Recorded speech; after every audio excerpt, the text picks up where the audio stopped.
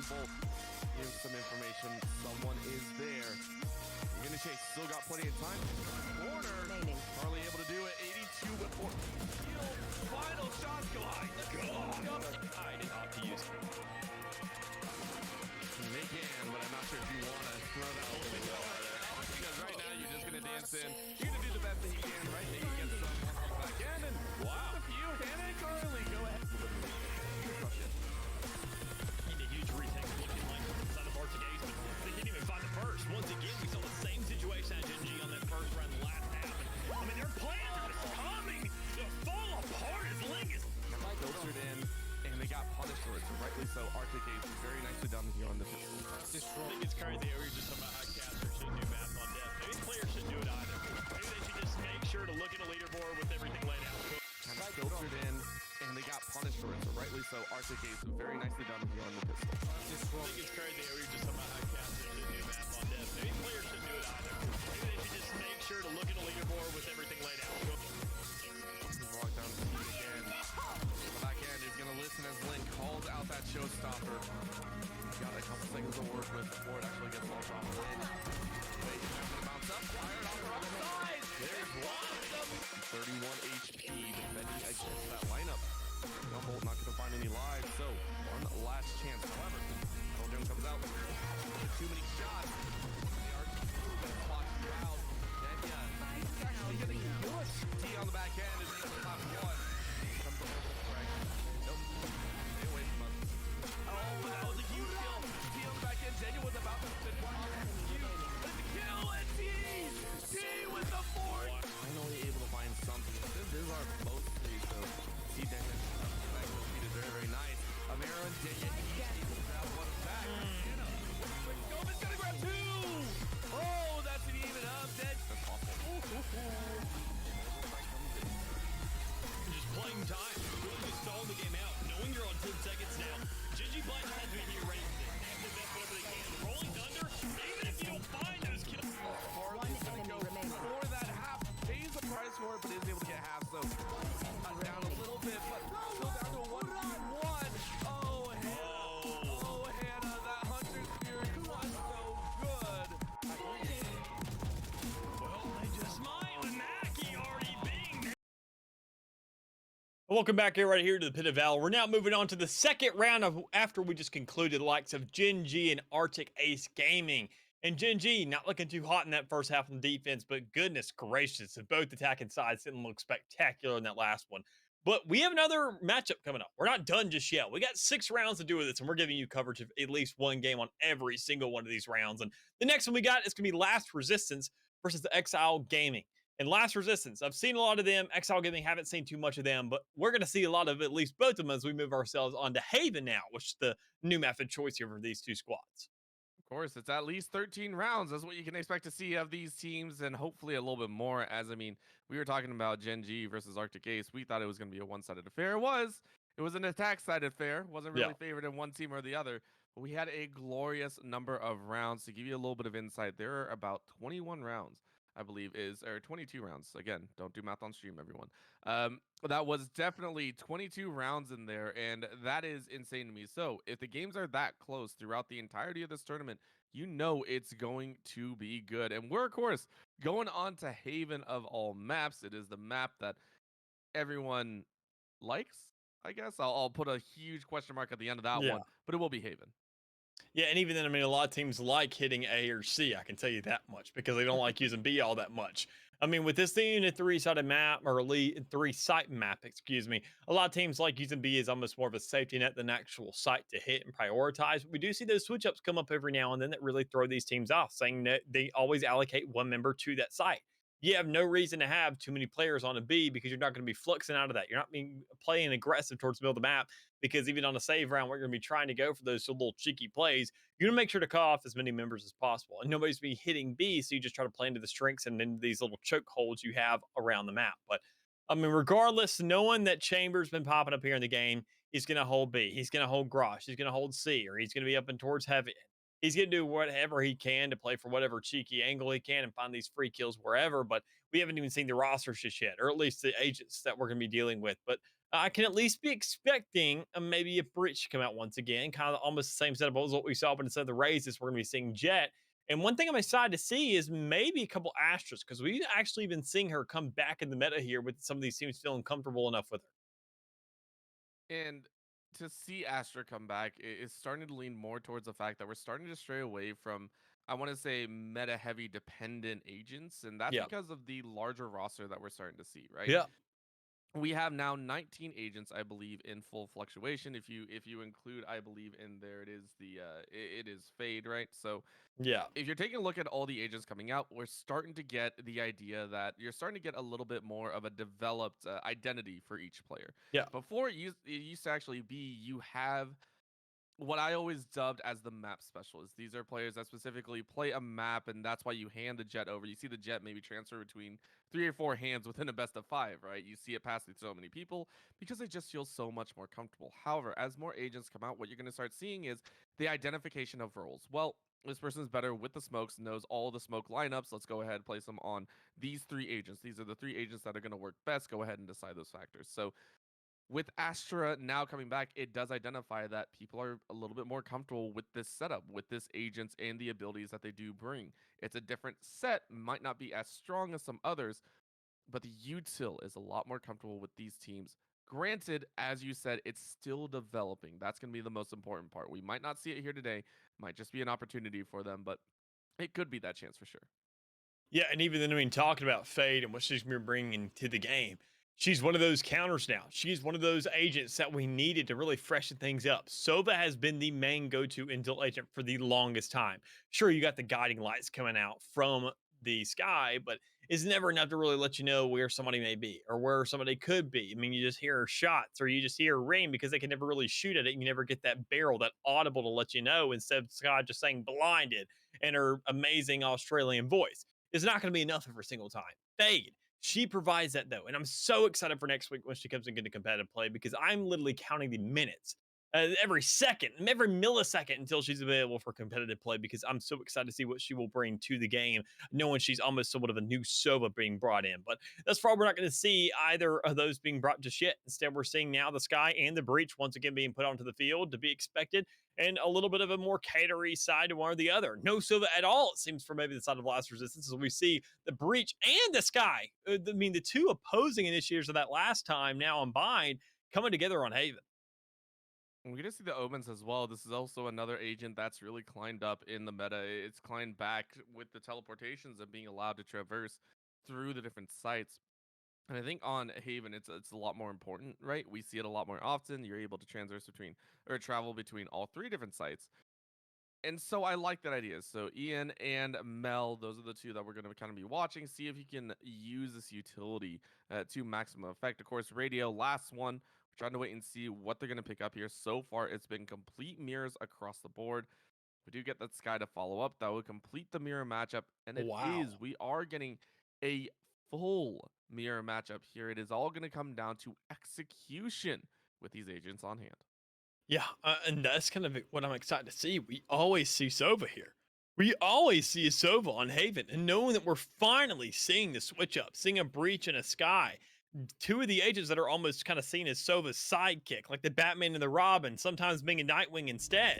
It's now just both sidekicks coming out, both of these players looking, and both these agents coming in full force to see what they can do when they wombo combo off each other. And I'm really looking forward to see what these teams can do specifically with those. Obviously, the Chamber, I mentioned him because of how easy it is to really move across the map with him specifically. But knowing that the rest of these players, knowing they're trying to set something up, knowing that they are playing off these agents alone, just pure flashes and no intel specifically, their reaction speed is going to have to be unmatched here in this tournament. It's a really good thing to look for. It brings it down to the fact that, as you said, it's down to the micro mechanics. This is both teams kind of saying, we're going for the very specific gun duels. This is what happens, right? As you said, no information, no util. Cool. You better hit those headshots, and we better see that happen here. So this is going to be an immediate gun check here. Last Resistance going straight up to A long. All 5 members going to draw them in. So unfortunately, going to get dash wasted out there on the defender side. So God's Sanity is going to find the EX radio early on. Ian is going to finish off Beam, and it feels like the pistol going all the way of Last Resistance as they're the ones to stack up here on this A site. Exile wondering how the heck they're even going to try and attempt this retake. Yeah, I mean, there's going to be a lot that's going to have to come into this because, I mean, it was just an overwhelming force beside the last resistance. They look so good coming onto this site. They grabbed so many flawless kills, and they're kind of, I wouldn't say unscathed, but they definitely still have all their members still alive and well to find these respective trades. And you can already see that coming into full force. They're making sure to double down on it. Each one of their players are just staying alive as much as they should die. I mean, every single time in a spittle away, but still managing to be flawless towards the end and managing that first round. Remember, if all you have is 1 HP, that's all you need in an FPS. That's all you need, unless you're playing Apex, and then good luck. Here in Valorant, it is going to be, as long as you have 1 HP, you will survive to kick another day, and it's working, right? As you said, they took those gun rounds in form. That's why their HP was so low, because they were right in the middle of it. They were right in the thick of things. They were taking those gunfights straight out of the open, were willing to try and take that chance, and they were rewarded heavily. All 5 members stay alive, no extra income goes the way of Exile. Last Resistance are carrying over, I believe that's four Spectres and a Shorty is what they're going to be working with. So heavy in those resource pockets, and Last Resistance going to take this one a little bit slower to ensure that Exile don't get any sort of proper setup. Yeah, I mean, it all comes down to the second round. We're not going to be expecting too much out of Exile, knowing they have nothing but the pistols to work with, but still, you can manage some great kills with the Headhunter so long as you have the right setup and you have the Chamber there on site. But we're not seeing that just yet. We're seeing a full rotation from every other player. Chamber's still lingering towards the middle, expecting that maybe Last Resistance will flood their way out and go to another side. That's not the case, though. Senti has a Phantom in hand, and they're trying to play off that, and they go ahead and rip the gun out, but nonetheless, you got Rilla still in the back able to manage a couple kills, and Ian trying to desperately get a kill there with the Classics, but it's not going to work. 3-1 still at hand, though. Old Becco trying to stay alive and at least get some kind of a spam through a flash, but it's just not going to work. Instead, you come out with another round on Last Resistance, and a Phantom still to work with. Pretty standard stuff, right? Very clean, very exceptional, and now we finally get to see what Exile can pull off here. Now, keep in mind, in the last game, we did see pretty much clean house moves. I do believe we saw it was the full collapse of Gen G Black. They ran the I believe it was a good 6 or 7 rounds in a row before anyone could answer. So maybe we get to see that here as well. But Last Resistance are gonna put up that fight. Phantom, as you were talking, in Senti's hands. Exile fully kitted out and dancing around that B side. They are gonna dance in the mid early on. Becco is gonna go ahead and find Riken's life. Very early pick. Spells good luck for Exile. Most definitely does. I mean, already looking to get themselves a first on the round, knowing that there's still going to be a rifle somewhere spread among these players. You're trying to make sure to nitpick them. Make sure that if there is a rifle there, you have no follow-up. You have no Spectre there to work with. You have no other kind of factor being brought into that fight. It's just that one gun alone. And when you have the overwhelming advantage, when you know Exile, every single one of these players have that to work with, you're not stressed about it. So still holding things down towards this B side, trying to make sure nobody really breaches in. No real setup's been made just yet. It's just Senti trying to look for an easy pick, seeing if anybody overextends. And eventually, when you see the flash being empty, Senti could have held that, but instead opts to move away, play with the team, and see if they can find a different place to make themselves at home. A little bit of a slow angle in. Still 40 seconds left, so could definitely try something out, but Exile locking down some key points. The problem is, of course, here on A, Becco not going to enjoy this moment. 30 seconds left. Stuck up, immediately teleports out. Really nicely played. And now a chase into heaven. Good job by Last Resistance to get the plan down, but Exile with 5 members are going to bear down on this A site. Going to try and take it in clean fashion and really deny the 3-round start from Last Resistance. Yeah, and this is kind of all where it starts. When you get them to leave that spike down, you know you have nothing but the Spectres and maybe a single fan to work with. You play those towards close angles and you play for the retake. It looks much better, but still, Becco looking a little better than that. Still managing 1 on the board. Rilla now with 2. I talked about the exchange. I talked about the close quarters combat. And it comes out on top for at least a little bit until Exile manages those 2 players still alive and well to close things out, now making the game tied up. And, or no, I think that's just a 2-1. I see the scoreboard being a little bit closer to the cut there. Production, what if there are 4 key breaks? Come on. What if everybody's keyboard breaks at the same time and that forward button can't be pressed? Let's chill out here. You never know what could happen, but still, that's not the case. It says 2-1 on the board. And then again, Exile looking to bounce things back, at least with 2 of these rifles to work with. Problem is, Last Resistance, looking like a legitimate resistance now, having nothing but a full arsenal to work with, trying to storm onto these sites now. It's surprising to say that Exile are actually taking the shorter end of the stick right now. You can go ahead, take a look at the econ that they're working with. Becco, I think, is going to try their hand at grabbing that orb and working their way forward. But, of course, you don't really have that opportunity. Or, yes, you do. So, the 2 of the force is out. Full weapons hot for Exile. They're going to try their best to hold this one down. Of course, they are on the wrong side of the map. You can see a full stack, last resistance fading over towards that garage. And see, they're going to take that as a challenge. Senti going to find Serenity's life early on. That allows for the entry. All 5 members, last resistance, enter in perfectly. And Exile and the 4v5 are going to do their best. I think they're also set up pretty well here. They've got all 5 members still alive and well, sitting on that C site, trying to get nice and cozy in the meantime. But it all comes down to Becco, who has this Tour de Force to work with. This could have been a massive setup if you just really won that fight. It had a player swing onto you, but there's just nothing there yet. And you weren't ready for the plan either. You didn't have the go-ahead. Instead, you have to rely on your teammates to really set up these opportunities, and you've definitely done a little bit of job of that. As we see Beam trying to go ahead and at least get one there. Riken now finding the exchange with the operator on the attacking side, looking so darn good with it in the back. Finding the kills and finding another round for Exile, or excuse me, for Last Resistance. That they now move up to 3-1. I'm not going to say the game's running away by any means, but this is definitely a very, very good look for them. Lots of players still alive. More importantly, the operator is still in hand. Riken grabbing a double kill there. You're expecting your chamber to not only excel on the defensive side with those operators, but going ahead and getting warmed up right here, right now, this early on, it really gives yourself a lot of leeway. And that's not even to say that the rest of the team is not showing up, right? Rilla with 6-1 and 4, Senti 5-2 and 2, Ian with 4-2 and 0. That's a very nice score. All members of Last Resistance are currently playing up to a good standard, and I think that's what gives a little bit more confidence back to that chamber, right? Allows that chamber to play a little bit more aggressive, understanding that the team is going to be there to back them up as well. So we'll see what they can do here. Again, LR, Last Resistance, gonna set up along the C side again. It's a hard push from Exile. They don't have many weapons in hand, so they're trying to take those corners, but it's a hard dash in. Very nice call on Last Resistance. Go ahead, pull this one off. Exile, wrong side of the map now, chasing in through garage, try through connector, and Senti's gonna immediately cut them off. First kill onto Mel. Beam ready with the knives out. Gonna try their best, but Serenity is the first one to find a kill back. Ian is gonna go down. Riken kill out of Becco. You know, like the adjustments. You know the Riken's alive and well at the end of that round. You know the operator's going to be there. So what do? Flank towards CT. Try to go ahead and put the pressure on this guy and make sure he can't be a fighting factor. But it makes things very, very difficult when Serenity's the last player standing, trying to go for the flank and not really stalling for any time for anybody else. Just going ahead, folding over, finding one kill in the meantime. But still, a lot of players still left available to work with for Last Resistance. They found themselves one more round. 3 rifles still to work with, 2 rifles and a sniper, which is a little bit more important of a detail to mention, and a timeout on the side of Exile already being burnt in this first half. And this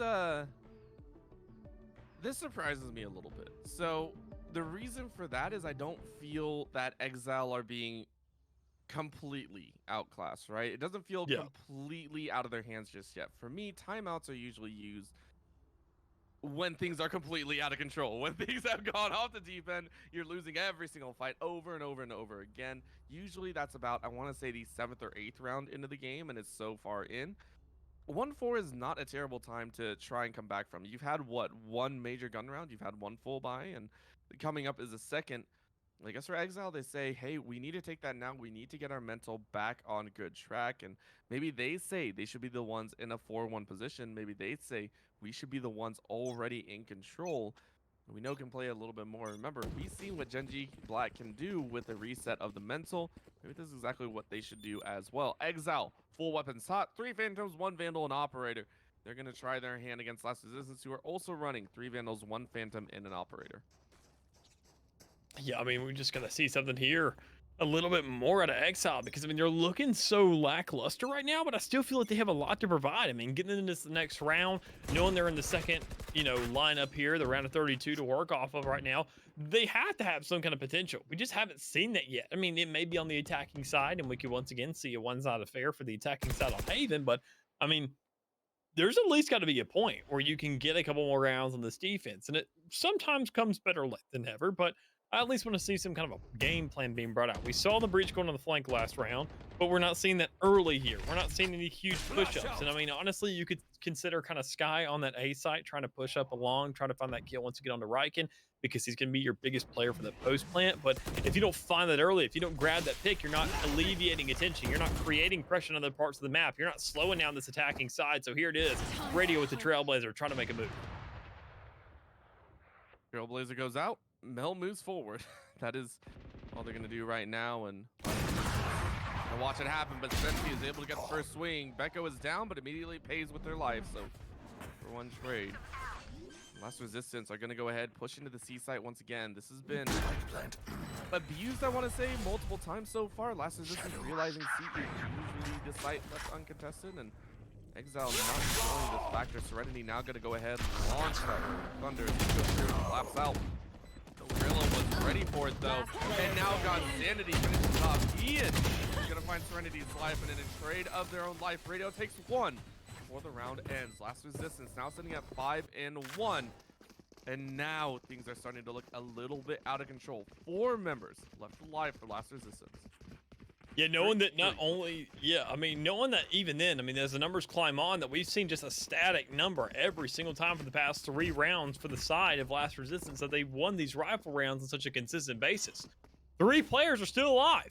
It doesn't matter who it is, but Riken is that one common denominator in every single one of those. Being that operator, being that one player, finding at least 1 kill in the round, you're not taking him out. And he's got to be somewhat of a cornerstone for the side of Last Resistance. You know that if everybody else dies, he's still in the back making sure that Bogdan's rule still applies to Valorant. And so long as you have a gun and it one-shots and you barely have any health, you can still manage to kill. You can still be in the fight. And even then, if it's an operator, you can still be very, very scared of that gun and what it's going to do, and it's going to prevent you from peeking in the meantime. So we got to see Exile really step things up. Make sure to grab a hole and really create a stall right here, right now, with 2 players on site, or at least now making 1, as we can see Becco kind of waiting for the reinforcements, but then just going ahead and getting up sight, saying it's 5v4 for the retake. We can manage this. Off your feet! I think it's gonna hold steady here. Senti, of course, getting a little bit locked out here. Senti gonna try and do the same, but an entry has to be made. Senti, though, willing to push up a little bit harder. Rilla also finds Beam. Rilla finds 2 on the back end. Just like that, all the hard work Exile made, getting that first one, is immediately thrown out the window. Aggression from Last Resistance is working wonders. Oh. Senti with the dash in the face of Serenity. Knock that one down, 6-1 to Last Resistance. It makes you start to question at this point in the game of saying, all right, we got 3 players left every single round. Is it because we have, one player like Senti trying to die off at the end to make sure it's 3 so they can have some kind of number consistency? Or is it just because that's the way the dice fall? But nonetheless, that's what we've seen. And even then, we've seen an upgraded numbers now. 4 players alive in that last one, as Last Resistance go ahead and repeat history, almost giving us PTSD in every single round, saying, where are they going to run it back? Well, are they going to have 3 players alive? This is so much money to be giving up. I mean, Last Resistance are literally just buying for teammates, knowing how many of them are still staying alive towards the rear end around, and they're gaining that much more money off the 3-win streak. That, I mean, they're just looking so darn impressive. They have to fix something up. They have to make some adjustments. And I mean, it's not going to come early. They find first picks, but they're traded out almost immediately, and almost 4 times that as well, because it's just coming in such a swift fashion by Senti. Senti is just having the ball right now. That's it. That's the game, right? Like, this is getting out of control. 3v2 right now. 2 members are rotating in through the backside of C, but I don't think that's going to do too much here. They go ahead and enter in. Not too many problems, but are going to get swung on here. A little bit of a cheat, though, as Becco is able to find Senti's life. A little bit of a dash in. Beam is going to find one as well, and looks like the slow play is working in their favor. On the corner they go. Riken is able to find 1, and Riken is able to clutch it up. Did you see their faces? As soon as 1 falls, another step forward. The Last Resistance showing their skin down to the very last member. I gotta tell you what, man. I just had to take a sip of water. This game's heating up. We're seeing Last Resistance heat up. They're getting hot on the grill right now. They're looking so darn good that you can't do anything but give props to them. I mean, we've given suggestions to Exile. We talked about what they can do, but that's already behind us now. I mean, we're getting to the stage of the game where we're seeing such a large lead being elongated by Last Resistance that, I mean, Exile, they have to make sure they find a very adamant answer, a very definitive answer very, very quickly as well. And the Blaze Storm can definitely be a good start if you're if you can shut that down, but that's just not the case. Senti has been this difficult player to kill in every single round, finding at least a multi-kill to play with. I'd say at least 2 kills every single round. Sometimes maybe getting more, like a 3K. We haven't seen too many 4s though. I mean, if you don't shut any of these guys down early, it's not going to happen. You got to find that initial kill so darn fast. You have to make sure to back out of there. And we saw it earlier on a budget round, but we got to see that same thing on a rifle round. And Exile just do not have the money to work with right now to do that. There's a very big difference between you know, not getting a 4K because you just can't get the kills, and not getting a 4K because your teammates are taking the kills, right? Yeah. Like, that's what I feel like is happening. If given the opportunity, Senti will absolutely get a 4K. You can see it here. But the chase in for a couple more kills is going to be made. Senti is able to get a 3K. One more to get the 4. Chasing for the last member. Mel is able to finish off with Sheriff in the head. Mel is now actually going to turn around to a 2K of their own, and Ian is going to finish it off. Last Resistance trying to speedrun this game here at an 8-1 scoreline so far. Yeah, and they still have 3 rounds of leeway. Once again, that magic number, 3 players sending every single round. A little bit of a differential in that last one, as they did find themselves 3 players, but it was kind of taking a while for them to get there. It's always at the end of the round they lose those 2 as well. It takes them so long. But, I mean, regardless, they still have plenty of room to make this lead that much bigger. But, I mean, this is also the cushion room. This is where in the last match, we saw the same exact lineup from Genji Black and from Ace. We saw that it was an 8-1 lead. We saw that they were having a lot of difficulties to get back into the game. Well, this is their time to bounce back. They can actually make something happen here. When Becco has a 20 force in hand, I think that's very, very possible, especially when we start with 2, picking out Senti with them being one of those. Now, taking a look here, it's a chance for them to break out and kind of show their own style. All 5 members are alive. Ryken hiding off on the angle, and this is going to be a hard swing. Again, the stack is up. You see 1, and Beam is able to finish it off. So, you know what? You'll take that trade. That'll be a nice one to have. 4v2 now. Spike's still not down, of course, as it's all the way back in attacker spawn, and they're going to chase straight through garage, and unfortunately, that alarm will go off. It has been notified. Exile understands someone's in garage. Last Resistance don't know where to go, and Exile had done such a good job here in this round of shutting down every single opportunity that Last Resistance had tried to go for. At this point, it's going to be a Hail Mary either into A or into B. Those are your 2 options that you currently have available. Yeah, and this is one of the best looks we've seen Exile have here in a long, long time. Able to grab those first 2 initial kills. Making sure to also get the pick on the operator in the back. Creating that big stall towards A long. You got to create these kinds of setups on multiple occasions. We've only seen 1 player set up there, and it just hasn't been in their favor. But now, finally setting things up, saying now we can go for the plays. Now we can set things up. And even then, having no player set up on A site. It's a little bit of a mistake on the side of Exile's part, but you still get the rotation. You still got players on site.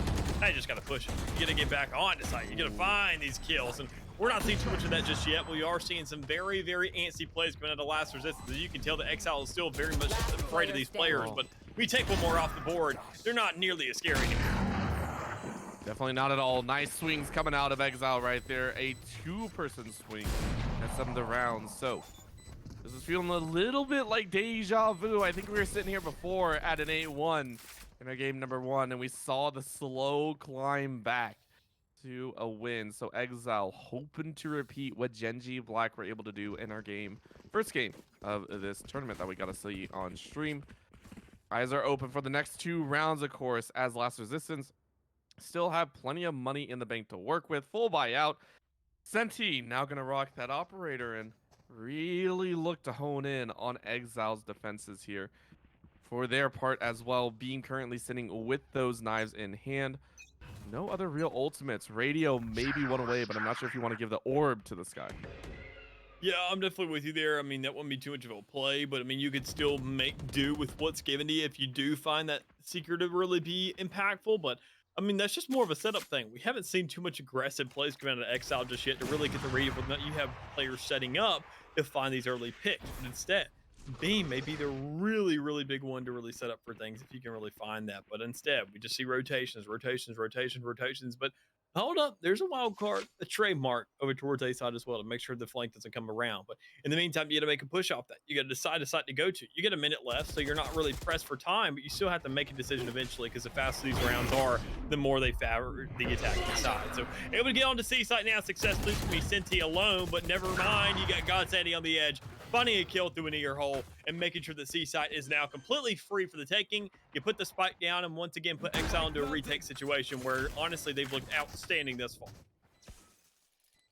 Yep, one round is not enough to shake them. What one round does is make Ian a little bit too lax on the back end. Beam getting that cheeky kill on the rotate, so it is going to be a challenge coming out here. Garage is going to be played with 2, Operator in the wings, and Ryken says, get that out of here, Beam. Aren't going to get a chance at all. Senti with another follow through on Serenity's life. Becco is just going to look for that challenge and is able to find it. You grab one before you have to run off to makeshift land. Is going to try and hang on to the Operator on the wings, but you try and take a look and miss out on seeing one. Becco now going to hide in a corner, wait out the timer here as Last Resistance pull away to a 9th round. So, sitting at 9-2, possibly hit at 10-2 or 9-3, we're still seeing a better half out of Last Resistance than what we saw out of RTKs in that last game. But, I mean, does it stop here? That's the biggest question. Exile has to make sure it does. It's the biggest deal. Because if you go ahead and reach double digits before the second half comes out, it makes your job very difficult from the bottom side to really bounce things back, to get things in order, unless you can string a bunch of rounds together. But the opposing side can save a couple rounds at that point. If they say, okay, we've lost 2, now of these rifle buys, we still have ourselves of, I don't know, maybe 3 rounds to work with. Let's save these things up. Let's not overinvest our guns right now. Make sure we can buy guaranteed for 2 or 3 afterwards to make sure we have some safety nets. So if we lose at that point, we deserve to, honestly. But either way, we already see the Blaze Storm coming out. We see the 24s. Each side having a free gun to work with. It all comes down to who can have more impact with that. And even then, we still see Exile with that Operator trying to really find a pick, seeing if everybody's flanking, but that's just not been the case. Last Resistance, whether or not they weigh that things out or find quick aggression, it still works every single time is what it seems like.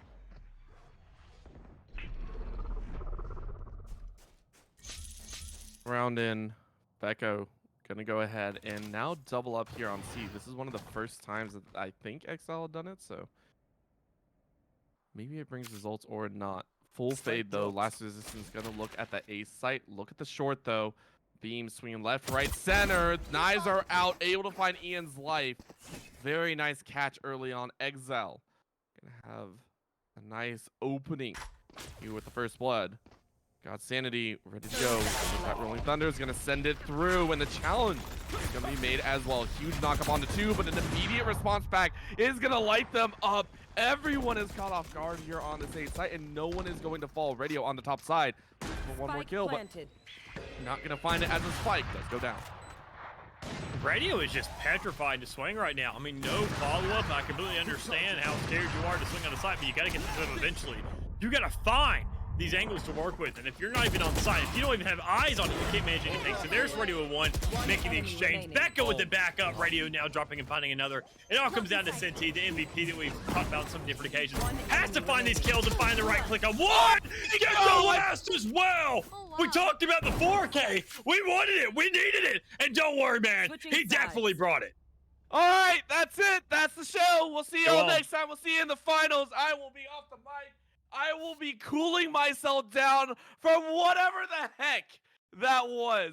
We lost it here on the friggin' desk, and you caught us at the end of it because, my God, what was that? That was the most brutish way to ever enter into a site. Senti cementing Last Resistance's double-digit rounds with an emphatic 4K. What the absolute crap was that?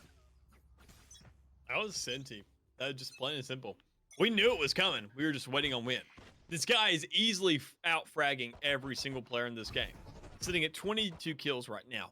completely feel the momentum of the attacking side. And that's what we expect out of a Jet. We expected a Jet to go off, and Senti to kind of go off in the wrong direction at the dash right there, kind of going forward instead of back. But still, you found a kill, you found a trade. It all comes down to whether or not you are ready for the rest of Exile pushing onto the C side. I don't think anybody is, because when you kill everybody in Garage, you kill everybody on B, everybody tries to flux in, and it all comes down now to the last player sitting on towards A, and that's me, Riken, trying to stay alive and well, but still having to really clutch out a round.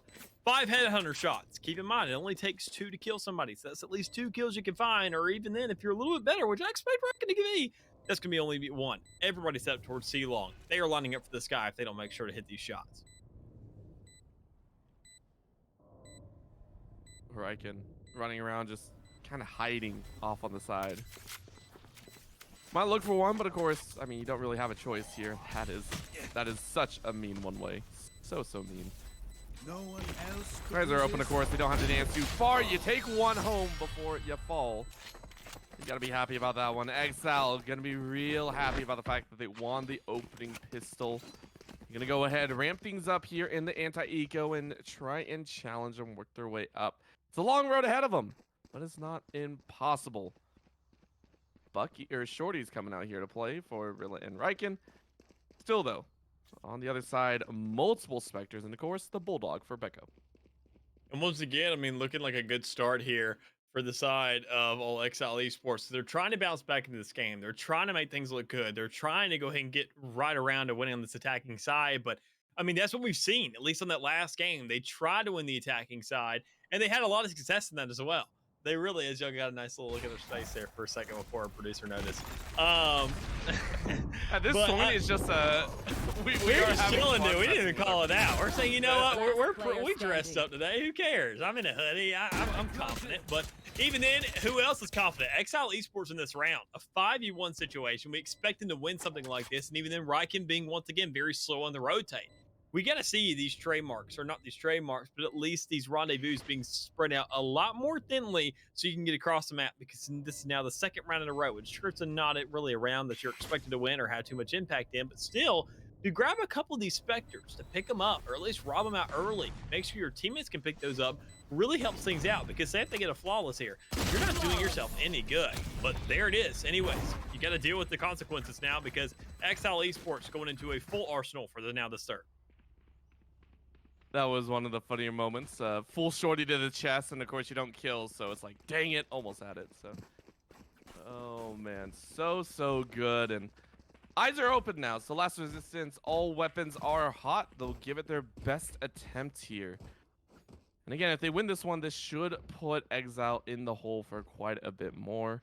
Or shouldn't, I should say, as of course they were the ones that have won out the first 2, so we should even things up. But for Exile, you want to win this one out. You want to get a huge start here, and unfortunately they are fully blinded out. Trailblazer are going to beck and call straight through. Beam is going to find one before Senti takes their own life, or takes their life. Senti is going to mow down 2.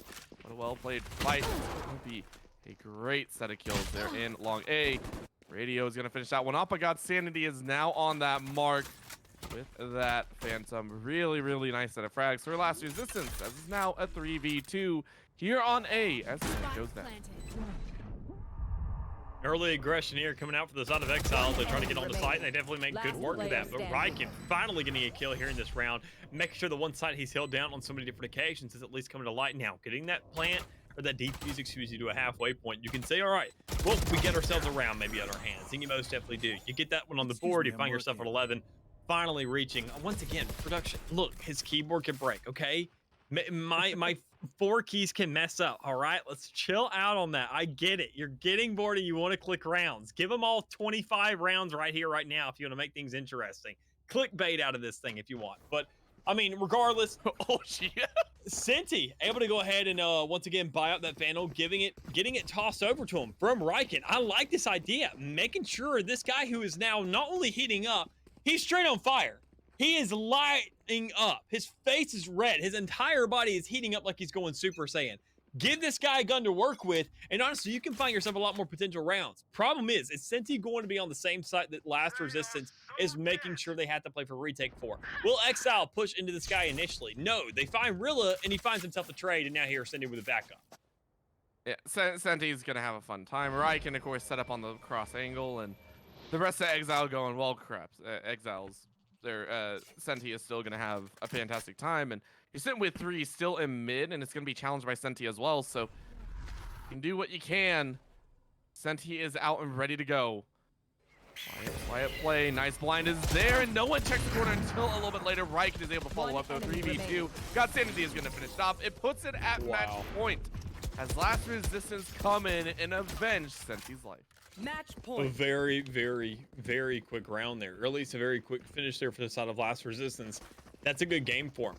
Honestly, looking at the buys for the side of Exile, they do not have much to work with, if anything at all. You got yourself the Rolling Thunder and a Blade Storm, so Bing's obviously not going to buy here, not having nearly enough to really work with, but still getting the utility and the armor. But honestly, you don't really have the rest of your teammates in that same comfortable sitting to have the luxury of a free gun.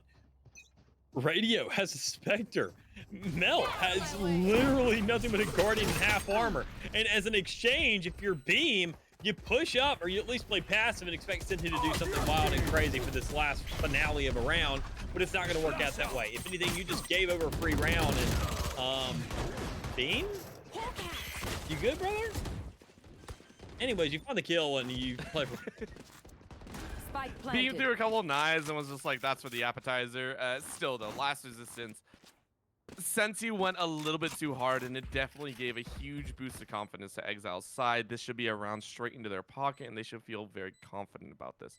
A full save from Last Resistance now means that it's going to go into that 17th round, and that's where it's going to be a much larger challenge out of Last Resistance. So I really do like to see that. Of course, we don't want to see Senti diving headfirst into 5 members. Of course, I don't think they were expecting it, but still well fought all the way around. Exile gonna go ahead and put a 5th on the board to try and fight back a little bit. Yeah, still trying to wait for whatever you can do there, knowing that Last Resistance, they have so much of a net to work with, saying, okay, all right, well, there goes the round. We got 8 more before they even tie things up. We can play things back, say whatever guns you got. Don't get too stressed for time here because we're bouncing back and forth. This is going to be their half. Attacking is very, very easy for this map. Defending is going to be very difficult. We just have to make sure that there's a 33% chance that they run into Senti. There's going to be a 33% chance that they run into Riken. We have to wait for that to really come out. Wait for them to go into that site, make sure he can get himself somewhat of a multi-kill, go off with it, and find ourselves a free round on the rear end. But we just haven't seen that opportunity yet. Exile is choosing right every single time. Somehow they end up getting the free momentum. They start working with their way. I think it's also because we've seen Riken play very, very passive, and obviously being an operator, he's going to do that. But I want to see some aggression once more. That was giving Last Resistance so many wins. Even though they lost that initial trade, they would always come on top purely just by pushing into spawn. I haven't seen any defensive aggression here on this half thus far, but there's a little bit of a switch up because you can see the double swing coming onto A long. Huge momentum game changer, and the Trailblazer doesn't even find it. So Senti still unspotted here. It's huge. This could be huge, but of course they do try and check it. You don't see it in time.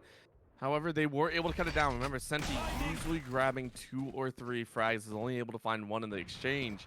The information is given out. Riken gonna immediately solidify that C site as completely covered. And Exile, all eggs into the basket of A site. 2 defenders on. And this is gonna be the challenge. Can Exile pull this off? Can they make it work? This is a very nice stun down the hallway, and they make it work. God Sanity able to get chip damage as well. Another roll through, and that's gonna be a heavy hit. Beam is sent up to the sky. It's a challenge back out, as it feels like Exile are on their last leg. Only a few moments left before they potentially fall. Heal comes out. 10 seconds left. They got to make a charge here. It's all or nothing. And it is going to be nothing as God Sanity finishes out the round 13-5 to Last Resistance. A huge game here for Last Resistance. We saw the bounce back. We saw the team start to even things up on binding the last one between Genji and Arctic Ace. But I mean, here, Last Resistance. I've seen these guys on such a common occasion now that I expected nothing less, honestly. And you get teams that match up to them. But I mean, the thing about Last Resistance is they're consistent. That's something you don't see in a lot of teams. They make sure to get the results. They at least get themselves to semifinals on a week-to-week basis. And instead of just knocking them down to your size, you have to step up to theirs. It's a very, very weird thing that a lot of teams aren't really thrown into. Can we belittle these teams? Can we make sure to break them down? Can we slow them down in any shot? Last resistance, they say no. If anybody's knocking us down, it's ourselves. We're going to tell each other that we're doing something wrong. We're going to save for these rounds. We're going to throw some rounds away. We're going to make sure to get our econ straight, but we will eventually get back into this game. And that's exactly what they did. They ran away on the attacking side. They said, we have no struggles here whatsoever. Keep it going. They grabbed 2 rounds and they said, all right, now we can call it a day. But when they got on the defense, that's where we saw the struggles come out. I mean, and even then, that's just because Haven on defense is so darn difficult that you can't blame them. But past that point, they said, if anything goes wrong, we're going to hold ourselves accountable for it, run it back. Maybe Senti sometimes will run into spawn for whatever reason, but that's because it's a Blade Storm. We don't expect him to get a 4K every single round. Find something early, find something quick, and expect us to find a trade somewhere else in the map and see what we can manage here because we don't want to invest too much on one thing. And Senti is the one that actually, even if you run into the enemy pocket too many times, it's not terrible, right? It's not every single round that you're watching it happen. It's still the confidence booster, right? Even if Senti were to die, I want to say in every single exchange and lost out, you still know that Senti is going to come back and be an absolute monster to work with, right? So that's something that I really want to point out. Having that player that can give you that boost of confidence, I can say they can pull out an all-star performance pretty much every other round or so. That's the player that lets you play to that level of confidence as well. That says, hey, I can take that peek. I can take that swing. I can try and take the site because I know Senti's in my back pocket. Well, Senti's dead. Someone else will take it, you know? It's that feeling of confidence that they get from having such a star player. And I really, really like to see that. You know, you were talking about seeing Last Resistance so often. This is the first time I get to see him. And I got to say, I see why you like to see them. Yeah, it's because they're very impressive. And like I say, every single time I see a new team or anytime I look at any team, just across the board when it comes around to Valorant, the one thing I always like to highlight is we are missing consistency. We don't see a lot of teams that really make these huge runs. We see a lot of teams get shut down early, some crazy wild cards every here and there. Last Resistance is one of those teams where, I mean, your last resistance, your last resort, at least out of them, is to say, well, they're going to look good this week. I mean, who knows who they get shut down by, who say they kind of lose it, who says that they'll find themselves getting shut down and kind of swept. No matter what, they find themselves looking good. And even then, you can look good if you buy some GLG socks. I didn't want to say that myself in the meantime. But another thing that could also look good is our Discord and Twitter. You can join in the meantime if you want to sit there and kind of get a gauge of what we type in the Discord. And even then, all the memes that our production kind of post into Twitter all the time. I don't know how they have enough hours in the day to really do that, but nonetheless, be impressed by it. Anyways, maybe we got a lot of interns. We have an army of them. But anyways, they will also they will come for you if you don't join either one of those things. So follow us, or you will have interns knocking at your door like Jehovah's Witness. So, anyways, though, besides that, we're gonna close things out. We got a third game coming up here soon, and we're gonna get set up for it. So we'll see you here in a second. Jones comes out. Too many shots. They are easily going to spot you out. Denya is actually going to kill it. You Marley is going to go for that half. Pays the price for it, but isn't able to get half. So cut down a little bit, but still down to 1v1. Oh, Hannah. Oh, Hannah. That Hunter's Fury was so good. I did not have to use it.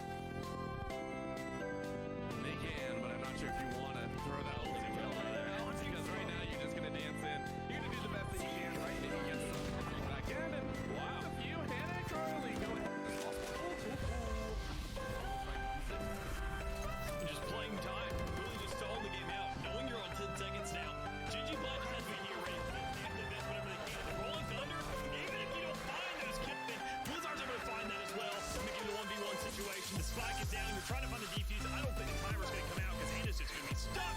He's going to be stuck on the spike and also stuck 6 feet under now as the clutch comes out.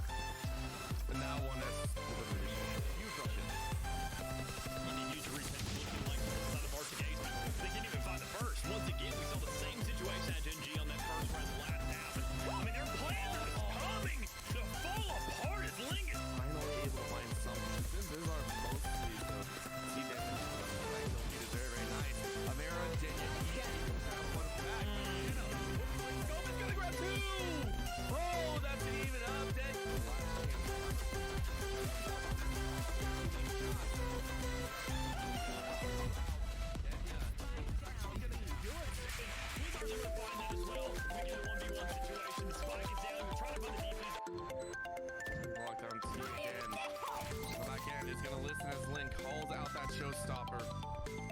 a couple seconds to work with before it actually gets launched off the lid.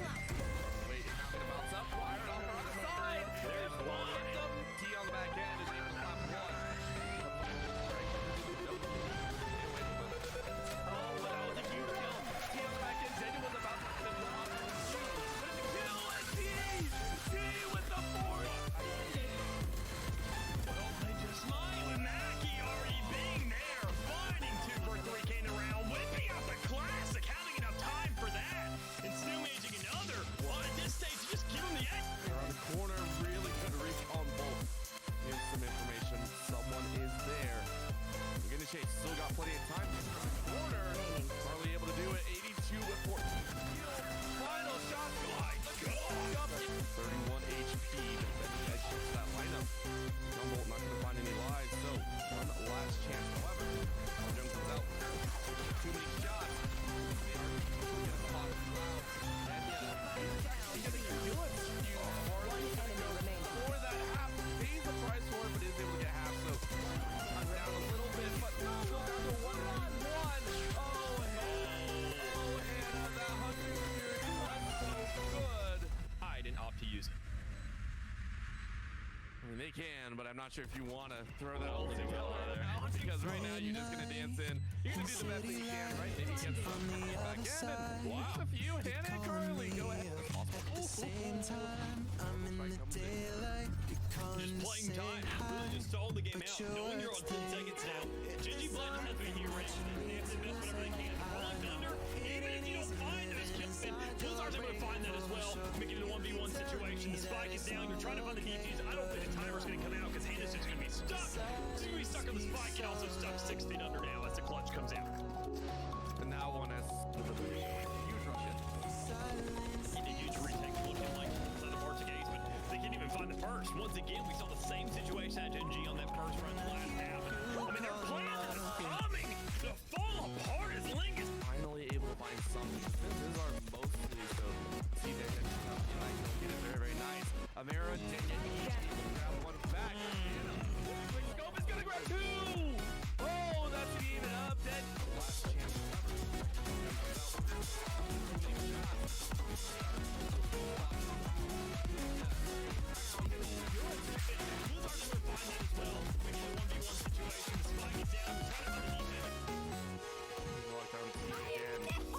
Back end is gonna listen as Link calls out that showstopper. Got a couple seconds to work with before it actually gets launched off the pin. Wait, gonna bounce up, wired off the other side. There's one. T on the back end is gonna slap one. Oh, but that was a huge kill. T on the back end. Daniel was about to finish the win. Huge, but it's a kill. And T with the fourth. well, they just smile and Mackie already being there, finding 2 for 3K in the round, whipping out the classic, having enough time for that, and still managing another. Well, at this stage, just give him the X. Around the corner, really good reach on bolt. Here's some information. Someone is there. Gonna chase. Still got plenty of time. Corner, hardly able to do it. 82 with 4. Final shot going. The clock. 31 HP. Defending against that lineup. Gumbolt not going to find any lives. So one last chance. However, Jung comes out. Too many shots. They are going to spot you out. And yeah, actually going to kill it. Hardly going to go for that half. Pays the price for it, but is able to get half. So cut down a little bit, but still down to 1-on-1. Oh, Hannah. Oh, Hannah. That hunter fury was so good. I didn't opt to use it. I just wanna rise to the top. Yeah, They can, but I'm not sure if you want to throw that whole thing out. Because right now you're just going to dance in. You can do the best that you can, right? I make it work. I'm rapping, I just follow my path, follow my passion. To me, this is what's precious. Yeah, in my soul, and I can feel it. So every song breath, man, I just gotta go and kill him, and I gotta be the king. I could be the God, taking you wild, and could be the devil. Lately, I'm painting my path for my way. I got no time. Blizzard's able to find that as well. Making it a 1v1 situation. The spike is down. You're trying to find the DPs. I don't think the timer's going to come out because Hannah's just going to be stuck. She's going to be stuck on the spike and also stuck 16 under now as the clutch comes out. And that one is huge rush in. In a huge retake looking like Son of Artigaze, but they didn't even find the first. Once again, we saw the same situation at NG on that first round last half. I mean, they're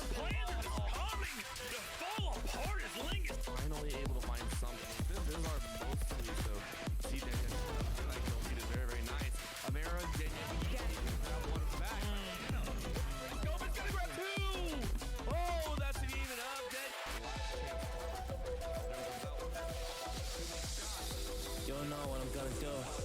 You don't know what is next. And I'm loving the fact, truly it's making me blessed. Cause I work on my team, no snakes in the grass. And we Lockdown again.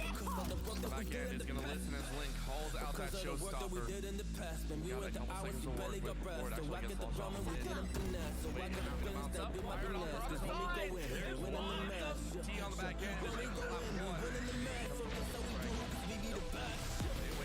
We be the best. Oh, that was a huge deal. T on the back end. Daniel was about to Yeah, we be the best. kill it. T with the force. Smile and Mackie already being there, fighting 2 for 3 came around, whipping out the classic, having enough time for that, and still managing another. At this stage, just give him the edge. Corner really couldn't reach on both. Here's some information. Someone is there. We're gonna chase. Still got plenty of time. Corner. Charlie able to do it. 82 with 4. Final shots go high. Up. 31 HP. Defending against that lineup. Gumball not gonna find any lives. So one last chance. However, Jones comes out. Too many shots. They are gonna spot you out. And he's gonna kill it. One enemy remaining. For that half, pays the price for it, but is able to get half. So cut down a little bit, but still down to 1-on-1. Oh, Hannah. Oh, Hannah. That Hunter's Fury was so good. I didn't opt to use it. I mean, they can, but I'm not sure if you want to throw that ulti well there. Because right now you're just going to dance in. You're going to do the best that you can, right? And he gets some back in. Wow. You, Hannah and Carly, go ahead. Just playing time, really just stalling the game out, knowing you're on 10 seconds now. Gingy Blind has been here ready. They have to invest whatever they can. The Rolling Thunder, even if you don't find those kills, Blizzard's able to find that as well. Making it a 1v1 situation. The spike is down. You're trying to find the DPs. I don't think the timer's going to come out because Anderson's going to be stuck. He's going to be stuck on the spike and also stuck 6 feet under now. That's a clutch comes in. And now one has huge rushes. He's a huge rethink. Huge like on the March against, but they can't even find the first. Once again, we saw the same situation as MG on that first run last half. I mean, their plans are just coming to fall apart as Link is Finally able to find something. Here's our see that. It is very, very nice. Amira did back. Nova's gonna grab 2. Oh, that's an even up. Dead.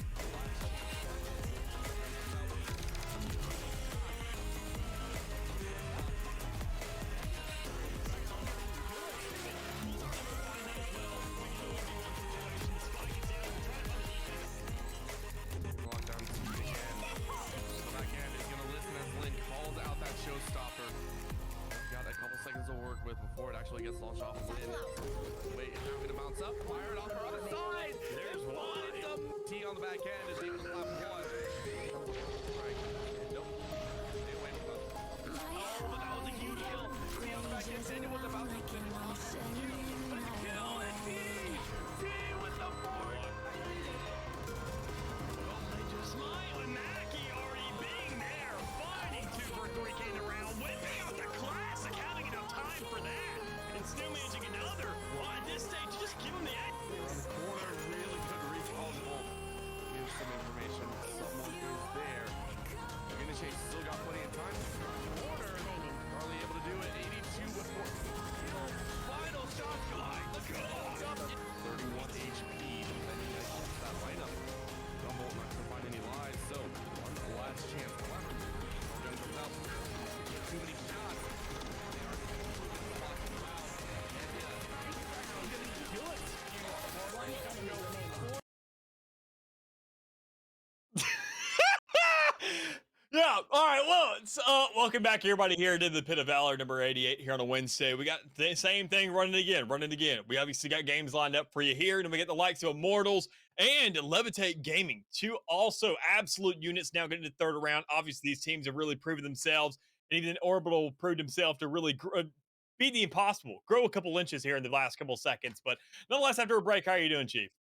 I'm doing okay, and I'm vastly excited. Right, we've had so Yep. many standout players so far, and I mean, I swear this tournament every time I get here and cast a few matches, it's always been a singular player, or a couple that just step up and make highlight reels over and over again. And Yeah. the last game was Senti, right? Over and over again had phenomenal plays, but we even saw towards the very end as well.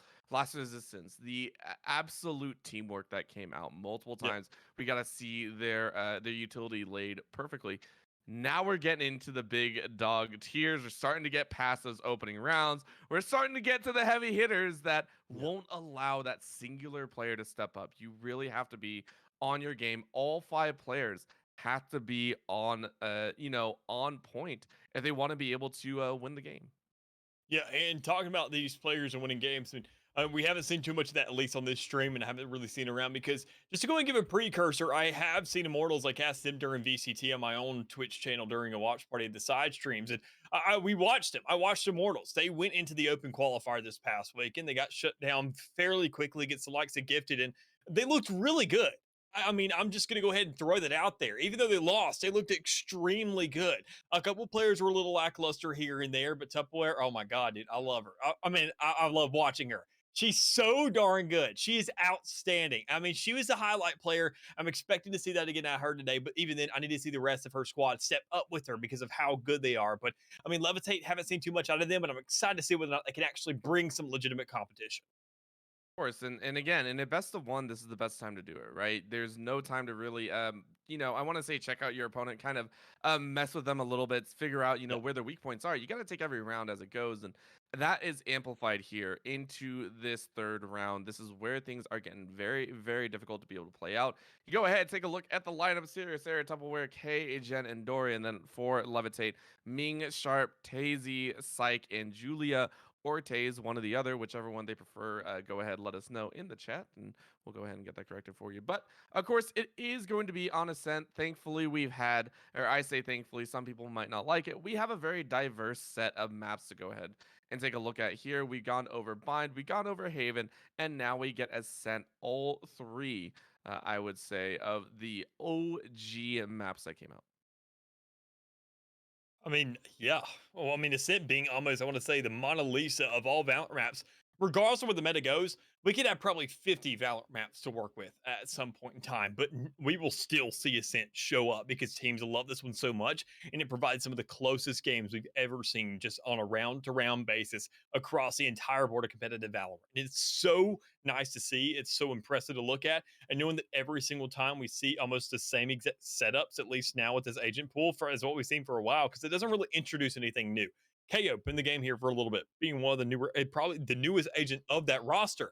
The only thing we see Sutra is now the controller, going from an Astra to an Omen, because Astra was just overwhelmingly good. We've already kind of mentioned on that one, but now we do see the switch up once more. And Tupperware and the Omen, I'm telling y'all, we just talked about Jehovah's Witness and our interns going door to door. This woman will convince you to buy some Tupperware after this. Your entire cabinets will be full of Ziploc.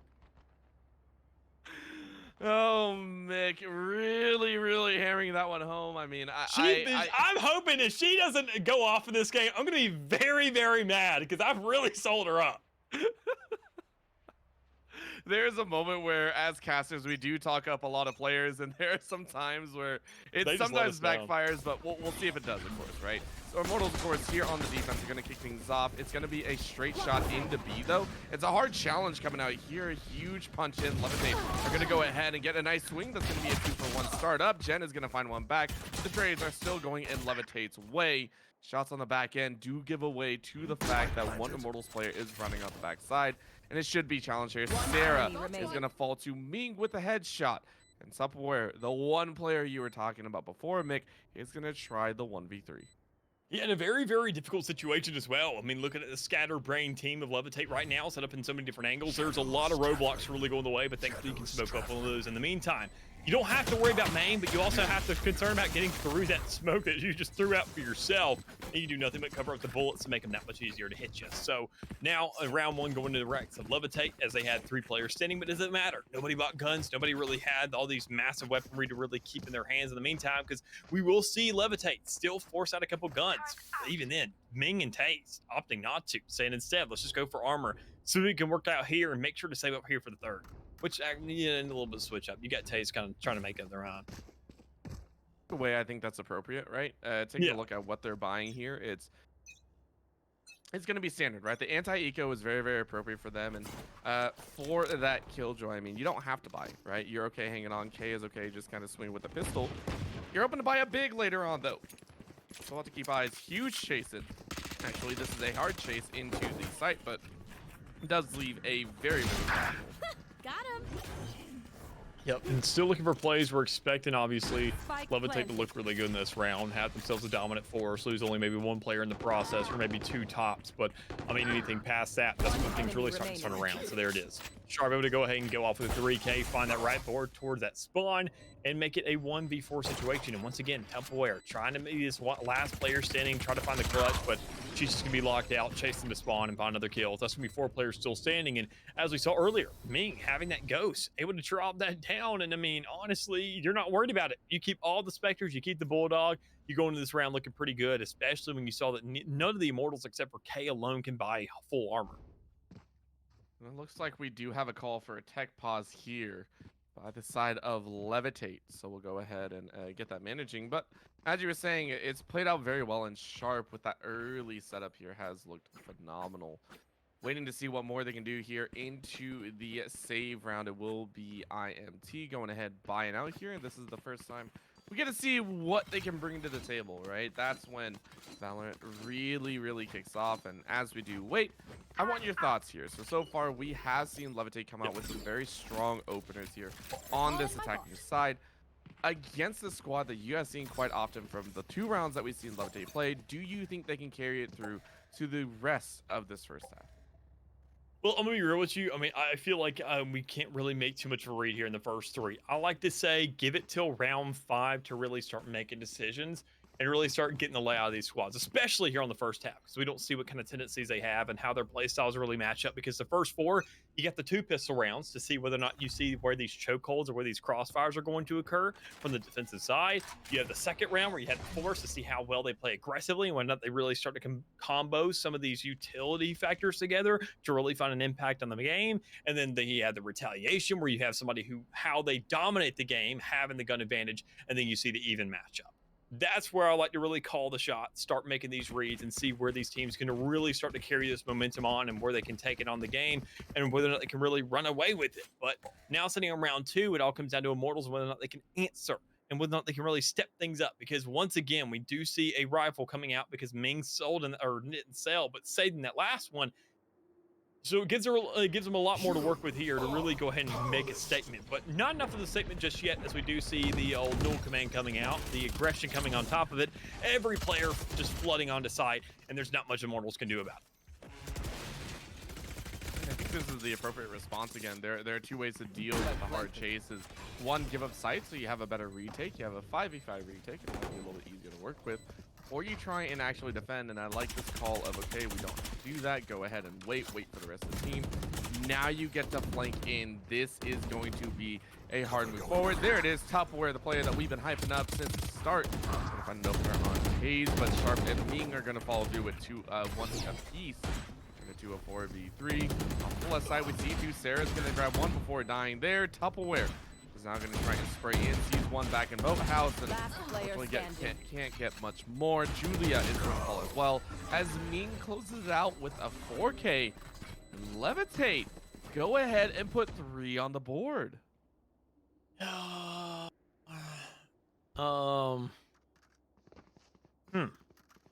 a problem. That's a problem. It's kind of a problem. Not gonna lie to you. And knowing that Ming also is only 1 ultimate tick off now from having that cage and saying, you know what, we take a site for free again. I'm sure Immortals can't really defend against that one. The null command, you can definitely try to kill somebody. You can fix that by shooting it. But when it comes around to the KJ ultimate and getting that lockdown cage, there's just not too much you can do about that unless you have some kind of a counter util. And we're not seeing too much of that, at least in this composition. You can throw the fragment grenade, that would definitely do something, but you got to have the right side to really be there in the KO to know how to really, I don't know, Kobe that over the top and really find that shot. But it's just not really too often you see something like that. Instead, now we see the 5v5 static once more. Immortals with nothing but sheriffs in hand. And you do see Sarah looking really good top there, and just right off the get-go, and with no heals to provide for either side. But Taze grabbing the first kill towards the middle of the map, you start creating somewhat of an influence, a little bit of a shakeup, saying where these players coming from. Well, you don't know because there's barely any standing still, as it's now a 2v3, and Immortals are going to have to play this retake from the A side. And honestly, that flash was so good, but Sarah only able to collect 2 because of the weapons currently in hand. Feels kind of bad there, so Levitate go ahead, get the plan down, are easily able to focus up, and they're going to be able to sustain through here. Again, as you were talking about, weapons in hand, 2 shares. That's all they get to work with here, so Immortals are going to try their best to wing something out. However, that's going to be a peek right there. Dory spotted off on the far end. Shots go out, and Psych takes a 3K. So many members are going to go ahead and collect in. Dory finishes it off. And Levitate are up to 4-0 right now. Immortals now going to have their second buy round of the game and going to try and put a round on the board. Yeah, and I mean, sure, it's going to be better late than never. I'm expecting Immortals to at least get 1 on the board, but right here, right now would be the best time to do that. Knowing you have full util from that last round, saving up, buying the Sheriff, making sure you can at least guarantee that much now going into a round where you have these guns to work with. You're expecting to have a little bit more, I'd say, dynamic results. You're expecting to start putting an impact, a dent into these Levitate players, but we have to see that. We have to see a setup. We have to see some kind of a defensive hold, because the thing about this map is it just shows a testament to your retake and your kind of just plays on site. There's not too much of an avenue to flame. This isn't like Biome where you have multiple entries to site that are unexposed and just kind of in the nooks and crannies that you can get around to the back. Ascent has these massive walls. It has these narrow lineups, but until you get on the site, ever since then, it's ever so open for these attackers to really start playing with the map. And it just comes down to how well these defenders can play on site and hold things down. And that's why we see KJ, because KJ is a cornered animal. You corner her up, she throws up 2 nano swarms, and you're saying, oh my God, where did this damage come from? Nobody else can really do that. You can't really take advantage on that in any other map. And even then, that's why you see KO. That knife doesn't have the largest radius to it, but it's still enough to at least grab 3 or 4 players and give you the intel of where somebody may be pushing or how many players may be on site and take advantage of that time. But there's a K taking advantage of the first frag of the game, making it now a 5v4. You get the setup. You know they're pushing onto the safe side. You have to be ready for the retake. And Julia is definitely there with the follow. That's a good trade back, though. Levitate are able to try and fight back, and Sharp will find Sarah's life. So now down into a 2v2 of sorts. Jen is going to follow through on Sharp's life. Hayes is going to try and get some snapshots off. A couple more seconds on that revive. Spike is picked up, so you're going to try and challenge in. Looks like the revive is going to come through, and that's going to be the problem. So 1v3, Taze waiting around the corner is going to pop back down. Sarah on the side, and that's a snapshot. Taze is going to find one. Can you find another? Knives are out, and you're actually going to challenge. Guess what, Taze? Can you make it happen? Knives slips through, miss all 3 on the end. They're going to run away. Round is over, but my gosh, did Taze pull off a miracle to make it a 1-1 and still get plant money for the team. I'm pretty sure I saw Kay turn into a neon there for a second. Like, literally drop the gun and just start swinging arms like you're full sprinting. And I don't blame her, honestly. You're up against an operator. You're sitting out in heaven. It's an easy angle to find a frag onto you. Make way. You give your team a round. Even though it's a little bit scuffed there and you only have 1 player alive towards the end, it's a good round nonetheless. That's money lost for the side of Julia, or not Julia, excuse me, but for Taze. That's money lost for him, but he's not concerned about it. Still with 5K in pocket. An operator still to work with as well to give over to a teammate. And even then, a Blaze Storm invested. So, I mean, honestly, I call it even. Immortals found themselves around and now sitting at 4v1. And even then, at 5v5, now coming out for the retake, as we do see that KJ ultimate coming down, finding massive influence, flooding all these Immortal players out. This is a free site for the taking. Taking it while you can. For them, though, as again, Levitate, they're ready to go in terms of collecting on this site. Sharp is going to follow through on K. Skill of the game, or first skill of the round. Sarah is now going to take Sharp's life in a revenge killing. Very, very nicely done in this round to follow through. Knives are out, but Dory going to find Julia's life. Helper is able to find Dory, and the trade is back and forth. Find the killer over and over again. This time he was able to break the cycle. Sarah's going to grab one back, 2v1. Sarah enters on spot for 4 HP, and Ming snipes it out to push to 5-1. Levitate taking a 4-round lead here in the first half. After a 4K, now having an operator, Ming is Ming chilling. Looking really good, saying nothing is really too much of a problem. Give me whatever gun you need. Put me in whatever role you want me. I'll still find some kills in the meantime. And it's really starting to pay some dividends here on this matchup specifically. Able to play any kind of role, play for the post plan, knowing that you're not playing all the aggression, making sure to still get the most of that gun. And even then, doing that little switch up after Taze finds an early peak, sees if he can find a kill. If it doesn't work, switch guns up. switch up the play style. Everybody can fill any kind of shoes and make sure these roles are really played to the fullest extent as much as you can. So already though, 3 ultimates for each side. Levitate trying to play theirs for some aggression, and the null command's a perfect tool for that. And then Immortals for the retake. That's going to be a great opportunity for the baby cage to come out. Even then, the Omen TP. I mean, your Hunter's Fear did not to deny another baby cage if it does come out. I mean, there are lots of plays that can be set up, lots of counter plays that can also really come to light here. You just find the right opportunity for them. But speaking of opportunities, Levitate, they take theirs to find the A site literally for free because absolutely nobody's there to contest.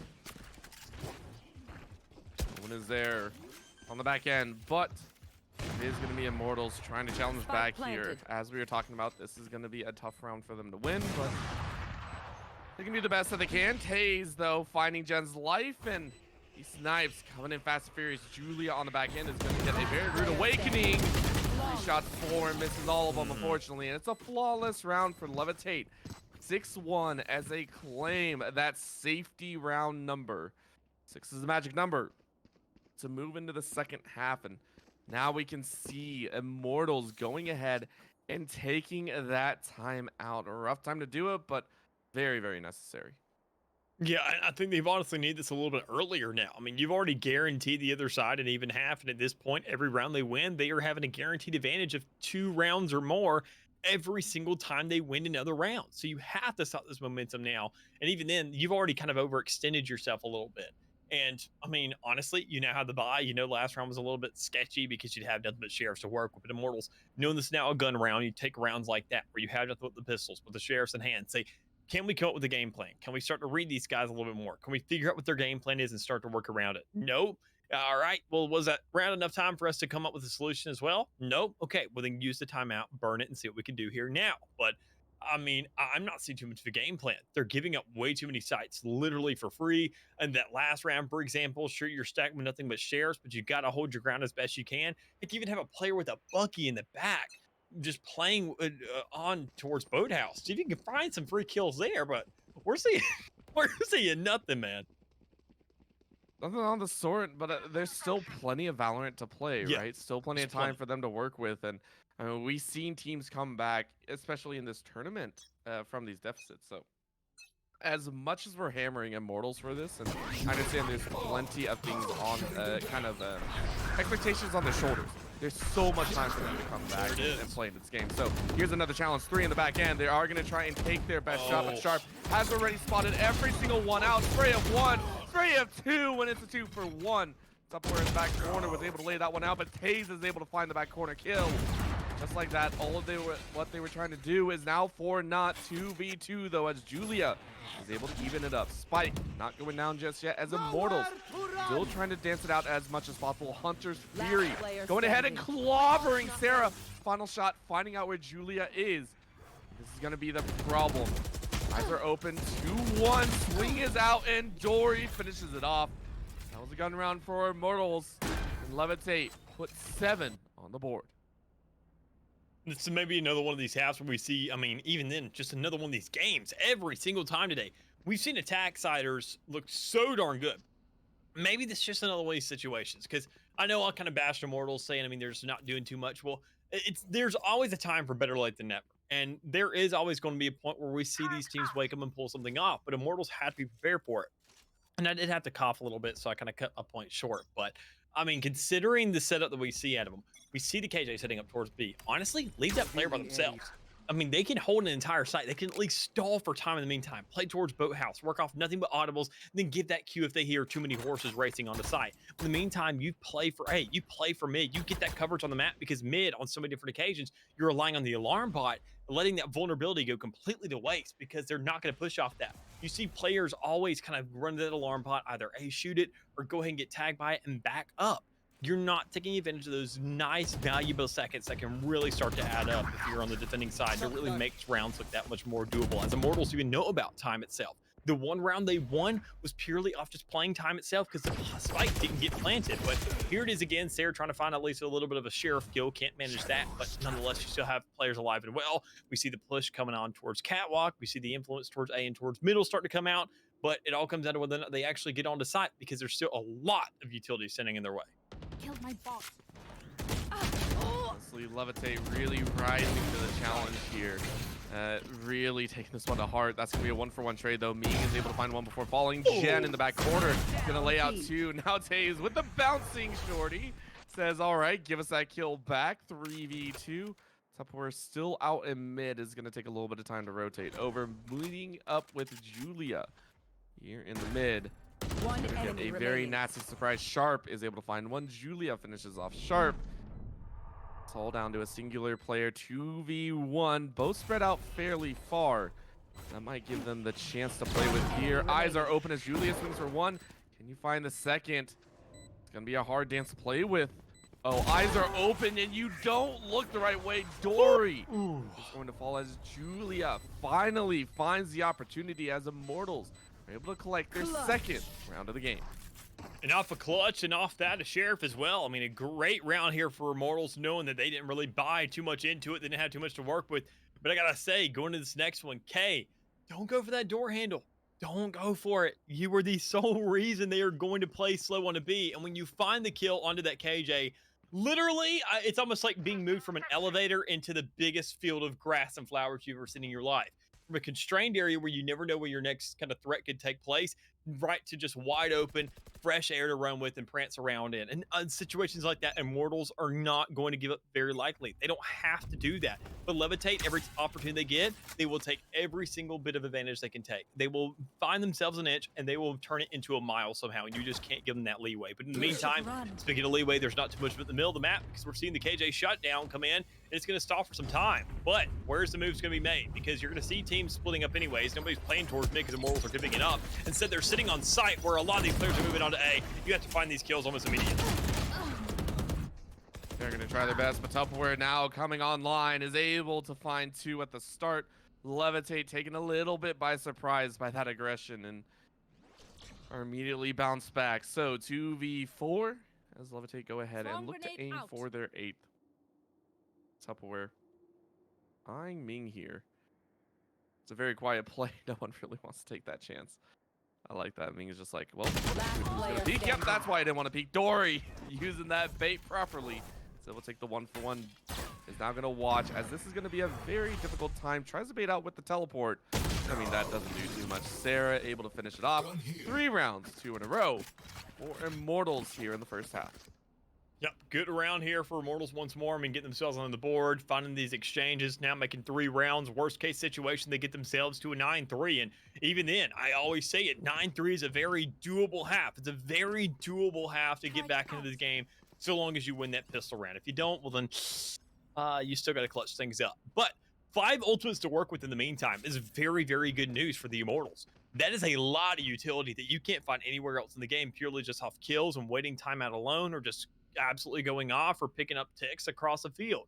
And being on the defending side, they're not given that luxury to pick those ticks up. They just have to work with what they got and make sure to get the most out of it. And honestly, they have almost an ultimate for every situation. A Sova for a retake, a KJ shutdown for stalling for time, the Omen TP to play towards spawn, see where they're pushing on, get an early rotate out, the KO to play for retake. They have every single situation on lock. It comes down to whether or not they properly use it. And it comes down to this round alone of whether or not they're going to set up for that, because they have the rifles, they have the utility, they have the guns, they have everything at their disposal. But what will they do with it is the biggest question that we're still waiting to see answered. It's a huge one to ask as we are going right back to a short pause. We'll go ahead and have to wait to see what they opt into, but all eyes are in on this, I do believe, second to final round, and I'm very, very excited to see what they can bring out here. And of course, it's a little short one. We'll get right back into it and ensure that you get to take a look. But remember, as before, we aren't showing it here, but if you do want to pick up some socks, we'll go ahead and call that one out as well. Go ahead and check out the QR code. That should flash later on as well, just for a little bit of fun. Eyes are open, though. We are back underway. We are into round number 11. 5 ultimates up for Immortals. Plenty to play with. What will they use? Levitate. Do not want to allow this team to come back to a 7-5. They want to push to 9, and it all starts right now. Most definitely does, and even then with a good start, going ahead and get the intel. Knowing players are playing towards mid, we see the swing trying to come out, we see the plays, we see the influence, we see the choke trying to come out from Sarah, but it's going to be a very, very difficult venture as she's trying to not really play too aggressive because she doesn't know how many players are really there. Had the read off the knife earlier, but that's not enough intel to really say, okay, I can swing off that. No, you most definitely can. Even then, Tupperware can't really swing into Sharp either because that's a free kill now on the board. But K, it's going to be right there for the retaliation or somewhat of an exchange that is if we do see Levitate opt for that A avenue. And after that kill, I wouldn't blame it if they did. With the suppression now coming out, they're not even going to swing off that. They're not going to rush site. Even though it was the perfect opportunity, they're now moving on to B because they're going ahead and trying to just really alleviate this attention away from side of Psycho. Finds one more. There, Taze is able to find one, tries to get reset, and it does. That's going to be two, and just like that, Immortals kind of lost in the sauce there. K is going to have to try this 1v3, and Levitate seem to have found an opportunity back here on their attack. They feel great. Options are there. Taze with 3K. 3 resets, 3 kills. Last round. Very nicely done. 8-3 is the score, and Immortals still on 5 ultis. We just see all 5 of these ultimates dropped here in this round. Just for a little bit of fun. Give it the best opportunity as it is the last of the half. Yeah, and I already said, I mean, I don't blame for not using that last round. Saying what's going to happen? Where are they trying to play to? What kind of game plan do they have set up? Cash it all in at the very end. Try to make sure we don't give them too many ultimates in the meantime. And you're definitely doing a good job of that. Taze already burnt the Blade Storm, and he didn't really need to, but he still chose to do it. That's still one less free kill off the right click that you're going to find somewhere in the round that is now going to be gone. So long as the rest of the team just sets you up and saying that you don't really need it. So, I mean, I say honestly, once again, play for the influence. You hear these shots in the middle of the map. You're not really peeking out for anything. Do it almost in the exact order I mentioned. Get that Omen TP from the shadows, plane into the middle of the map. See if you can get somewhat of a peek. But then already instead, Tupperware throwing her entire body out there, not a decoy by any means, and not getting that influence. It all comes down now to the opposing, the attacking, levitating Omen. Now going for that from the shadows, trying to make a play now onto site, already being in hell, trying to make plays there. But as the rest of the team follows up, if you're K, I think honestly, go ahead and drop this thing down. You got John giving you the backup. You got Jin there trying to make sure to grab some kills, get some intel, whatever it may be. With that spike now down, you have a guaranteed entry to get back on to site for anything else. So now we see two collaborative trying to go back to back, but instead Sarah gets picked off. Jin with the exchange. Ming now in the back with the operator, find the kills. It all comes down to K as she can get this resurrection, find the kill, and all defuse the little cage she got set up all at the same time. Can manage at least one of those and get people off site. You get one player detained. It's Dory just playing as complete bait, but Ming is still alive and well, finding all the kills. Comes out of whether or not K can still manage it, and she just does not. Dory literally right there next to her, still funny. That's a rude one, but That was, I wasn't going to talk too much about it. Yeah, that was still a good kill at the end, though. That will put it at 9-3. Levitate go ahead and take a 6-round lead. Now Immortals, though, go ahead and get the attacking side. And this is where we've seen teams so far pop off. I believe in the first 2 games that we've seen as well. Teams have really enjoyed the attacking side. They've always looked really, really good on that aggressive moments. And I'm excited to see it happen again, right? I want to see Immortals be able to pull off some flawless rounds and be able to really kick things into high gear because, again, 9-3, not the worst thing in the world, but it's also the one of the curse. Everyone knows the 9-3 curse. Of course. See if it plays out here. Immortal's going to go ahead, start off in this pistol round. Levitate. Try and not give him that chance. I think it all starts right here. Once again, I'd say it every single time that on a pistol round is where you come back to the 9-3 curse. When you look at it historically, every single team that bounces back from 9-3, make sure it goes from a 9-3 to a 9-4. But when you start pretty lackluster and you go ahead and get 2 kills off the board for free on the side of Levitate, you're kind of putting some nails in the coffin. But nonetheless, we see Immortals still getting the spike down. They have a free site for the taking, and 3 players, like I said, are still alive. It all comes down to whether or not they can have the impact they want because they have a retake coming on from different angles, and with this many players still alive for Levitate, they can swing into every single one of them. Absolutely can. Now in the back lines, Dory realizing where everyone is. Taze comes around the corner, though, immediately destroys Tupperware and Jen, and Taze is able to finish it off. It is something in the air with the Jets today. It is going to be Taze opening up that opportunity. Double-digit rounds right now as Levitate go ahead and give the extra orb over to Ming. That'll give him a little bit of a boost up moving into the next. Most definitely will. I mean, knowing they already hit this double digit before even getting a full buy-in right now, it's going to look so darn good for them. Knowing they can pick up these Spectres, have themselves a much, much stronger hold going into this next round, that it almost sets them up for guaranteed success. Especially if they hit 11, they can literally say for the entire game, say we can buy for the next 4 in a row and still not even feel the consequences if we do throw these rounds. But I guarantee you that when they put these guns in their hands, they're going to play for retakes. They're going to have strong holds. Even then, looking at the last round, when you're looking at players, when you're looking at defensive size, you have to look at the Sentinels and what they can do. And when we've already seen that that Levitate and that KJ Ming looking pretty disgusting for some multi kills here in this game thus far, you can definitely stick this guy on the side by himself, and he'll definitely hold things down. As they're open, but K, what a little bit of a cheeky shot. The Bucky roars out for One two. enemy remaining. Immortals kind of left wondering what the heck just happened.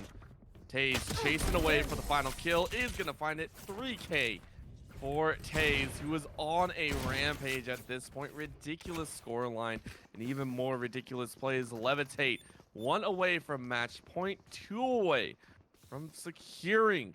They're moving into the next round.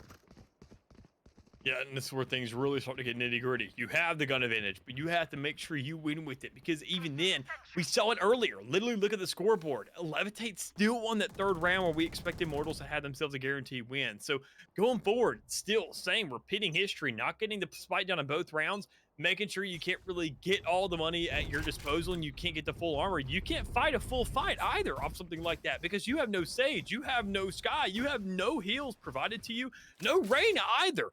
What you are dealt and what you have done to you is going to be set in stone. And you have to make sure you can still manage whatever you can there. Jim making sure to go ahead and read the early aggression coming out from Levitate. You got a free kill on the Sharp. Things look good for you there. But Levitate look a lot better on that B main area, because there goes 4 of your players almost immediately. Just an opener. That's all it is. It feels Yeah, like it's something. I mean, this is Levitate are saying we know who we're playing against, so we're not giving him any leeway right now. Jen, now caught in the back corner, is immediately going to be chased down. That will be Psych finishing off that round, and Levitate on match point. Match point. On match point right now against the Immortals roster. What more can we say right now, Mick? That's a good question. Knowing it's kind of like my turn to talk and how we go back and forth, I'm the one who got dealt this hand, and I don't really know what to do with it, honestly. It's pretty difficult. Knowing that, I mean, looking at the buys, looking at what Immortals has to work with, there's a Guardian, there's a Spectre with full armor. It's looking like the Island of Misfit Toys, but that was a great movie. So maybe this will have a great turnout. Maybe we can have some kind of miracle come through, a Christmas miracle, just, I don't know, 6 months early. No, even more, 7 months early, the side of Immortals, so they can manage to pull out this round, get some guns to pick up in the meantime, but instead, Sharp coming in like the Grinch, already robbing at least one of those streams away. Such a nasty spray and pray. Sharp popping off here, living up to the name. No That's way, a 4K. no way. Sharp wants to take it all the way back. He's going to flash into the back corner. Almost looking, but Jen with the hard spray back says, not today. No wait for you. And Taze is able to finish it off, but Levitate with a stunner to finish things off, 13-3. Let that sink in. 13-3 against this Immortals roster. All right, I'll let this sink in right after this. We got to close this thing out. Whether or not, though, I mean, Immortals obviously hyped him up, and I talked about it, but we're going to leave that in the past. We're completely just kind of put that thought out of your mind. But in the meantime, I mean, obviously looking at Levitate, they looked extremely good. They looked very efficient. And I even said that Descent is one of the most even maps in the game, where we've seen most of the even lineups. Even then, round to round basis, we've seen the most even games just entirely within Valorant, whether it comes down to just public lobbies, whether it comes down to competitive play, whether it comes down to ranked games, whether it comes down to VCT or anything above or between, under, around, whatever you call it. But knowing that we finished this thing off with a 13-3 really shows a testament to Immortals, what they're going to do in terms of improvement. Because if you can't get your scent in line, knowing that this is going to be the hot spot for every single team, and knowing that everybody loves to play it, it makes your job very, very difficult.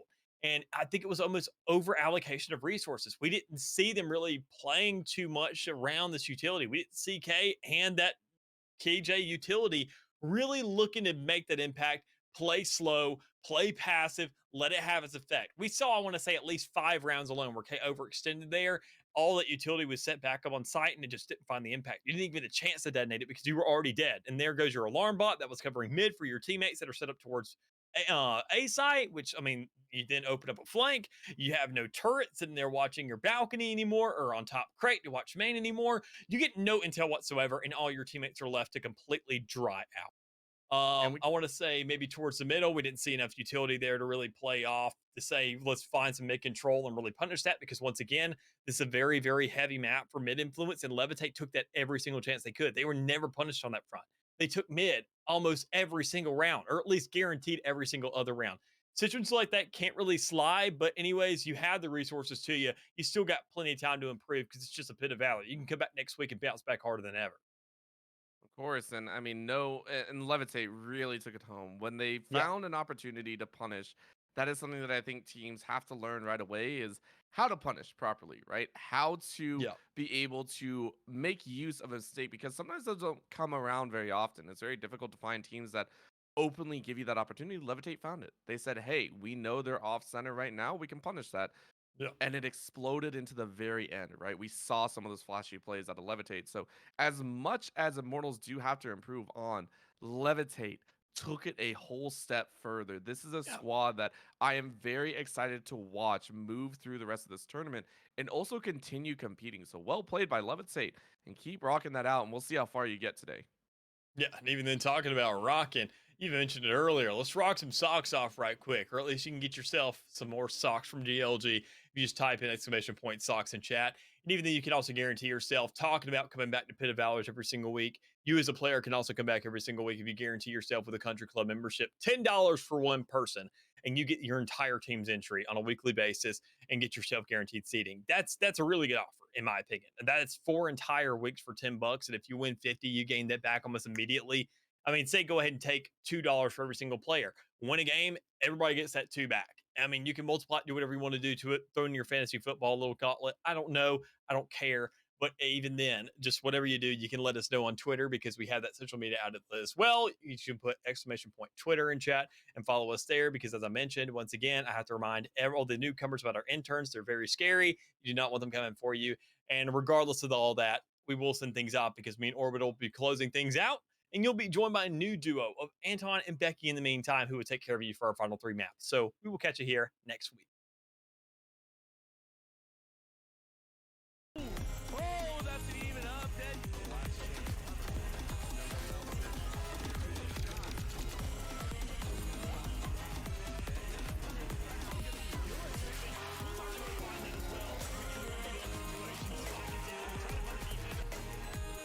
Walk down the street again. Backhand is going to listen as Link calls out that showstopper. You got a couple seconds to work with before it actually gets launched on the win. Wait, gonna bounce up. Fire off her upside. There's one. T on the backhand is out top one. Oh, but that was a huge kill. T on the backhand. Daniel was about to finish off on the queue, but it's a kill and T with the fourth. Well, they just might with Mackie already being there, finding 2 for 3K in the round, whipping out the classic, having enough time for that, and still managing another. Well, at this stage, just give him the A. Around the corner, really good reach on both. Here's some information. Someone is there. Gonna chase. Still got plenty of time. Corner. Hardly able to do it. 82 before. Final shot. Go high. 31 HP. Defending against that lineup. Jumbo not gonna find any lives. So one last chance. However, Jones comes out. 2 big shots.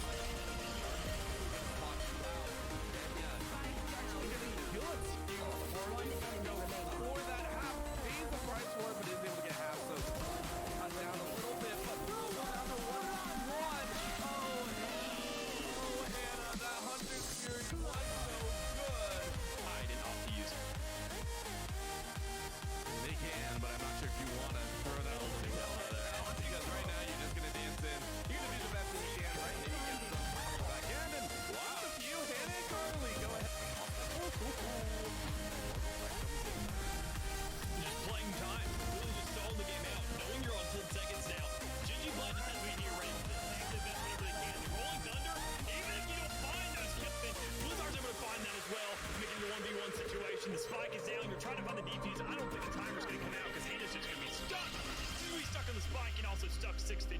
as the clutch comes in. And now one is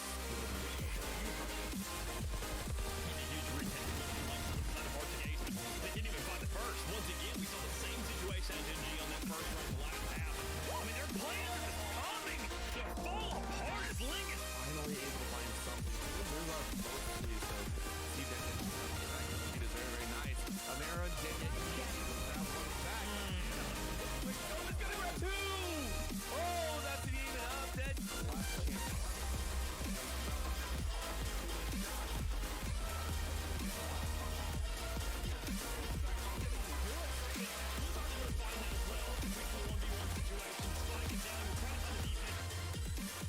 Lockdown again.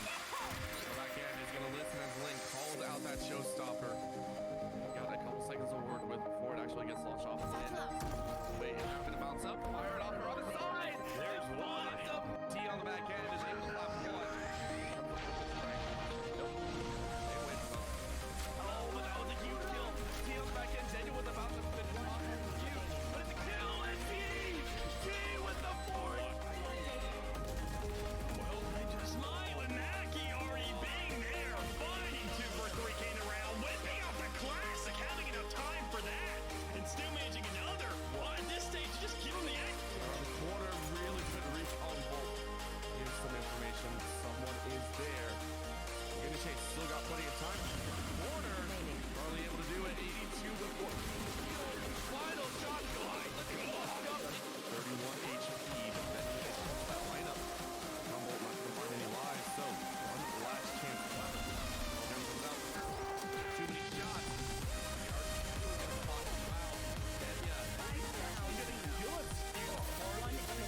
For that half, pays the price for it, but is able to get half. So cut down a little bit, but still down to 1-1. Oh, Hannah, that 100 Fury was so good. I did not use it. They can, but I'm not sure if you want to throw that whole thing out there. Because right now you're just going to dance in. You're going to do the best that you can, right? And you get again, and wow, you, Hannah and Curly, go ahead. Just playing time. Really just stall the game out. Knowing you're on 10 seconds now. Gigi Black has been here right now. Rolling Thunder. Even if you don't find those kills, Blizzard's able to find that as well. Making it a 1v1 situation. The spike is down. You're trying to find the defuse. I don't think the timer's going to come out because Hannah's just going to be stuck. She's going to be stuck on the spike and also stuck 6 feet under now as the clutch comes out. And now one is huge rush in. Getting a huge retake looking like inside of Arctic Ace, but they can't even find the first. Once again, we saw the same situation at NG on that first run in the last half. And, I mean, their plans are just coming to fall apart as Ling is Finally able to find something. This is our mostly so see that that kill sheet is very, very nice. Amara did it. Grab one back. Quick scope is gonna grab two. Oh, that's even up. Dead. Last chance.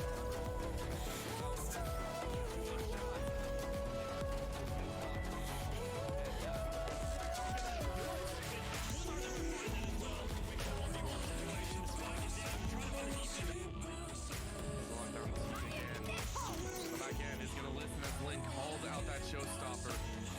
Got a couple seconds to work with before it actually gets launched off the end.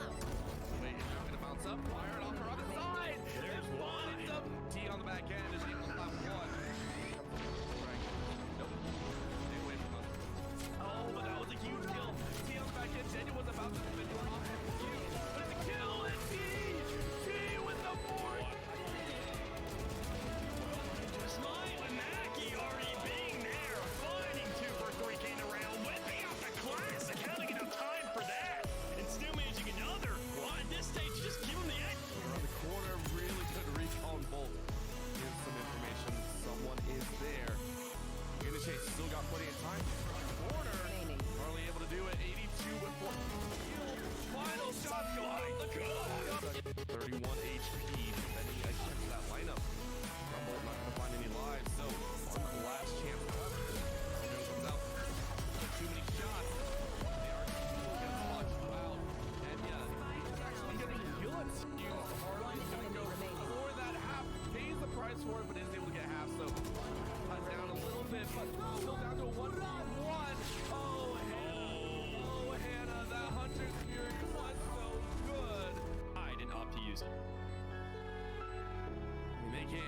not sure if you want to throw that ultimate color out because right now you're just going to dance in. You're going to do the best that you can, right? And you get some pencils back in. And wow, a few. Hannah and Carly go ahead. Strike comes in. Just playing time, really just stalling the game out, knowing you're on 10 seconds now. Gingy Blind just has to be here ready for this. They have to invest whatever they can. The Rolling Thunder, even if you don't find those kills, Blizzard's able to find that as well, making it a 1v1 situation. The spike is down, you're trying to find the DCs. I don't think the timer's going to come out because Hannah's just going to be stuck. She's going to be stuck on the spike and also stuck 6 feet under now as the clutch comes out. And now one has a huge rush in. Getting a huge retake, looking like it's not a hard to gaze, but they can't even find the first. Once again, we saw the same situation at NG on that first round of the last half. I mean, their plans are just coming to fall apart as Ling is Finally able to find something. This is our mostly so see there. Executed very, very nice. Amira and Diggy. Grab one back. Gomez gonna grab two. Oh, that's an even up.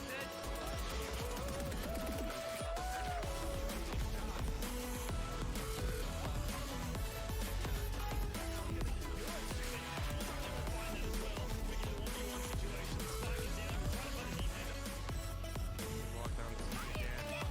The back end is gonna listen as Link calls out that showstopper. Got that couple seconds to work with before it actually gets launched off the end. Waiting, having to bounce up, fire it off the other side. There's one. T on the back end is the last one. Nope. Stay away from us. Oh, but that was a huge kill. T on the back end. Daniel was about to finish off that Q. But the kill and T with the board. well, they just might with Mackie already being there, fighting 2 for 3K in the round, whipping out the classic, having enough time for that, and still managing another. At this stage, just give him the egg. Around the corner, really good recon bolt. Gives some information. Someone is there. Unichase still got plenty of time. Around the corner. Remaining. Carly able to do it. 82 with 4.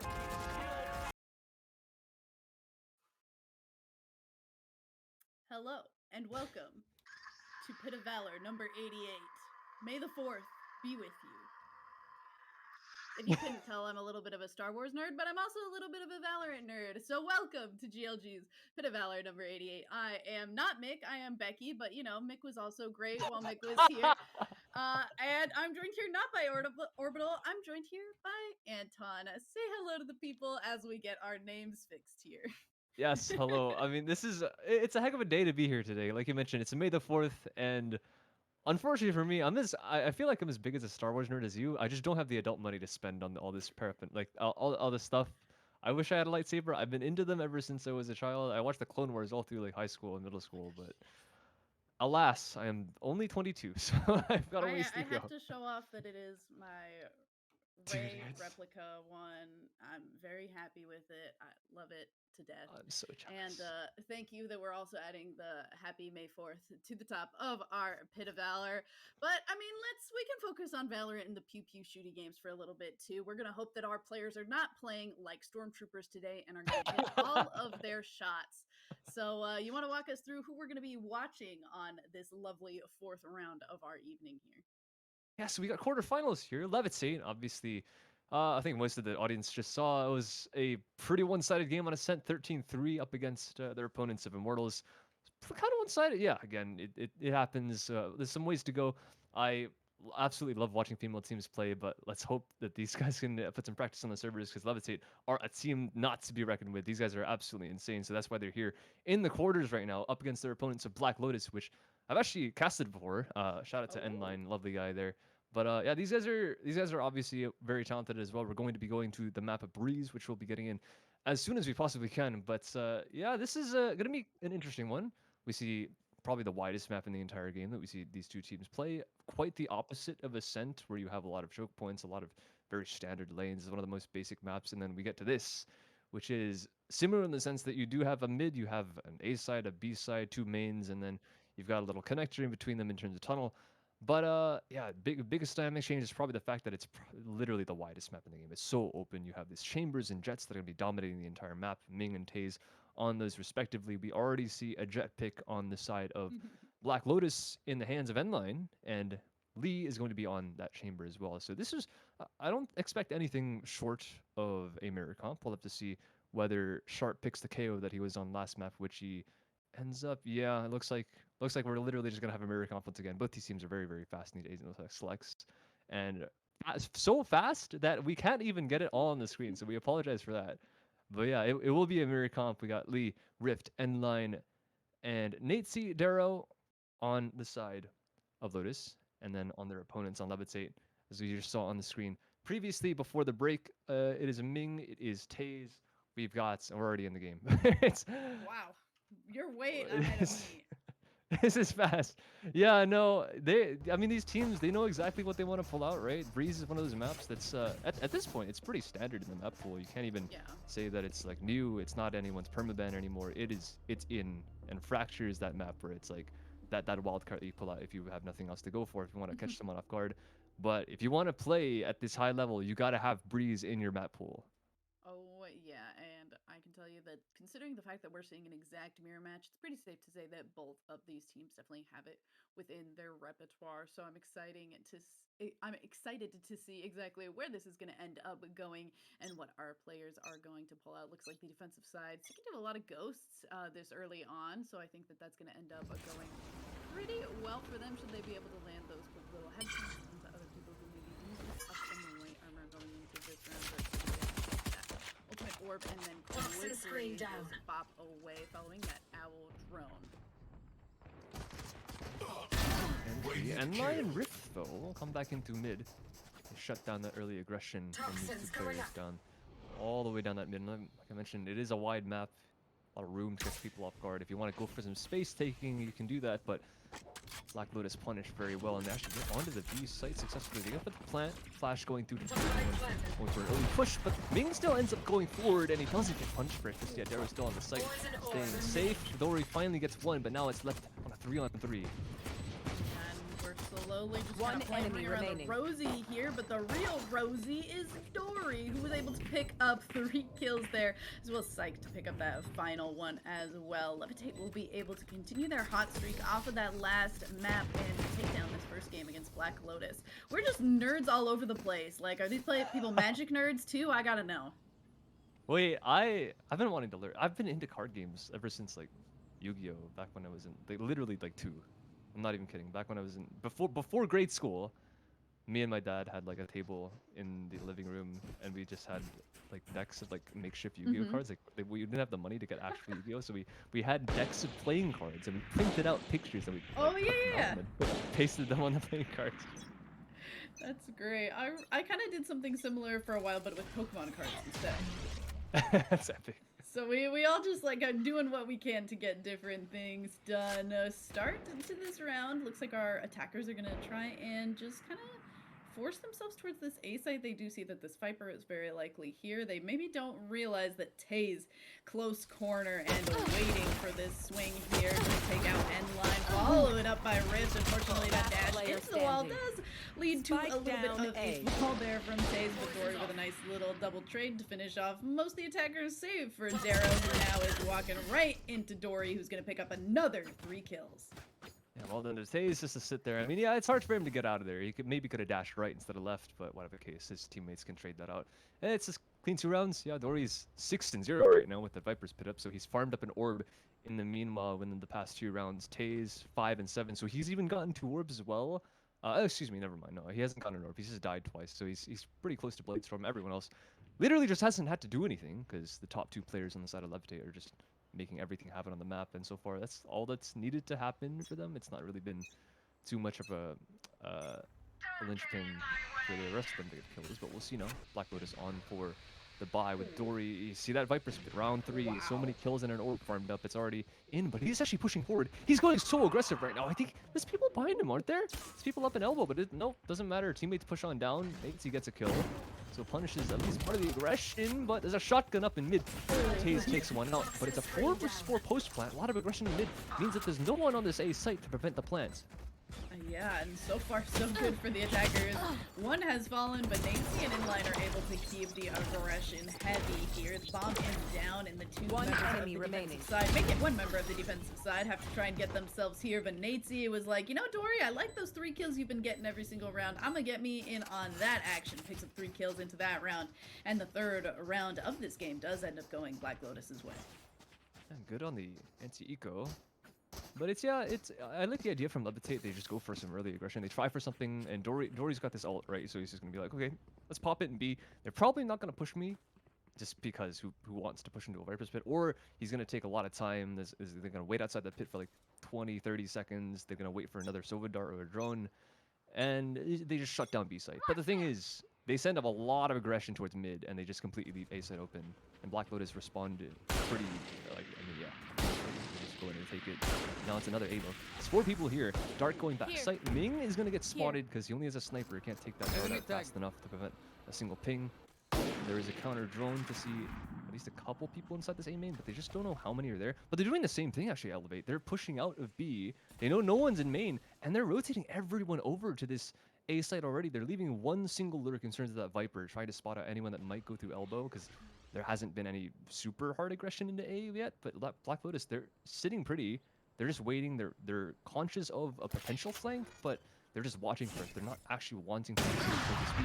And with that pick, Hayes goes down. This might be the opening that Black Lotus need.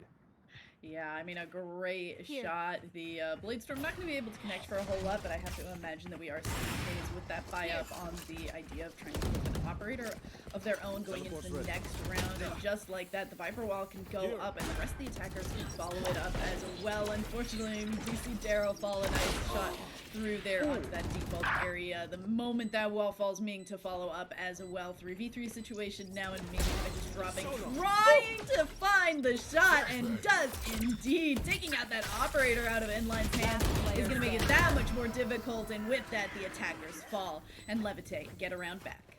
Man, what a retake! Even with that entry kill, you see, you don't blame the Jet there for trying to go for some information, because you know nothing's happening around the map. You have to try and find something, or else you're just gonna exec on by 5 people, right? So he goes forward in A main. He actually dies. So well done to win that gunfight from the attack. But then the retake just comes in. Everyone landing their shots. Ming, even with this Marshall, that is absolutely unreal, because he's against the sniper rifle as well. So he just has to land the bullet. Like, there's nothing for him to do. If he misses, he dies. And he just insta headshot. That's crazy. So well done for the entire team at Levitate. Just come right back on that. Nice little plushies up there. Nice little happy family, just like the entirety of Levitate right now. They're just very, very nice coming into this map. 3-1. They're up against kind of like a semi-buy. There's technically not the worst thing in the world for Black Lotus, because they have the blades on end line, which is going to pop right now. But everyone else just with standard rifle, full armor. The money for them is not looking too well, though, so they have to end up winning this round. If they don't, big problems for their economy coming through. And if this goes 4-1, it's probably going to be 5-1 for Levitate. And we know what they can do with leads. They ended last map 13-3. Not something to be scoffed at. Yeah, and they're certainly looking to run away with it in that same fashion this game. We do know that Natesy on the attacking side does have that Hunter's Fury ready for this Sova, so that could be a great thing to put on if they can get the bomb down. Picking up Taze is a very nice start from Rift here. Dory, though, also taking down Inline. That initiator is going to be that much more difficult. One lie, and Darrow also did grab kills here. 2 members of the defensive side left. They are already on site, already trying to make stuff happen. Picks off one line, Nancy to revive a Rift as well. Darrow nicely turning back there, but Sharp, 1v2 situation, was able to isolate that kill onto Nancy. Now just has to do a good job of once again. Takes out Rift with a swing around from Darrow. 3 kills, and this Viper getting Black Lotus a second round to the 3 of Levitate. Sharp almost doing that is what that got closer than I was really hoping. As that 1 versus 3, he should really be shut down right there and then. And technically, he does get shut down by the KO knife, but he's able to get almost two fadeaway kills. The first one, he's very lucky to get that while he's going around the corner, and the second one, they almost line up for him. But Dory good enough on the trade. Thank goodness. Excuse me, Darrow. Both of them are Vipers, and both of them have 4-letter names that start with D. I'm gonna mess up that like at You least want to 5 play? times. And I Let's apologize play. in advance, but nice job nonetheless to win that out. Ooh, nice. Tour de Force popped for one lie, and looking just deep into this A-side, Here. trying to see if anybody's going to peek through that corner, try and see into this cave area. So far, nothing. Nowhere That to try run! and gather a little bit of information. We are going to see this Hunter's Fury pop from that attack side that we know Natezy had already. Dory trying to get some shots with that Sheriff, but it's not going to connect because of that denial of vision. Toxic screens go back up, and that allows for them to get down onto this site. And they're hanging out by these pyramids, trying to find a place and angle down a A. section of time where they can go for getting this bomb down, and finally they'll be able to read the situation. But we do see very hurt Last is a player rift, but it standing. just doesn't matter when you can pick up 2 kills with a grenade. Holy smokes, Ming is the only one left and will take one down with him, but then will fall. Black Lotus even this game up. And we've seen his good mechanics, so if there's anyone to do it, it would be Ming, but that is definitely a difficult clutch, one versus so many. And he lands one headshot, good enough at the end of the day, but yeah, they were all in an eco, so Black Lotus good to win that round. Now it's another one of those competitive rounds where you have everyone with guns, multiple different ultimates on the board. Darrow's got a nice Viper's Pit if he can get on the site and get a plant down, but on the opposing side, there's 3 of them that are pretty close. Psyche's one off that Hunter's Fury. Ming already has the sniper rifle in his hands with the operator. He can bring out another one if he wants in a future round. And we've got one more that's one off, and that is Dory, one off the Viper's Pit of his own as well. So if he can either get a kill or get an orb, which he's probably just going to stay passive. He's going to hope for a kill. Ming's here to first engage, and he's not even going to be able to get out. That's some crazy fast shooting from Endline. And they've already opened up the site because that op was the first line of defense and the only line of defense. Oh, that was heartbreaking to watch. The moment that you decide to look away is the exact moment that you get punished. And speaking of being punished, Darrow gets that Viper's Pit and drops it immediately. It's going to make it that much more difficult for the defenders to get back onto this site and retake here as Inline picks up yet another kill. Last player standing. That's No. it. They're just flooding. They're actually just flooding. And Psyche, that's a nice shot, but there should be nothing more than he could do. That is a crazy way to entry onto that B. Immediate kill on the sniper player on backside. And Levitsy, they were putting a lot of trust in him. He was pretty much the only player that was even available to try and defend.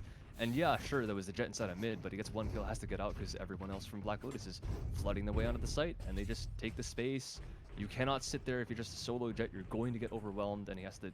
Wise enough for him to escape, but yeah, that way they entry and the way they hold on as well, getting aggressive on these defenders that try and get back in. Don't allow them to set up for a retake. That is some beautiful stuff from Black Lotus.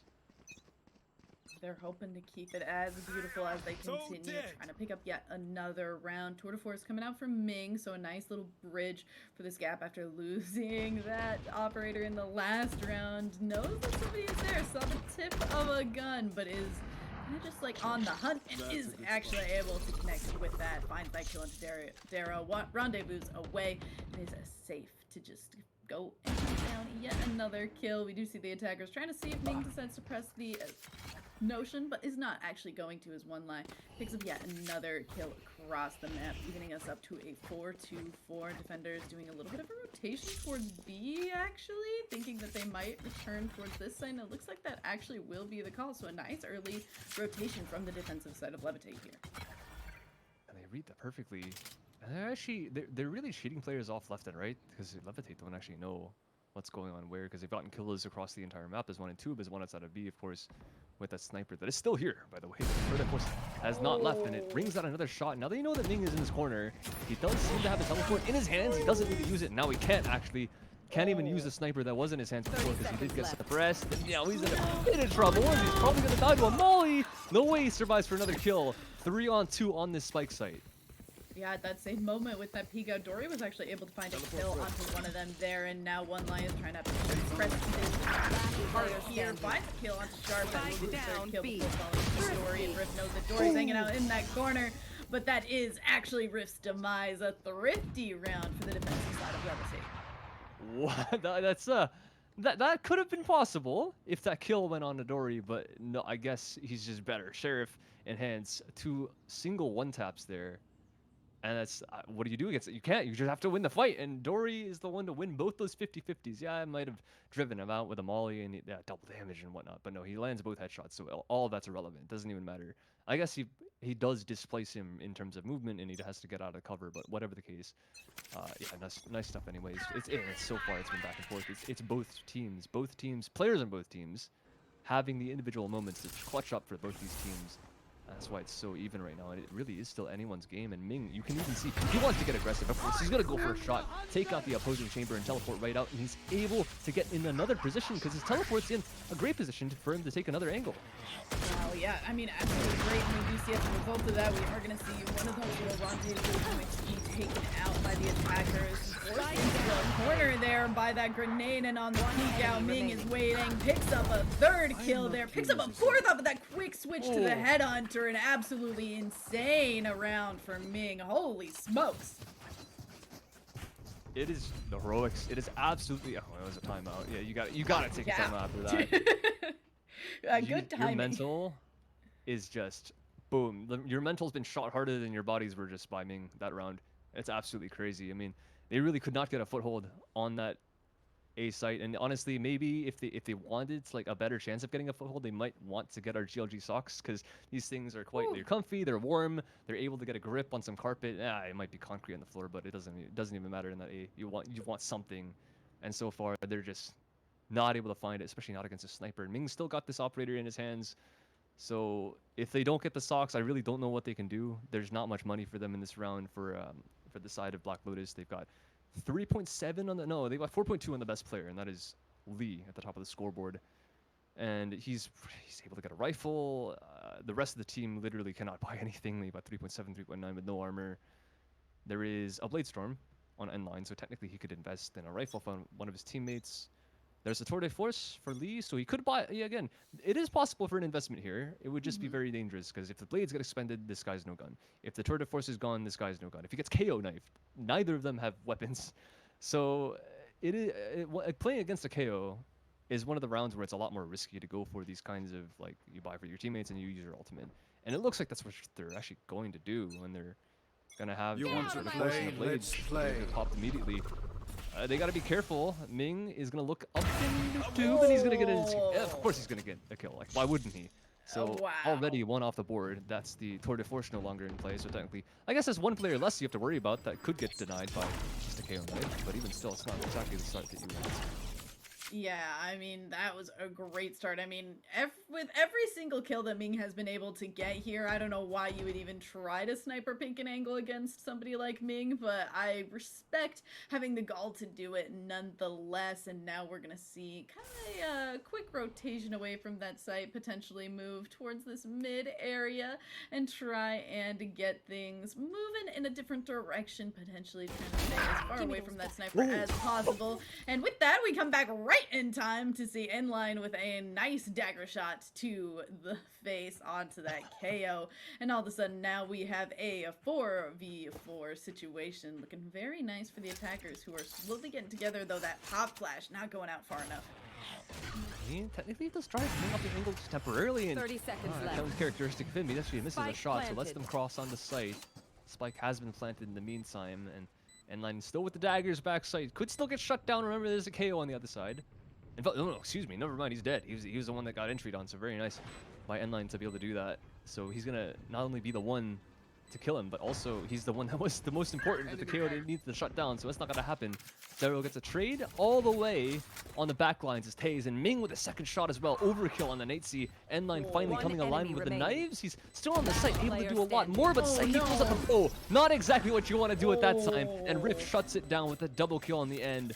And that is all it takes for the spike to be confirmed. That is beautiful stuff from Black Lotus. And 5-5. What a half this has been. 2 more rounds in it. And I mean, we're able to see a full buy coming out from both of these teams. Tay is potentially thinking about saving all of these credits and going with just the Blade Storm into this round. Ming also could potentially hand off that operator and go ahead with just the Tour de Force, but is gonna, you know, hang on to both and potentially be ready for being able to lean on that Tour de Force in the next round, while we see Taze actually go ahead and swap to a Judge at the last second. And ooh, all right. I mean, if there's a way that we're gonna see Black Lotus have a swimming job going through this round, it is by taking out Ming as quickly as possible. Operator down for the defensive side, and that is got to be a great start. Black Lotus now trying to figure out where they're gonna decide to aggress onto. And, oh, look at this. Even after that kill, they send one into mid to take the space. And now there's technically a lot of security on this A site because they know there hasn't been any action towards A main for quite a while, and right now they have nothing towards mid, so they can have free rotates if they want to go from A to B, vice versa. So a lot of comfortability, and it's Black Lotus, the onus towards them to go towards this B site, but the thing is they're sending their elevator. Levitate, excuse me, are cheating Psyche over with a dart that should see at least like 1 or 2 if it doesn't get shot. If it gets shot, it's probably 4 people shooting at it. It's a lot of information gained right there. And then there goes the knife. That's a big problem. And end line even with a kill. Psyche does trade it right back. So still available for this defense, but he's likely going to want to stay alive inside that spawn. Sharp, though, actually comes around from the flank. And now big pinch on the entire team of Black Lotus. Oh no, yeah, Black Lotus kind of has all their attention on Sharp here. Thankfully, Daisy's able to find Dory. Sharp also falling to endline finally, and all of a sudden Psyche, the only one remaining for the defensive side, is going to get flashed and taken out by Rift. Beautifully done in that 3v3 by the attacking side of Black Lotus. Even with that pinch coming through as well, I really thought that that was Levitate's round. But no, Black Lotus, watch all the angles. The Sova inside of like the B main, like right beside elbow. He's able to cover from both window temporarily. He lets his teammate take the angle right after he kills the guy inside of elbow. That's the great thing, because he's worrying about window, and as soon as he goes, and I think Sharp is like, hold on, he's looking at me, The guy from elbow peeks, and he just gets absolutely domed because the angle switch was there by Natesy. And then all of a sudden the guy on the site has to plant. There's not really any stopping because there's 20 seconds remaining. But the person standing right beside the spike planter is covering the window right after that as well. So all the different site angles, like all the different angles were absolutely great from Black Lotus, and they're just going faster than B. They know off that momentum of that previous round, they're just going to go. Levitate are not going to have any time to prepare. They're not going to give them any reprieve. And right there and then, 4 versus 5, spike planted for Black Lotus within 20 seconds. Oh my goodness, and just like that, onto site, bomb down, Viper's Pit up, and it's going to make it that much more difficult. The defensive side slowly convening on to this B site. Last two coming through mid. Taze and Sharp going to try and gather a little bit of information, and with that, the judge is actually going to be able to find inline, but unfortunately, Rift, just an absolute menace within this pocket. One enemy remaining. Shots down the way are gonna force Darrow out of the smoke to take out Ming, and Ripped with 3 kills in that smoke. I mean, you'd almost guess that the robot can actually breathe in that smoke as well. I mean, honestly, like, think about it logically. Like, why does KO take damage from Viper's utility? Like, it doesn't. Yeah, that makes sense. You're a robot. You don't have to breathe. He doesn't have to. I don't think KO breathes. Like, anyway, maybe KO does. Oh, what if KO is like General Grievous? Oh yeah, he's like part organic. Yeah. What if he like has lungs and a heart? You would have to be able to shoot him in the chest, and it would do like critical damage. Producer. That would be really, yeah, because Brimstone would be General Kenobi, actually. Like, if we were assigning all of the characters in Valorant to be, let's do it. I mean, maybe not in the middle of this game, but we will soon. We will be, like, chat can help us out. Which of the Valorant characters are which of the Star Wars characters? Again, it is May the 4th, and speaking of 4, Black Lotus down to 4 members, as we see that jet fall very quickly here. Gonna be a rough situation to try to hold without that extra member, but it's all gonna be all good. They're just gonna hold these angles. They're gonna play off of the information that they're gathering for each other, and just like that, we do see Natesy make a nice little trade back there onto Sharp.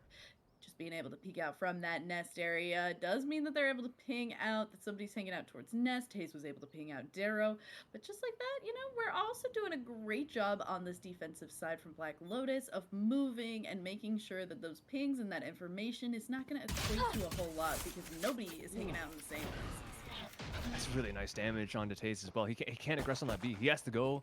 And now Black Lotus have everything ready for this A-site defense. Lee has kind of been caught on the rope, but he's not going to show himself too far to get his head taken off. Dart not going to detect anything other than the fact that Dory is here. But Ming does entry onto that A-site very nicely. And Lee, yeah, he's finally gotten caught off by the player that was there to start it all off.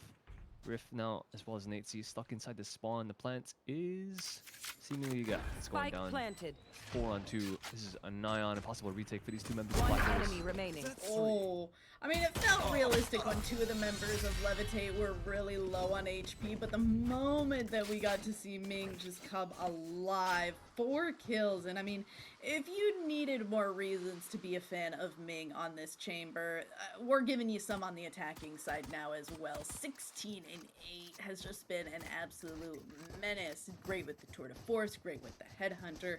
Once you move on to those normal guns, is doing a great job as well, but has just been doing fantastic with placement and use of this utility that we're seeing from Chamber. They, you know, are guns, but you know, we're still utility, so we can still give it some praise here.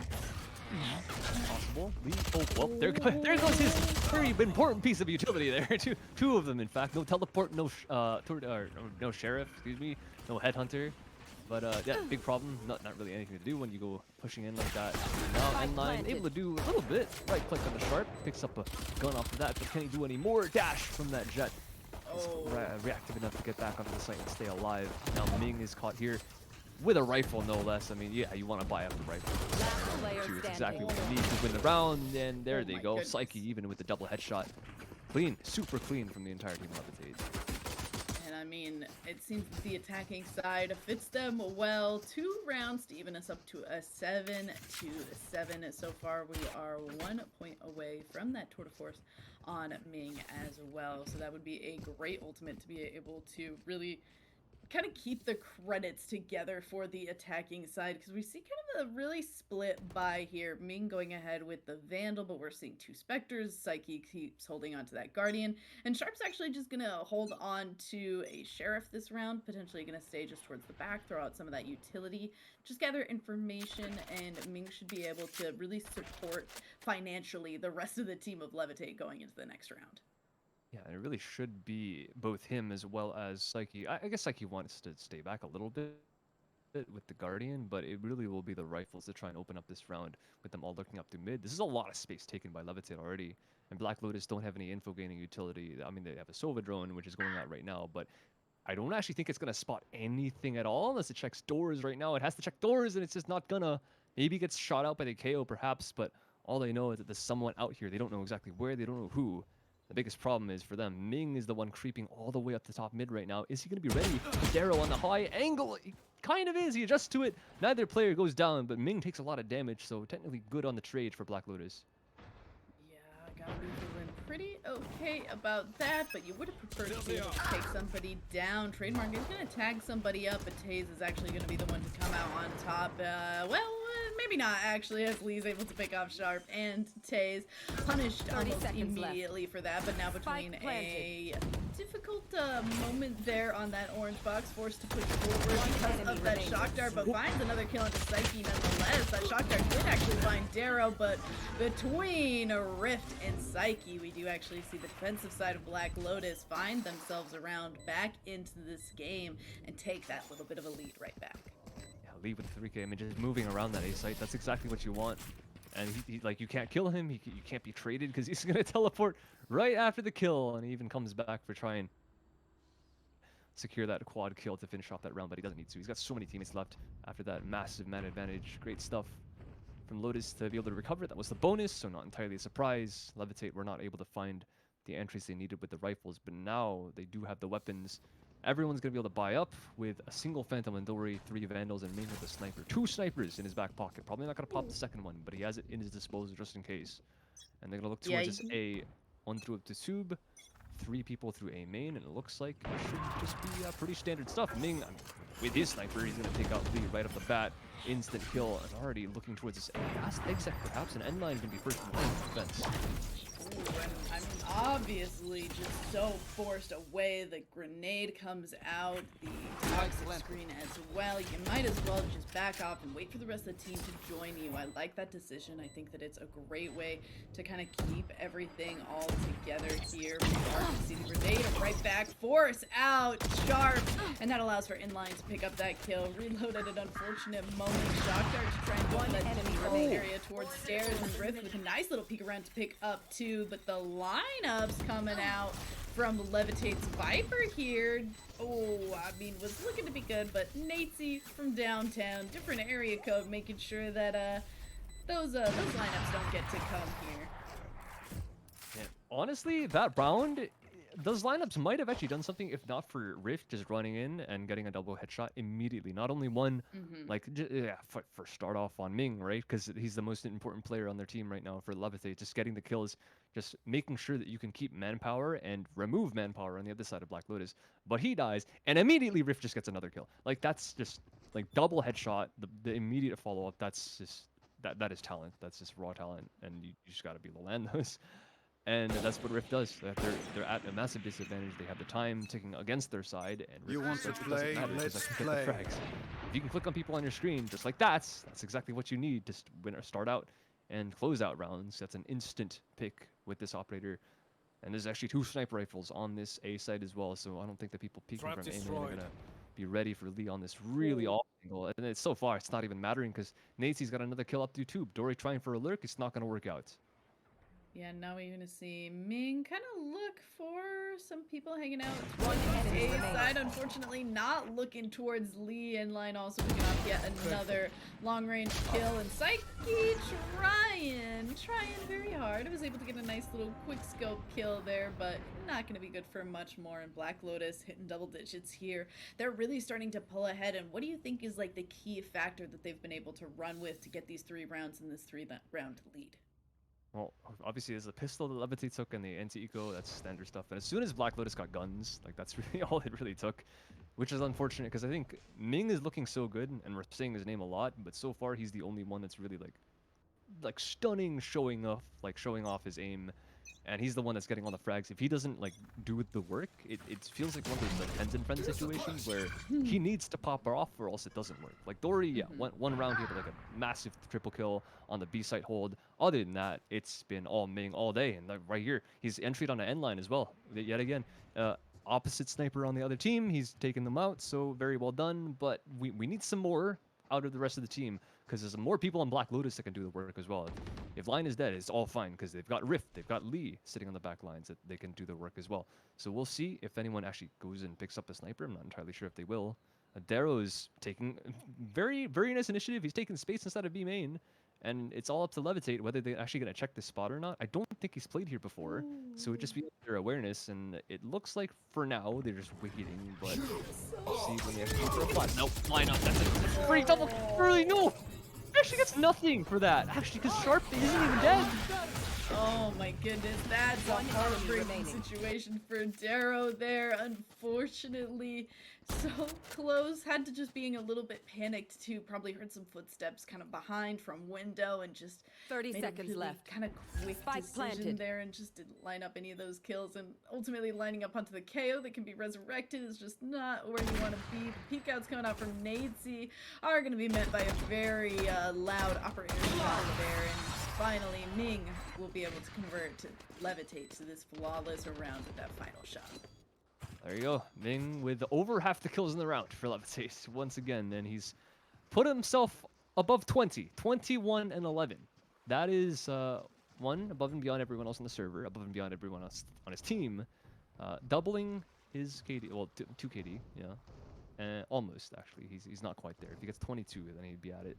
But close enough. This guy is doing everything for their team right now. And again, I think if they want to have a greater chance, right now there's still a chance. It's 8-10. It's still a pretty close game. So it's possible for him to just take the reins and just win the entire map. But it's going to be hard. Sharp finally trying to remove Lee, so someone else is doing some work. This is good to see. Double aggression up to short B is not going to work, and Ming gets another kill. That's pretty standard.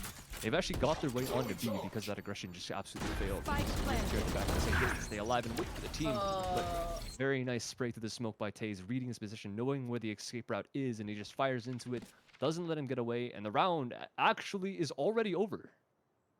Yeah, Darrow was having a little bit of a stare down with this trademark in mid, trying to decide if we're shooting it, if we're figuring out what's happening here, and ultimately deciding just gonna leave it, not gonna let it see Darrow, not gonna decide to shoot it, and just gonna go for a little bit of a save here.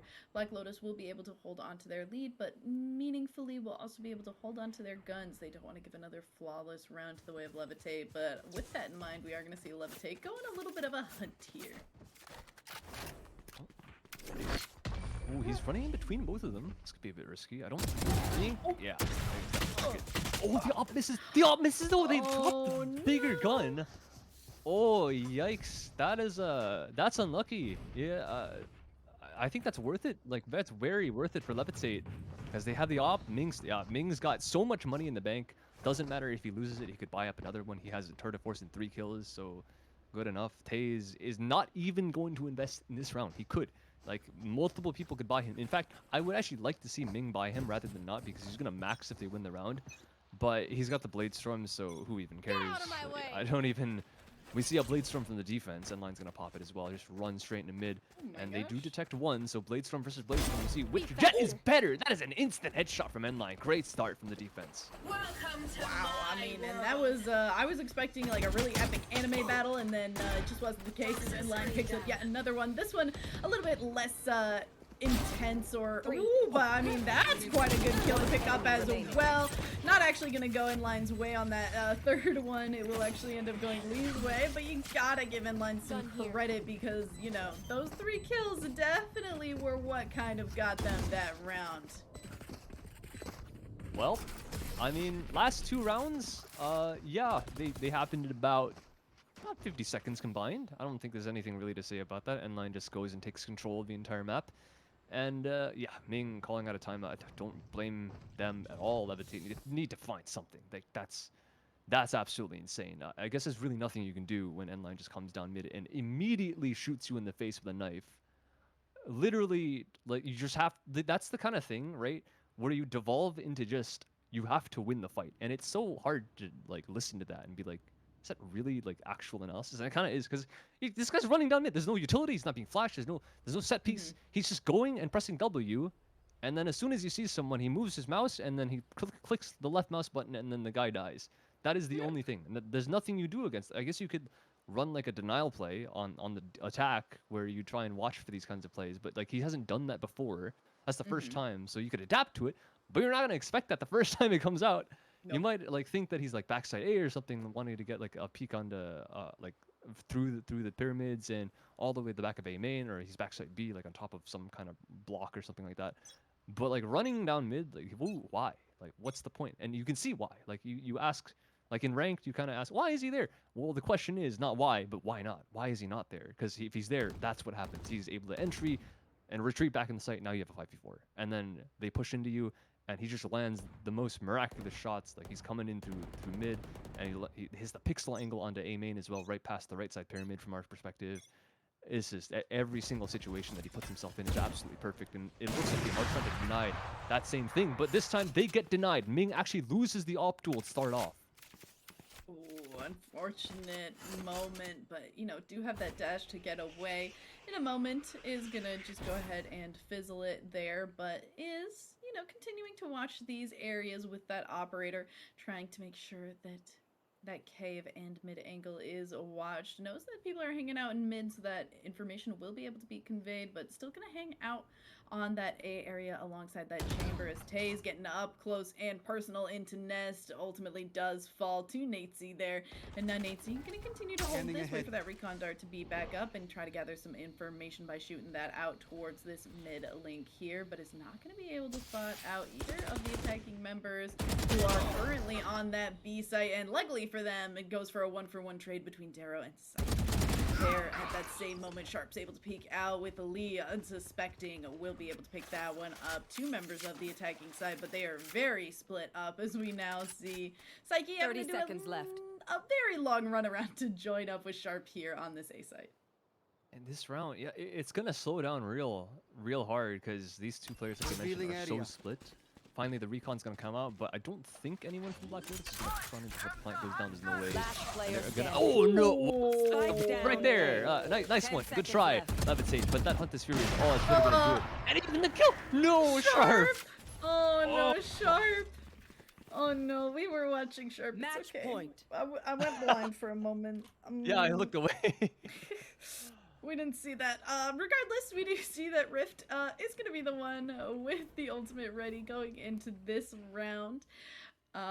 Since we don't see something like the Blade Storm or the Tour de Force ready just yet, though Ming is one pip off of that, we could be seeing that eventually coming out and being able to deny that extra gun, but it's really hard to do that against that Tour de Force sometimes because you have to be within a certain range.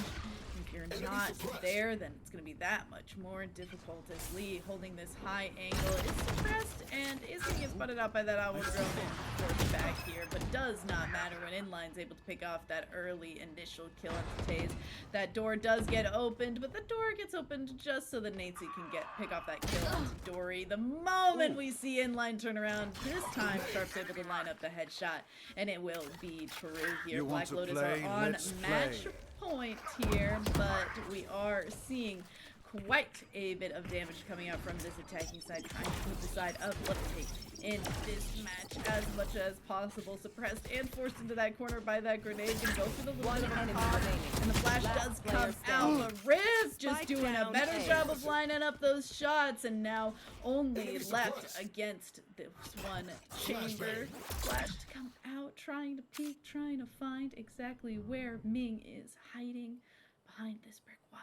And I hate being in 1v1 situations as a caster because I always end up just like whispering. 30 It seconds feels left. so tense that I'm like, if I talk too loud, they're gonna know, they're gonna hear.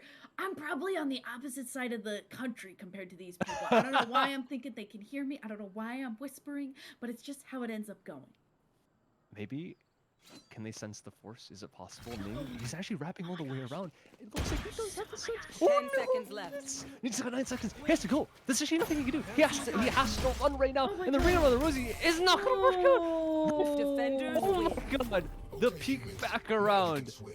That is absolutely nuts.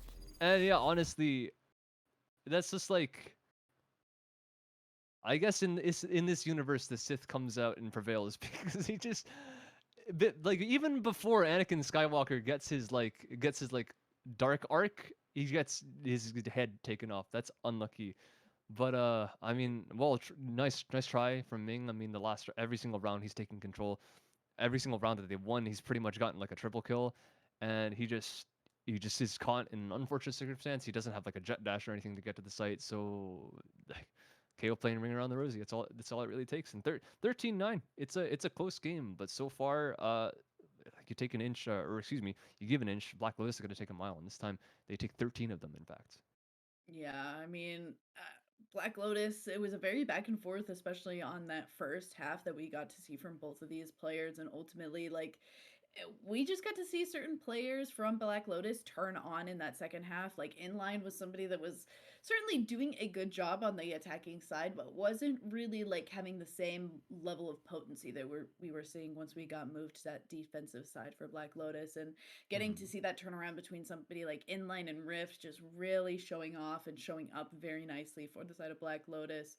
Beautifully done, and really just helping commit this to a dub for Black Lotus, who will be continuing on further and going into our semifinal match, which we will be getting to right after this break.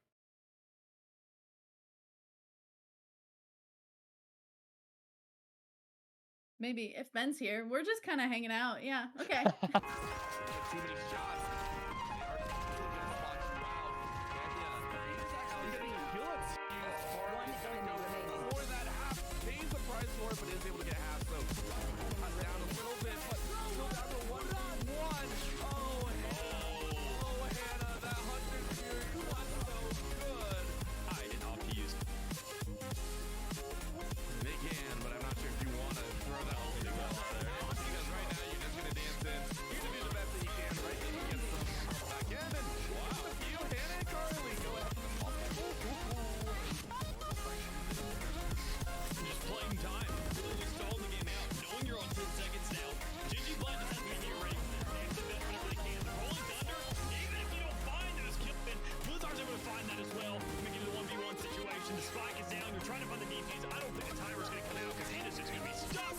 He's stuck on the spike and also stuck 6 feet under now as the clutch comes in. And now one has Here we go. They didn't even find the first. Once again, we saw the same situation as MG on that first run last half. I mean, their plan was coming to fall apart as Link is finally able to find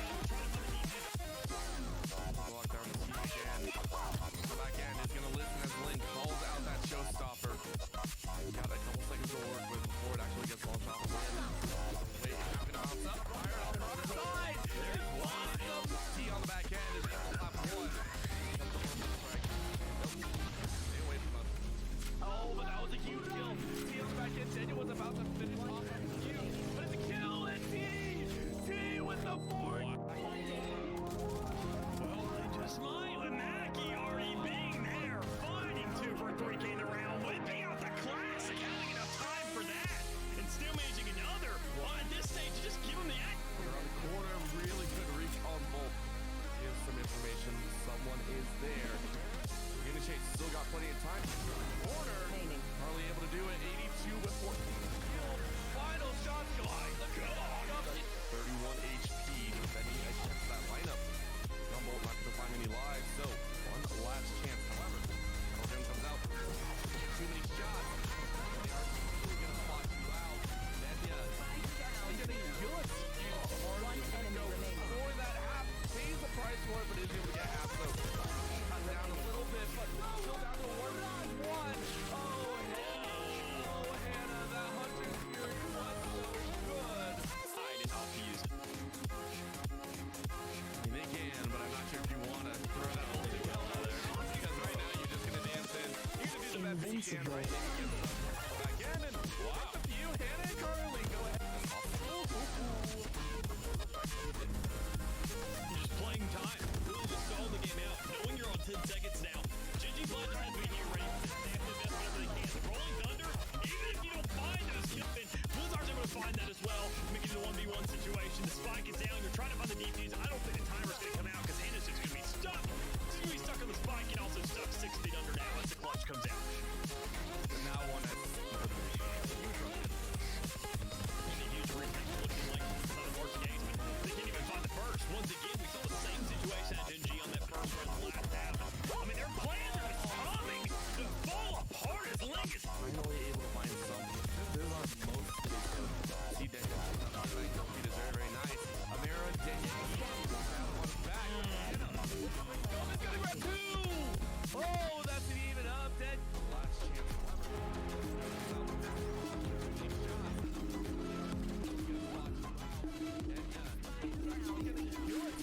Blizzard's able to find that as well. Making a 1v1 situation. Spike is down. Trying to find the defuse. Backhand is gonna listen as Link calls out that showstopper. Got a couple seconds to work with before it actually gets launched off of Link. Bounce up, fired off the other side. There's one. T on the back end. Nope. Oh, but that was a huge kill. T on the back end. Daniel was about to finish one off. Huge. But it's a kill. And T with the fourth. Well, they just might with Mackie already being there. Fighting 2 for 3 kids around. Whipping out the classic. Having enough time for that. And still managing another. Well, at this stage, just killing the act. Around the corner, really couldn't reach on both. Here's some information. Someone is there. You're gonna chase. Still got plenty of time. Corner. Hardly able to do it. 82 with 14. Final shot. Glide. 31 HP. Defending against that lineup. Rumble not gonna find any lives. So one last chance. However, Elgin comes out. 2 shots.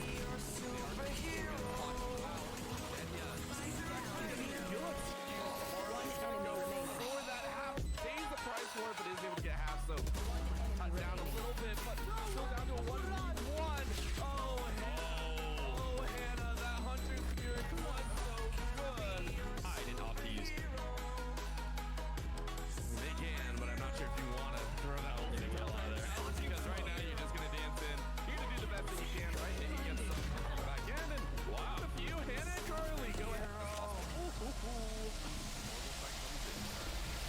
Just playing time. Really just stalling the game out. Knowing you're on 10 seconds now.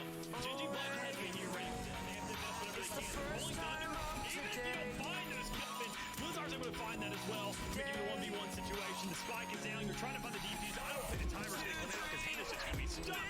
She's going to be stuck on the spike and also stuck 6 feet under now as the clutch comes out. And now one is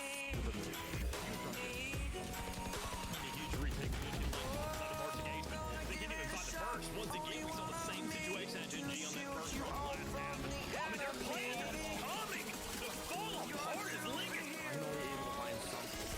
You're a superhero. He does very, very nice. Amira, Denya, grab one back. Quick scope is gonna grab 2. Oh, that's an even up. Dead.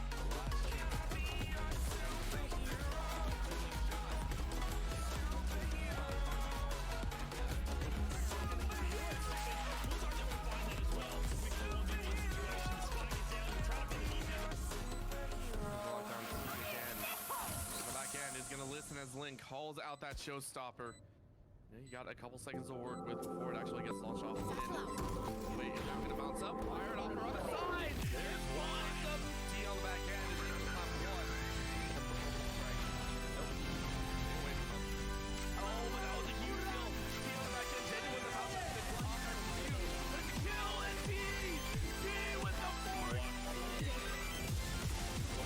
Smilanaki already being there, finding 2 for 3 came around, whipping out the classic, having enough time for that, and still managing another. Well, at this stage, just give him the X. Around the corner, really good reach on both. Here's some information. Someone is there. You're gonna chase. Still got plenty of time. Corner. Hardly able to do it. 82 with 4 kills. Final shots go high. 31 HP. Defending against that lineup. Gumball not gonna find any lives. So one last chance. However, Elgin comes out. Too many shots.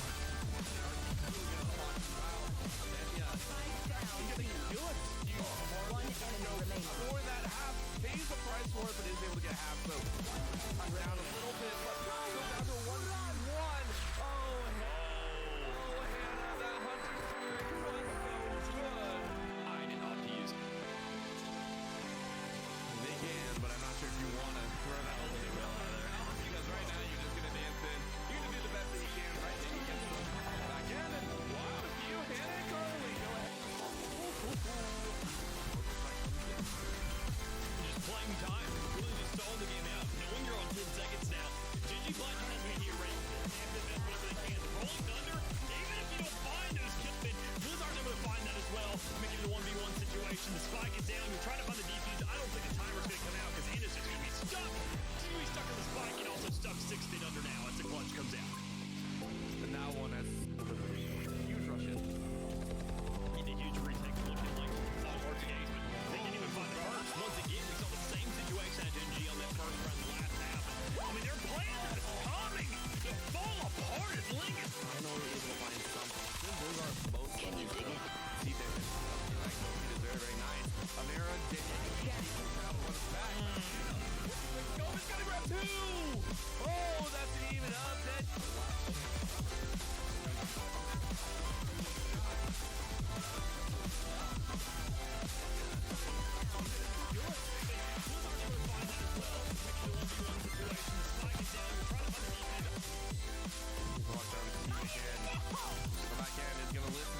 Calls out that showstopper. Got a couple seconds to work with before it actually gets lost off the win. Wait, having to bounce up, fired off the other side. There's one of them. T on the back end is in the top 1. Oh, but that was a huge kill. T on the back end, Daniel was about to flip off. But it's a kill, and T with the 4th. Smilanaki already being there, finding 2 for 3 came around, whipping out the classic, having enough time for that, and still managing another. Well, at this stage, just give him the edge. Around the corner, really good reach on both. There's some information. Someone is there. You're gonna chase. Still got plenty of time. Corner. Remaining. Hardly able to do it. 82 with 4. Shield. Final shots go high. 31 HP. Defending against that lineup. Gumball not gonna find any lives. So one last chance. However, Elgin comes out. Too many shots. They are really gonna spot you out. Denya is actually gonna kill it. One enemy remaining. For that half, pays the price for it, but is able to get half. So cut down a little bit, but still down to 1-1. Oh, I'm walking alone, the streets are empty. The only thing I can see is my own silhouette. they can, but I'm not sure if you want to throw that whole thing out there. Because right now you're just gonna dance in. You're gonna do the best that you can right there against them. Back in, and wow, you, Hannah and Carly, go ahead. Just playing time, really just stalling the game out, knowing you're on 10 seconds now. GG Black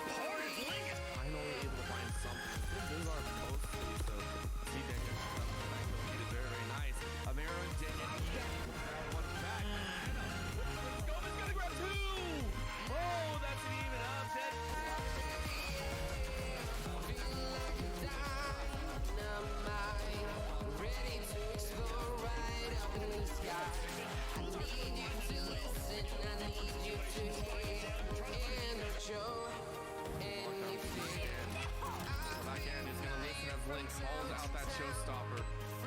Got a couple seconds to work with before it actually gets launched off the win. Wait, it's gonna bounce up. Fire it off on the side. There's one.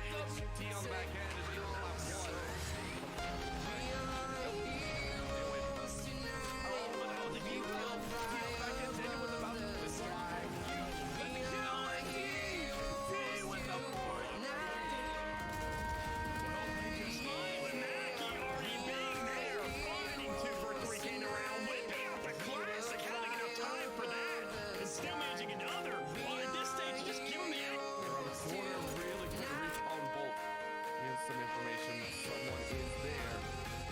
Still got plenty of time.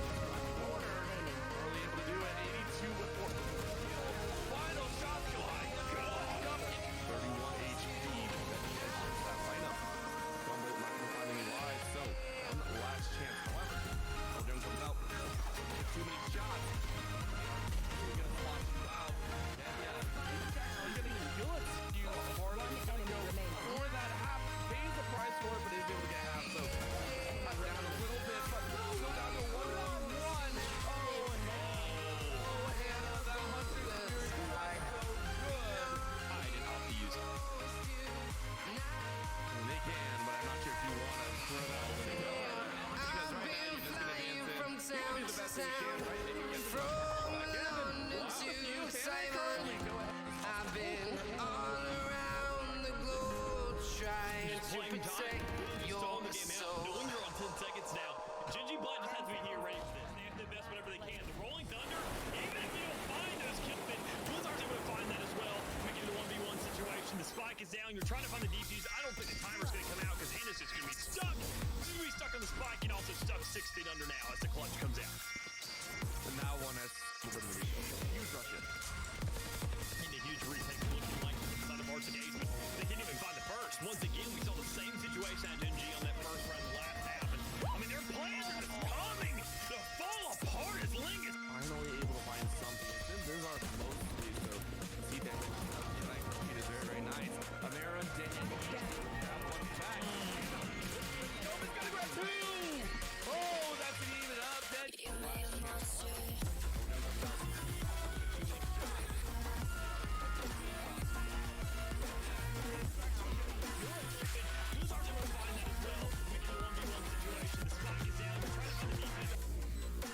Lockdown T again. On the back end is gonna listen as Link calls out that showstopper.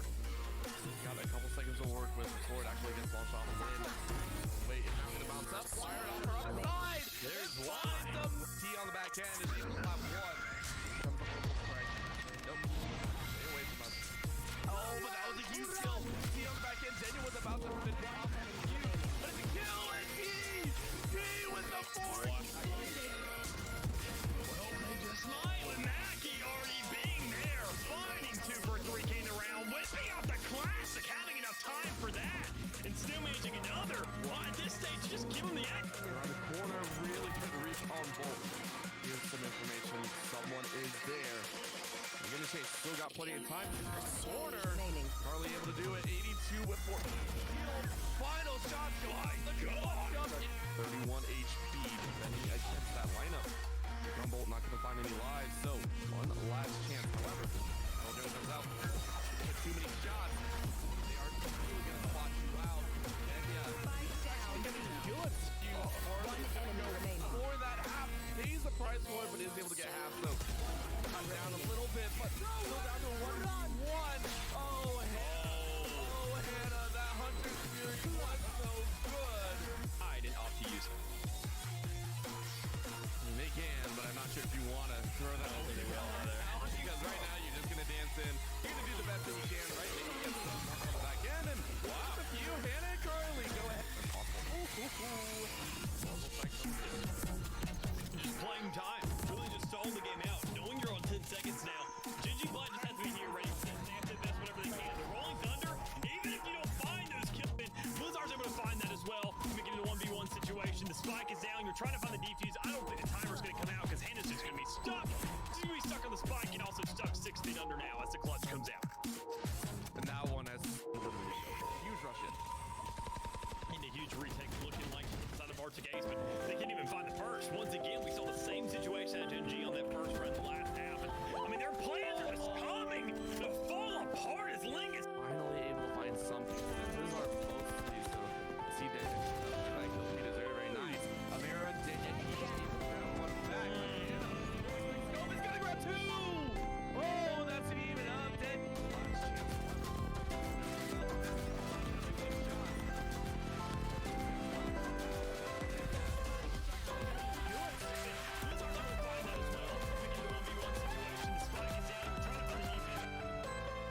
Lockdown team again. Backend is gonna listen as Link calls out that showstopper. He's got a couple seconds to work with before it actually gets launched off. Lin. Wait, it's gonna bounce up. Fire it off her other side. There's one. The T on the back end is able to stop one. Comes the orbital strike. No. Stay away from us. Oh, but that was a huge kill. T on the back end. Daniel was about to. All right, so it's going to be Black Lotus, of course, in our semifinals. They have blossomed in our last match on Breeze, of course, with all the sun and all the heat that that map was bringing. 13-9 over their opponents to Levitate, no longer on the map of Haven, so they aren't exactly levitating above anything at this point. But we have, of course, these guys, the aforementioned Black Lotus, up against the Nameless, who seem to, I mean, we have to call them Nameless, so they have a name of some sort, but we're going to be on the map of Haven, so as much as I wanted to have 6 different maps today in Pit of Valor, we're not going to do that. We're going back to our roots, what we started on. We had a couple different ones in the midst of that, but yeah, we're going right back to that 3-sided map where Black Lotus and Nameless are going to face off in the first of 2 semifinals here, which we're going to see on stream. I mean, well, we're going to see this one on stream. I apologize, not the other one, unfortunately, but nonetheless, yeah, good stuff, anyways. Oh yeah, and I mean, as much as I am personally not a very big Haven fan, I do like that we are starting to see a very wide variety of agents picked up on this map. I think that a lot of the times, especially like on Breeze, we were just talking about it, we're kind of in a situation where we're starting to see the exact same team comps over and over again on Breeze, and we aren't really seeing the same variety that we're used to seeing or would like to see. At least I would like to see. I like when we get a little bit of agent variety in our pickups, and I think that Haven is a great place that we're starting to see that happen. And if you like variety as well, you should check out our manager or coach only tournament. We will be hosting it very shortly. We'll be gathering more information to send your way, and if you want to stay infoed on all of that, you can hit up the ! Discord or ! Twitter to stay involved with all things GLG, including that manager and coach only tournament.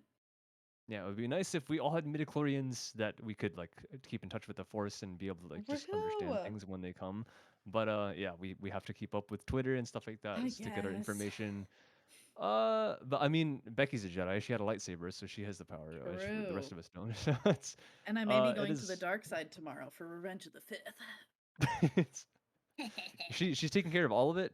I have absolutely nothing. I want a lightsaber so bad, dude. Like it's not even funny. One day, one Anyways, no. day. One day, yeah, when I get paid enough from GLG. No, I'm kidding. I'm kidding. I'm kidding. These guys are amazing. Thank you to GLG for having us in it once again.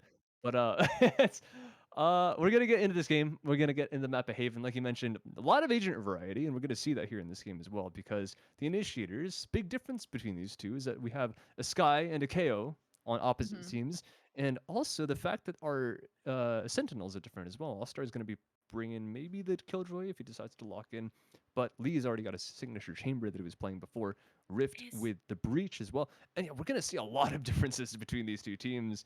Omen on both sides, Jet on both sides, but pretty much everyone else is different. So Sova and a KO versus the Breach on the Sky. There is a chamber versus the Killjoy. Yeah, this you could not. I mean, I guess you could get more different than this, but you would want a Jet, you would want an Omen. Maybe you bring out an Astra, but she's long gone from the meta at this point on this map. So Right. don't blame these teams for not being that primitive. But yeah, so this is going to be a very interesting one. Almost the exact opposite of a mirror comp, other than the two very standard and default agents that you have here. But yeah, this is going to be very curious to see as Nameless make their weekly debut on this stream. Pit of Valor number 88. We are up to 11 times 8, which is we're getting so close to 22 more until 100. You said 11 times 8, and my brain was like, what? Tell me that's right. I didn't get that wrong. It is right. No, it is right. My brain was not on that exact same wavelength for some reason. All right. You're actually in the game. I am just watching Fade's feed, and we did have Inline incorrectly labeled as potentially being a KO. I trusted you over what was showing up, and it is in fact the Jet, which makes a lot more sense. We did see Inline, and top of the board on the Jet on the previous map that we just watched, bringing Black Lotus home that dub, as you mentioned on Breeze. So excited to see N-Line go ahead and lock in that Jet once again, this time being a little bit more aggressive on this first round. We didn't see any Sheriff buys when we were on Breeze before, but we are seeing N-Line go ahead with the Sheriff going into this first round here on this defensive side, but it is actually Tasty to get the first kill. Bali with two very nice shots there, taking down two very nice kills to start it off, doing a great job. Gonna remove those rendezvous and now hold zoomed in. Unfortunately gonna miss that shot because of that nice crouch coming around that corner. Not gonna be able to connect for that headshot. Darrow though gonna be able to connect with Lee, peek around trying to grab Tasty. Darrow is able to. Smelly and Toshi getting some kills for the attacking side as Darrow and Rip doing some nice fight back. Unfortunately a bad time to pull out the bird. Toshi to take out Darrow. Bird is not gonna be enough. Nameless get the first pistol round. My goodness, that one got so close. 1 for 1 all across the board, but somehow, even with Lee's double entry in mid, I thought that really sealed the round. I thought even like that angle hold onto the backside C through garage, I thought that would have been a kill, but no, that was unfortunate. Yeah, like you mentioned, the crouch from Tasty, very nicely done to entry onto that site. But Nameless somehow pulled that back from a double man deficit, and gotta admit, Lee, good try. I mean, very nice double entry at the top of mid. He does exactly what he needs to, insta headshot, and then like the triple body, because he knows it's hard to land the second headshot there. But they're trying for some more mid aggression this time. I respect them for just going for like taking the initiative and trying for something. Nice headshot from Endline, but the opponents have armor and they have better weapons. So not only him goes down, but also his cover inside of B also falls as well. So big unfortunate circumstances for the entire team of Black Lotus. All the initiative taken just gets thrown back in their face. And it looks like the A site is going to be compromised completely by Nameless. They gotta go in, get a free plant. No one has died just yet, so it's up to Lotus to try and take any kind of weaponry off the hand of Nameless.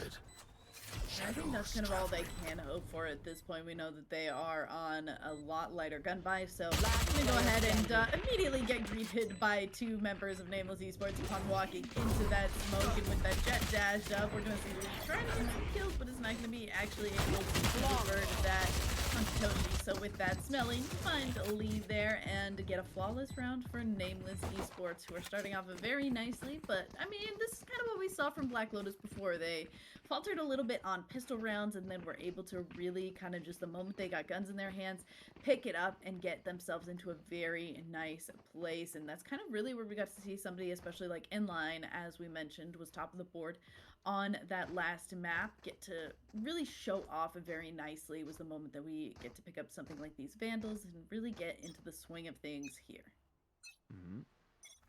So we're seeing this attack now. Nameless. Standard stuff, no default. Just any trips, pretty much.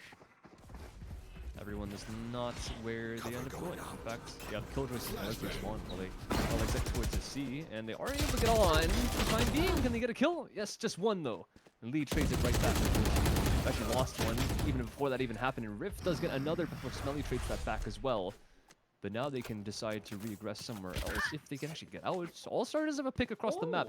Flank denied by Darrow. Now the options are opened up for this A site to be taken.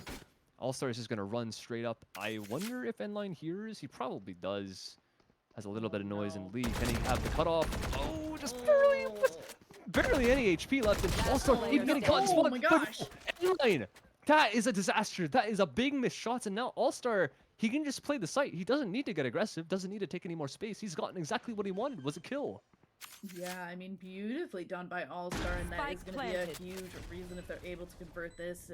Dark cover to go down here immediately, and Lee is left just kind of trying to figure out exactly where these final two remaining attackers are. Going to check out these default spots and locate the bomb, and now see if we can locate the final few members. Going to be caught out by that turret. Finds the kill onto Smelly, so very nicely done. Unfortunately, that turret location does kind of give away the location of where that Killjoy is likely hanging out. Some grenade going to start, and it's actually going to be the peak round upon going for the bomb that's going to allow All-Star to pick up that third kill, and the third round going Nameless Esports way. So now I'm starting to get worried about Black Lotus. Yeah, that yeah, it's only been 3 rounds, but yeah, I agree with you. That's 2 rounds where Black Lotus have gotten the entry and not been able to convert on it. That's not only a double entry in round 1, but that one was an entry on a C, trade back, and a second trade on that C site. And Black Lotus are down on manpower. No, sorry, Black Lotus are up on manpower. Nameless are the ones that have to decide to go all the way back towards that A site, but somehow that lurk comes in through, and he gets the kill on the flank, goes in, gets aggressive, and gets caught off, and still doesn't get punished for that.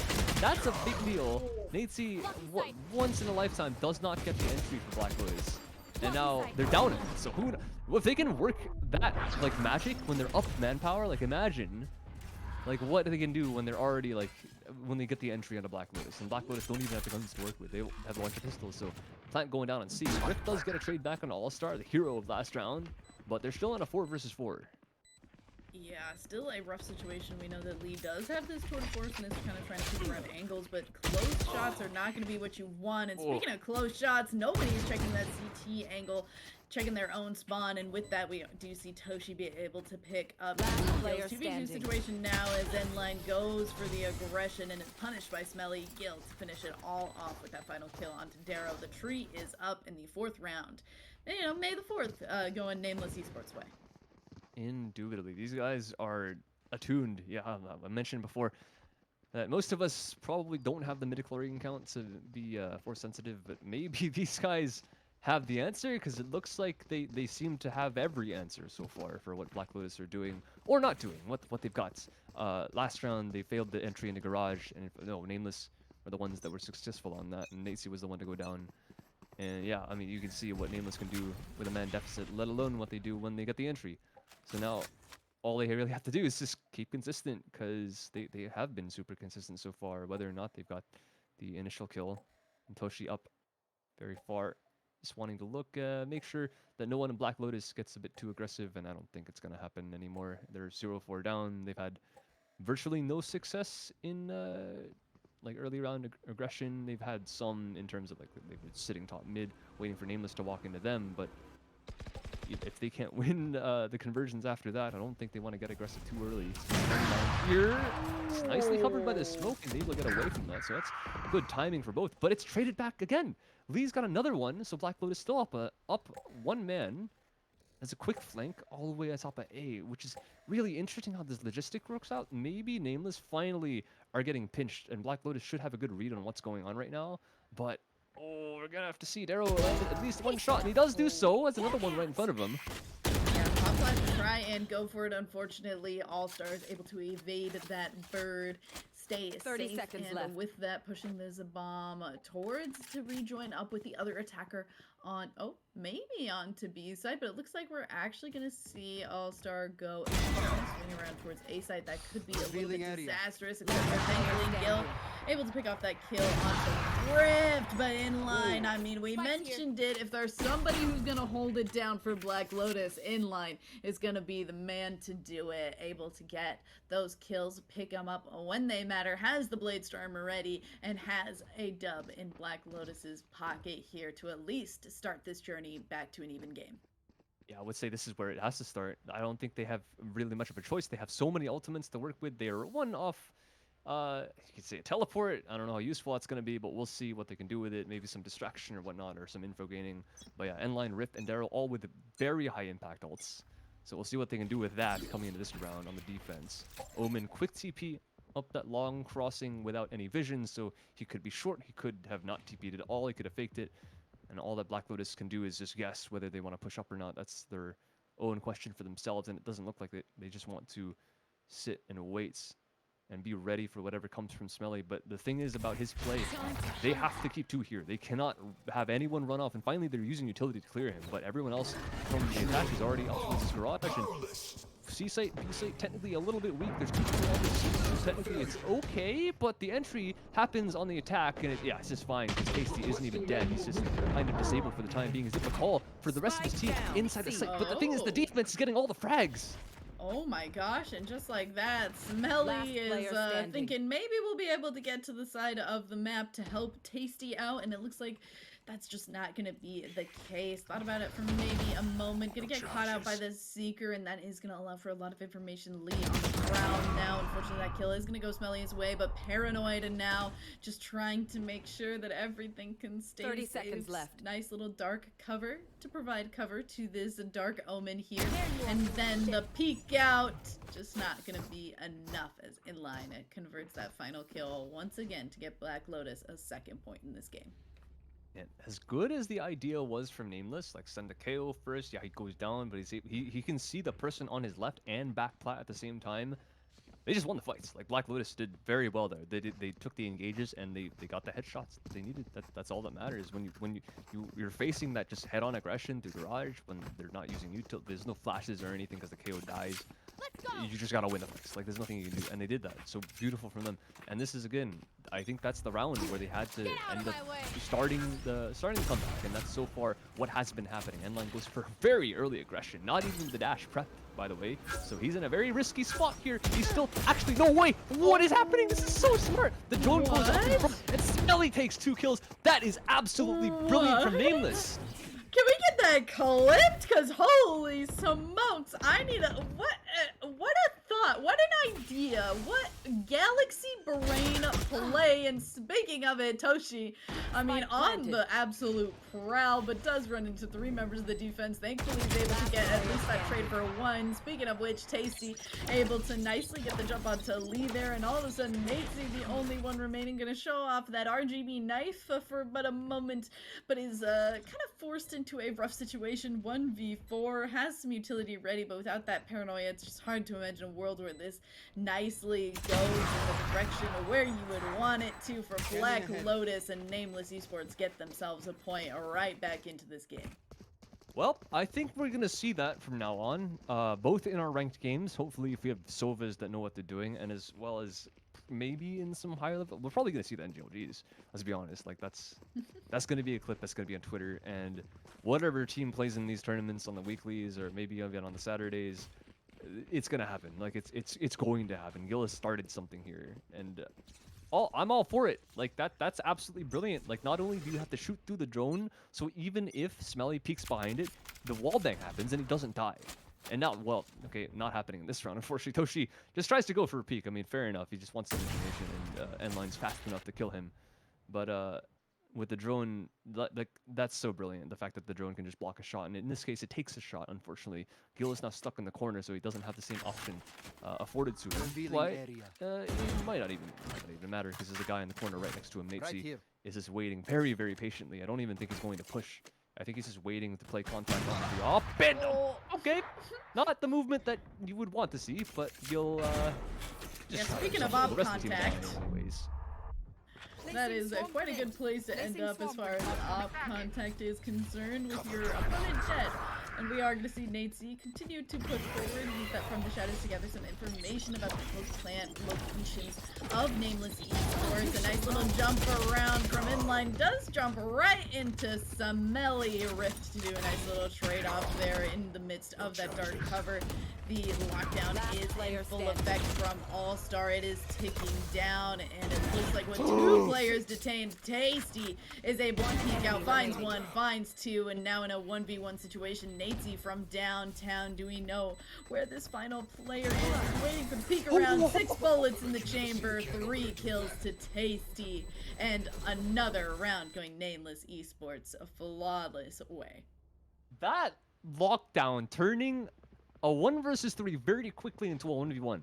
All-Star is dead. Like, he's not alive. And his utility does all the work for Natesy, oh, excuse me, for Smelly to clutch out that round. That is nearly unforgivable for Black Lotus. I don't know if they were just like gambling on the fact that they could find Smelly fast enough for the lockdown not to matter. But whatever the case, Nameless will take that every single day of the week. Like, they're just gonna, yeah. Endline trying to get aggressive. He just wants to try for something, some kind of set piece play. But the thing is, there's no stun for him. There's no flashes. You want to send 3 flashes up there while he's running up, as it doesn't happen. So he's up there solo. He's not gonna be able to do anything. And now the paranoia is going through. This full site except this is going to happen. Nate's got a trade right back. But Last player Toshi standing. is able to get one tasty, a double kill right off the back of that. And Daryl, how much more can he find? There is a rifle picked up, but in a 1 versus 3. I mean, we've seen the 1v3s happen, and that's certainly a good start. Picking off a Gil immediately here, but we do see that the bomb is not planted, so the attackers still with some control. Lots of time in this round, and with this run around, we do also have a moment for Tasty to gather information about where exactly Black Lotus's sky is going to be hiding, is going to be rotating to, though they are passing kind of like ships in the night through this middle part of the map. We do see kind of hanging out towards a B area, but Darrow nowhere near is going to peek around this long angle, and once again, the attackers and the defensive side are just gonna pass so slowly. Decides to go back towards this A long enemy area. remaining. Catches out All-Star, 3 kills Darrow's way. Guiding light is gonna go out as well, and Tasty now just has to wait for this peek around. Nobody knows exactly where Darrow is. But now with that audio cue, the flashbang's gonna go out. The flash is good, and what is happening? Tasty, okay, we were about to have some problems there, but Nameless Esports get it nonetheless. That one is a That was little bit scary. stressful. Yeah. It's a good way to put it. It's That was stressful, and I just started a new anxiety medication, and that still raves my heart rate, so. we don't we don't need any more of that on the screen, Tasty. Sorry. Good, yeah, triple kill. Nice. Good win. Good win. He's got it. 7-2. All good. Opponents are lacking on money. There's a tour de force, so they're going to have double sniper this round. But if they lose it, rough for Black Lotus. So yeah, good. Nameless need to keep doing what they're doing, because Endline, if he wakes up, there's going to be problems. And if rounds get that close, you never know what can happen. So hopefully, for Nameless's sake, they can get a bit more consistent. But so far, it's technically even been fine with those little tiny mistakes. I don't even know how that round was even feasible, but the flash was good enough, I guess. But this time, yeah, without that kind of consistency, this is what's going to happen. Black Lotus finally waking up once again. It's been a couple rounds since this has happened, but they've got a double entry. Gil with a trade right back, and Tasty has found some space up the garage. And in fact, they have no idea he's here. There's no utility. Endline's got another kill, but Tasty has found the back lines of 3 different players. Thing is, he's calling these players over the sea, and this could be an issue because he hasn't cleared the site yet, and there's an Omen still here, right beside Smelly. I don't think he's gonna clear it. Last player standing. Smelly falls Spike to down. Tasty, who's held that angle so well, and now Tasty is realizing, unfortunately, the decision paralysis of trying to figure out who to hit when you peek into 2 of them. Not gonna end up going Tasty's way, despite that, good effort at a flank. It worked last round, wasn't gonna work that round. Man, I mean, yet again, good idea, but that little detail that you forgot, it comes to bite you back in the butt. It's like you forgot you left the house and you left your stove on, and you come back and it's all in flames. That is, Oh no. it is unfortunate, but it happens, I guess, and that's what Black Lotus are going to take by the horns. They're going to take the bull by the horns and they're going to run with it. They're going to have 2 ops again, and the one horn on each side of the map, and now Nameless are on the light buy. So this is definitely very rough for these guys. Not gonna check that corner, and Natesy's gonna be able to pick up 2 as a result of it. Very nicely done, and a great angle to hold. Has held it previously, but just never been discovered, so gets to get away with it. Darrow pushing forward. Nice run into that headshot Last as player well to pick standing. off All-Star. Follows it up with a nice kill onto Tasty. All of a sudden, Toshi, the only one left, has the dash ready. Goes for that cloudburst, picks up the bomb, but in a rough situation, walks into the scope of Inline, who is able to line it up nicely and Last also round line in up the a half. nice 4th round for Black Lotus. Man, that was the opening that Lotus needed, was that little tiny mistake from Nameless calling that player over to C. And it that broke the money, actually, which is crazy to say because Nameless has won so many rounds in the second half. 4 in a row, then 3 in a row. And even still, after 2 losses, after 1 single loss, 2 players run shotguns. That's how close these rounds have gotten. That's how tight. Like if the 1 versus 1s went the other way, Black Lotus could be well above and beyond Nameless's scoreline right now. But it's been a couple fortunate 1v1s, couple fortunate 50-50s for the attacking side. The reason they're 7-4 up, because this is the potential that Black Lotus have under their pockets, and now they're finally making use of it. This is a full buy from Nameless, and they've already gotten entry on 5 or 4 ultimates on the board now with the Blade Storm in hand with the Jets. So still something to be done, but Black Lotus, they have finally woken up in terms of their just raw gunplay. Whoa, I mean, do you still call it gunplay if it's with blades? I mean, all of a sudden, Toshi, I mean, okay, a great swap into a Bucky of all guns. Darrow picked off 2 to try to counteract it, but ultimately Tasty to get 1 more kill keeps this an even game. It is 2-2, Jet versus Jet, and KO versus Omen in line with this operator trying to peek around, trying to figure out any information. Gonna go ahead and wait for these dark covers to come out from the defensive side. Cloudburst defense in line here and get a little bit further on the side, inching forward. Has the shorty, tries to go for it, but it's just not able to convert it with that kill onto Tasty. Thankfully, Nacy in the right place, right time, finds that kill onto Toshi through the wall, but Tasty, right place as well. Nice trade back there and getting the advantage very much in Nameless Esports way at that half. Man, if the wind blows south, Nacy gets that kill. Straight up. Like, he was aiming slightly to the left. And that, like, the 1v1 that he took, he managed to isolate the fight between the boxes and under hell, which is absolutely nuts. The fact that he's, like, that wide away from the boxes in a 2v1. Like, they should both be peeking up at the same time, but he still managed to get a kill before the second person is able to trade. And it got so darn close. But yeah, it's unfortunate. By their narrowest margins, all these 1v1s are somehow being won by Nameless. I don't even know how it's happening. Even with, like, that one round that Tasty whips, like, half the mag of the Vandal, he still wins it. 8-4. And that is a decisive scoreline for the first half. Yeah, maybe this map is attack-sided, but even still. We'll see. Okay, Black Lotus now on the favorite side. Now they're up on, hopefully, the half where they decide to show their mettle. And Toshi, oh yeah, he's taking initiative. He wants to go all the way through mid.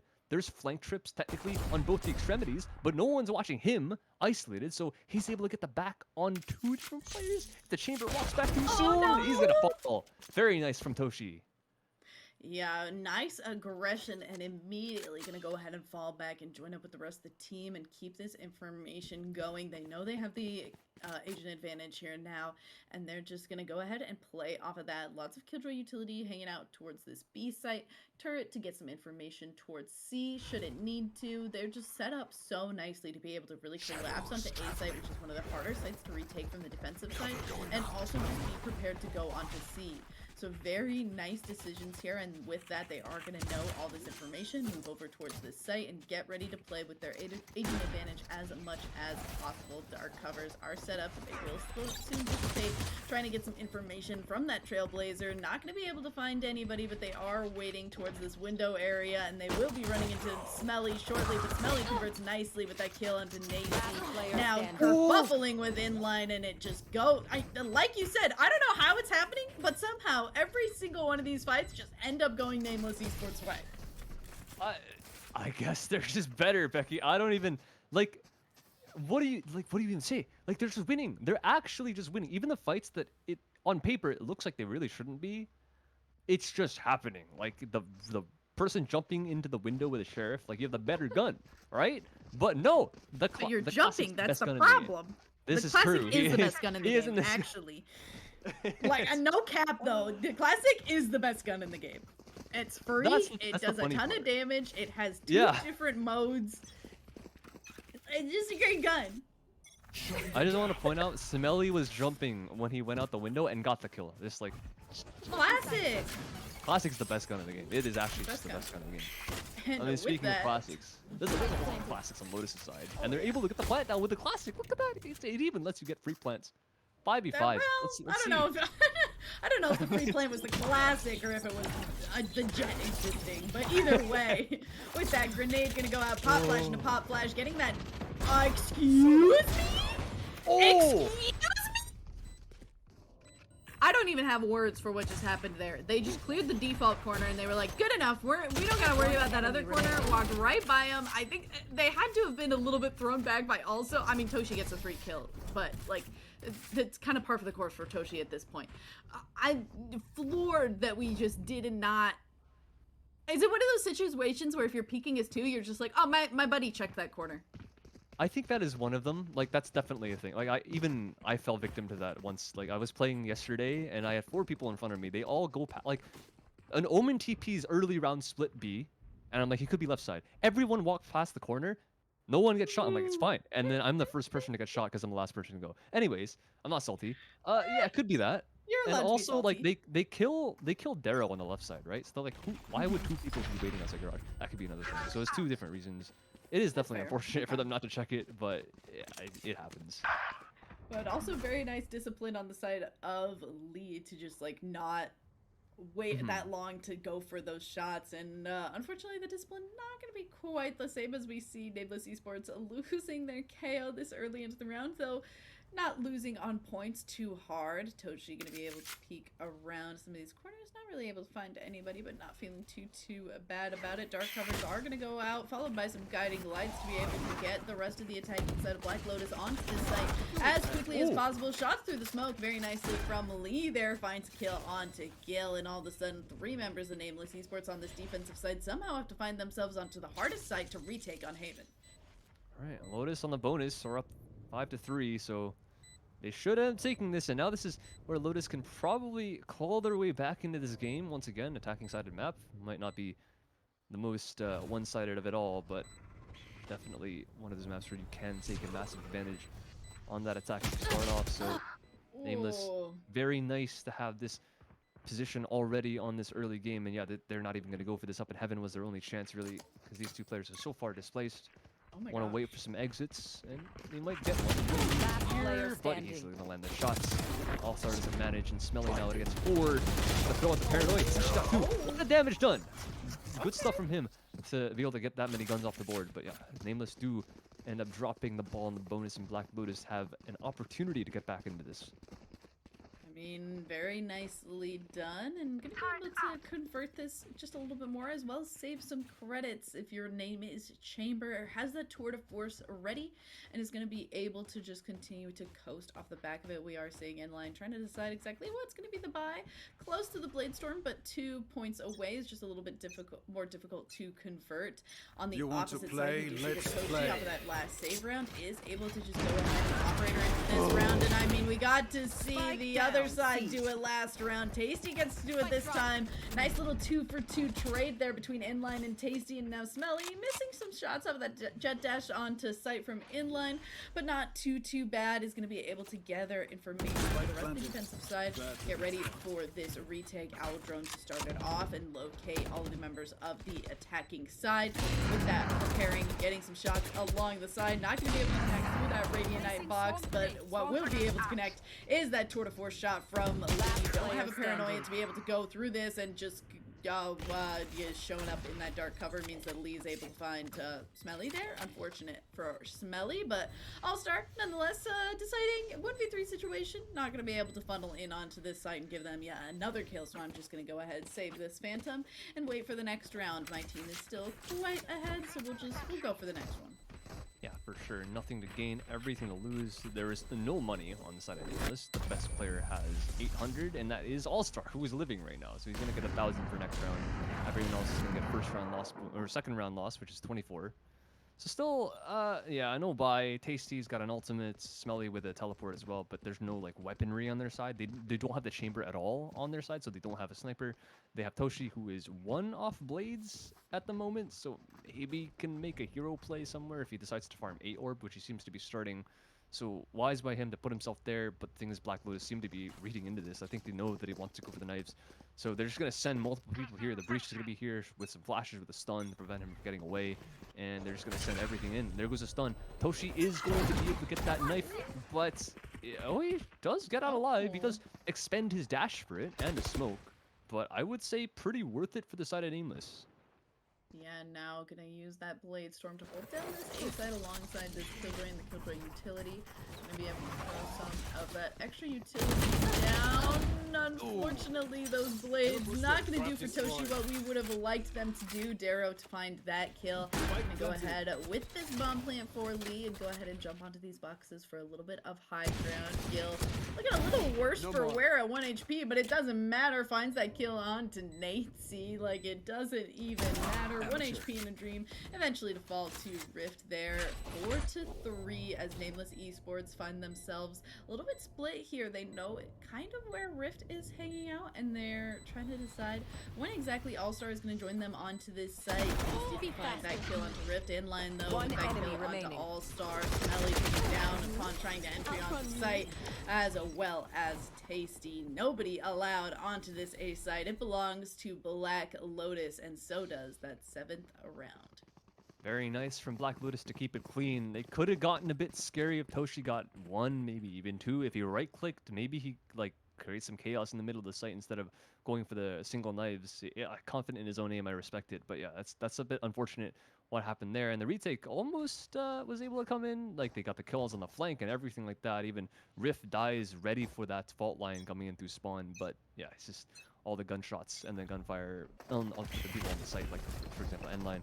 It worked out, so everything was all good. And Smelly this time, they want to go fast C for Black Lotus, but there's a smoke there and they go right through it, so they get at least one of their heads taken off. But everyone else vacates the site as Black Lotus do funnel on through, and they do clear it all out as they go for the plant. So 5-on-4 for the retake for Nameless. Big Spike chance. planted. Yeah, and Rolling Thunder is down as well, so maybe it's not going to be as bad as I thought. Rift to get 2 kills, though. Tasty can be resurrected should somebody be able to step up to that as well. Unfortunately, Gil, upon trying to jump up there, does fall. Last Toshi player trying standing. to trade back and keep the dream alive. Knows where 2, or at least one of them could be hiding. Finds the kill on the end line, though. Just a little bit too heavy of a swing means Darrow finishes it off, and Black Lotus are slowly getting themselves closer and closer to bridging this gap. Wow, the epitome of Valor. He's just running and gunning. He did not let go of the movement key as he shot Toshi there. I would be a bit peeved if I was the Jet, but you know, you come into this and you know what game you're playing, so that's just something you got to deal with. So Darrow, well done. He knows exactly what's got to happen from the win that 1-versus-1. Low HP, he can't just commit to a fight or else he's probably going to get body shot to death. So it just goes for the running gun, and it works. Toshi's now got the best buy on their team for Nameless, but everyone else is Sheriffs. So that one little round where Black Lotus had to win that anti-eco, or that bonus was a big turning point, and now they're 2 rounds away from tying it up, and it will likely be won at the end of this, considering the buy that Nameless has, and considering the read that Black Lotus has had as well. This is absolutely brilliant. They know somehow, it doesn't even matter how it is, whether they've got the force sensitivity or what, but they know that A site is dangerous.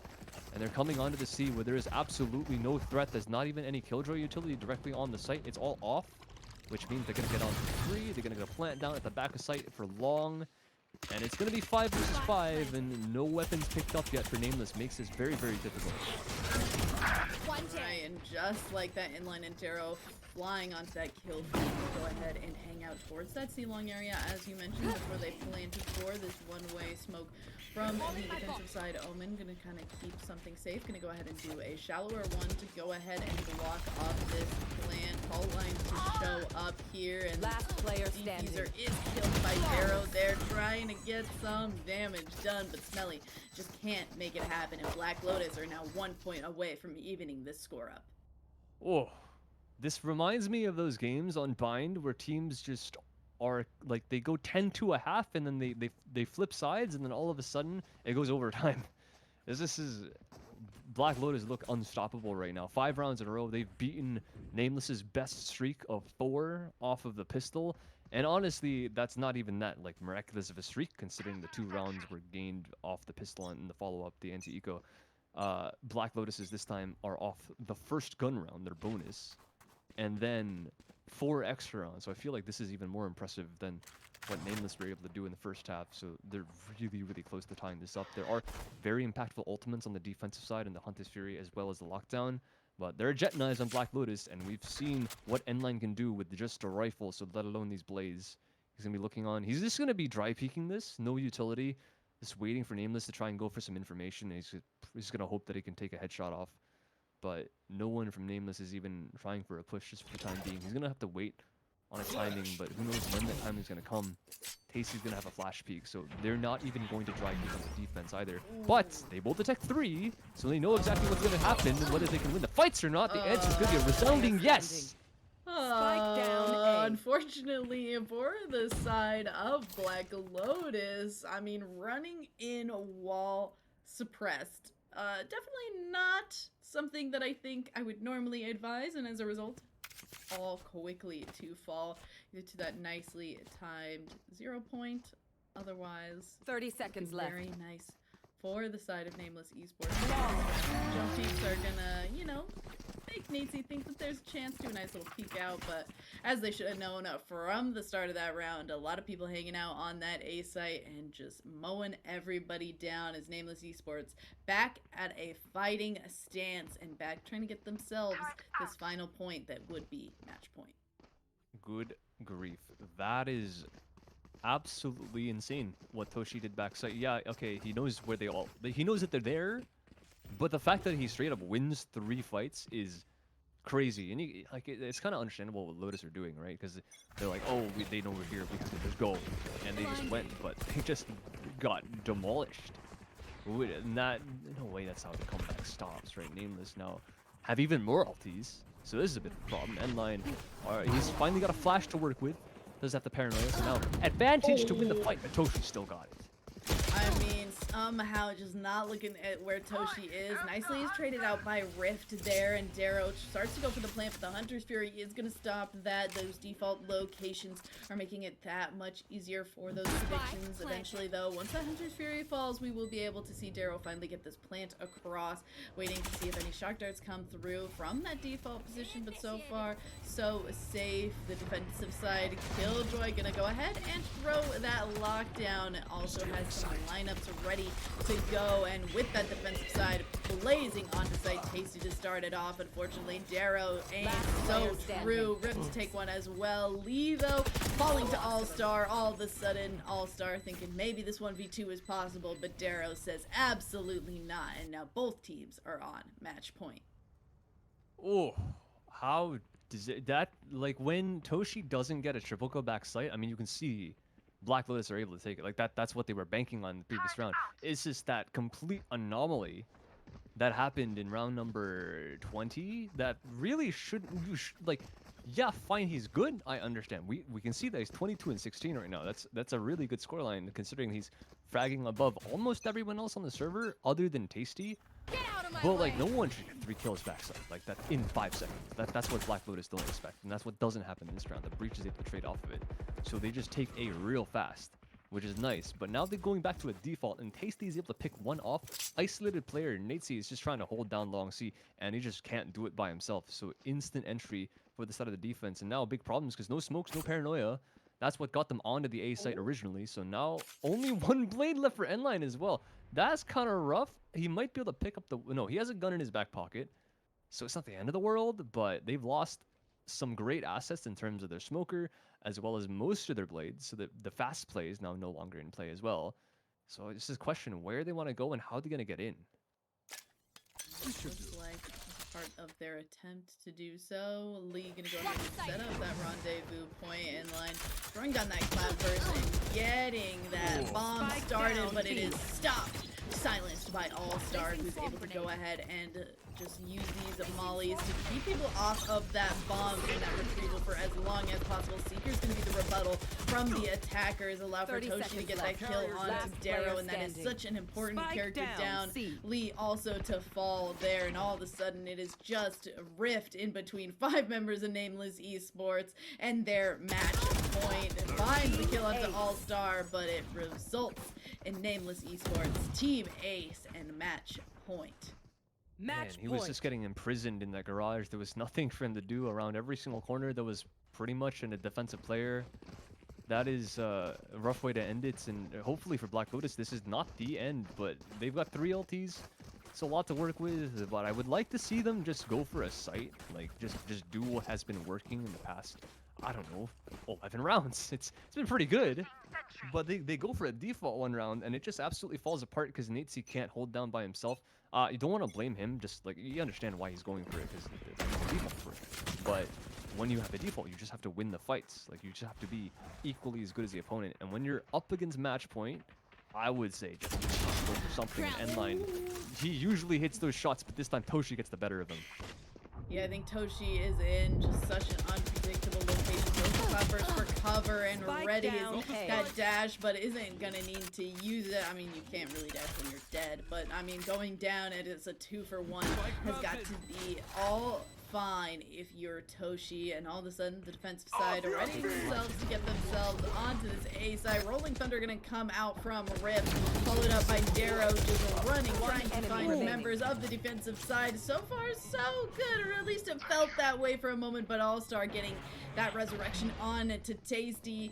Now, 3 members blazing onto the site. They play together. There's no way this goes bad. The blind able to get Rift 1 kill, but that is going to be enough for Nameless Esports to take down this map and get themselves to the finals. Nice try from Black Lotus, but Defenders not win. good enough. 13-10. Go Nameless on to the grand finals, like you mentioned, Becky. And now, yeah, I mean, that was a good showing from Lotus, admittedly. Towards the end, and especially in the second half, their attack was looking absolutely phenomenal. And then all of a sudden, Nameless is wake up. Toshi getting that triple kill back site. The start of the comeback against the comeback that Lotus were having, and that's a funny thing to say, but it really was what was happening, because the A site take was looking great. When he doesn't get multiple kills back site, it's just a disaster for the side of Nameless. But he was consistent during the last couple rounds where he was getting a triple kill. He got 1. He was good for a minimum 1 every single round, which is already crazy. But some of the rounds he's getting 2, and then that final round, of course, he got 1 at the top of the box, which was Endline, probably one of the best players on the side of Black Lotus in terms of fragging potential. And then he also got 1 backside, and he almost spray transferred onto a 3rd player as well. So big value that Toshi was holding at the back of A towards the end of that map, and that was really what ended up closing it out. Obviously, the entire team played well, but towards the end, when the struggle bus really hit them, 5 rounds in a row from the side of Black Lotus, he was the one that stepped up and said he put his foot down and did not let go of that A site. Yep, and just like that, we do see Nameless Esports get that round and get themselves into our finals, our final match of the evening that will be coming up right after this short break. Final shot go high. Look at 31 HP defending against that lineup. Gumball not going to find any lives, so one last chance. However, Elgin comes out. Too many shots. They are going to spot foul. And yeah, now he's getting good. Before that half, pays the price for it, but isn't able to get half, so cut down a little bit, but still down to 1-on-1. Oh, Hannah, that Hunter's Fury was so good. I didn't opt to use it. I mean, they can, but I'm not sure if you want to throw that whole thing out there. Because right now, you're just going to dance in. You're going to do the best that you can, right? Maybe get some back end, and wow, a few. Hannah and Carly, go ahead. Just playing time. Really just stalled the game out. Knowing you're on 10 seconds down. Changing buttons has been your range. But they have to invest whatever they can. The Rolling Thunder, even if you don't find those kills, Blizzard's able to find that as well. Making it a 1v1 situation. The spike is down. You're trying to find the defuse. I don't think the timer's going to come out because Hannah's just going to be stuck. She's going to be stuck on the spike and also stuck 16 under now as the clutch comes out. And now one has literally huge rushes.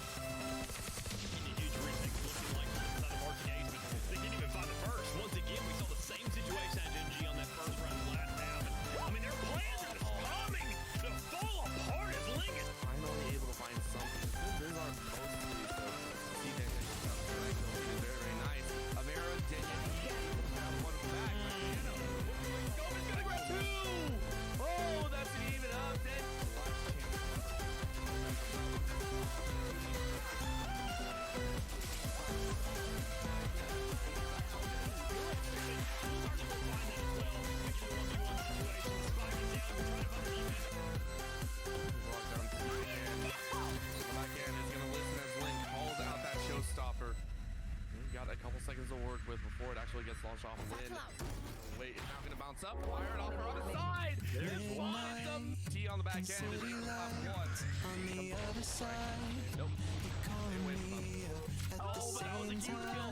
T on the back end. Daniel was about to finish off the feud. But kill and T with the board. With Mackie already being there, fighting 2 for 3 K in the round, whipping out the classic, having enough time for that, and still managing another. Well, at this stage, just give him the egg. Around the corner, really good recon bolt. Gives some information. Someone is there. You're gonna chase. Still got plenty of time. Corner. Hardly able to do it. 82 with 4 kills. Final shots go high. The jump. 31 HP. That lineup. Gumball not gonna find any lives. So one last chance. However, Jung comes out. Too many shots. We're gonna watch you out. Kenya. He's gonna kill it. Harley gonna go for that half. Pays the price for it, but is able to get half. So cut down a little bit, but still down to 1-1. Oh, Hannah. Oh, Hannah. That Hunter Spirit was so good. I didn't opt to use it. They can, but I'm not sure if you want to throw that whole thing out there. Because right now you're just going to dance in. You're going to do the best that you can, right? Then you get some back end. And wow, a few. Hannah and Carly. Go ahead. Just playing time. Really just stalling the game out. Knowing you're on 10 seconds now. Gingy Button has been here ready for this damn defense whenever they can. The Rolling Thunder, even if you don't find those kills, Blizzard's able to find that as well. Making it a 1v1 situation. The spike is down. You're trying to find the defuse. I don't think the timer's going to come out because Hannah's just going to be stuck. He's going to be stuck on the spike and also stuck 16 under now as the clutch comes out. And that one has huge rushes. Getting a huge retake. You can link inside of Arctic Ace, but they can't even find the first. Once again, we saw the same situation at NG on that first round last half. I mean, their plan was coming to fall apart as Ling is Finally able to find something. This is our most season. That complete is very, very nice. Amira, Daniel, grab one back. Scope is gonna grab 2. Oh, that's an even up. Dead. Last chance.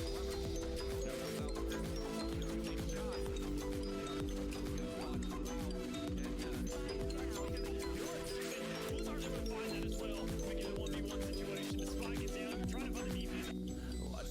Lockdown again. Back end is gonna listen as Link calls out that showstopper. Got a couple seconds to work with before it actually gets launched off of it. Wait, it's going to bounce up. Fire it off on the side. There's one. T on the back end.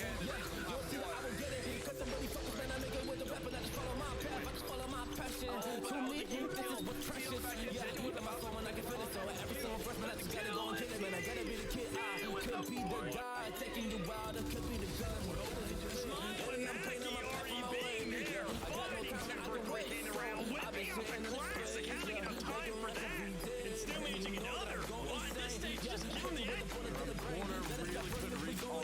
Here's some information. Someone is there. You're gonna chase. Still got plenty of time. From the corner, hardly able to do it. 82 with 4 kills. Final shot. My God. 31 HP. Defending against that lineup. Gumball not gonna find any lives. So one last chance. However, Jung comes out. Too many shots.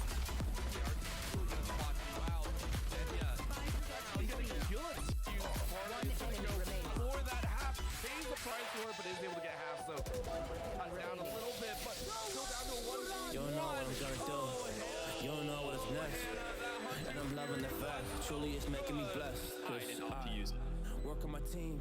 No snakes in the They grass. can, but I'm not sure if you want to throw that whole thing out there. Because right now you're just going to dance in. You're going to do the best that you can, right? Then you get that back end. And wow, you, Hannah and Carly, go ahead. Just playing time. Really just stalling the game out. Knowing you're on 10 seconds now. Gingy Button has been here ready. Hit the death whenever they can. The Rolling Thunder, even if you don't find those kills, Blizzard's able to find that as well. Making it a 1v1 situation. The spike is down. You're trying to find the defense. I don't think the timer's going to come out because Hannah's just going to be stuck. He's going to be stuck on the spike and also stuck 16 under now as the clutch comes out. And that one is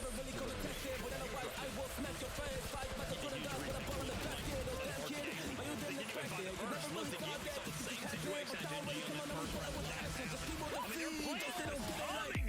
fall apart as Ling is finally able to find something. Since these are mostly so CJ and like they'll beat it very, very nice.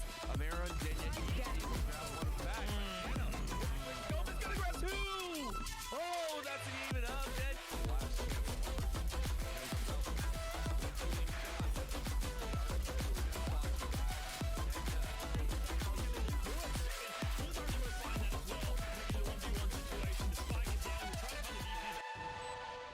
Lockdown T again. On the back end is gonna listen as Link calls out that showstopper. Got a couple seconds to work with before it actually gets launched off. Wait, is now gonna bounce up? Fire it off her other side. There's one. T on the back end is able to slap one. Nope. Stay away from us. Oh, but that was a huge kill. T on the back end. Daniel was about to spin one off. The kill and T with the fourth. Smile and Mackie already being there, finding 2 for 3 gain the round, whipping out the classic, having enough time for that, and still managing another. Well, at this stage, just give him the act. Around the corner, really good recall bolt. Gives some information. Someone is there. Unit Chase still got plenty of time. The corner, probably able to do it. 82 with 4. Final shot going. The up 31 HP. Defending against that lineup. Rumble not going to find any lives, so on the last chance. However, Jones comes out. Too many shots.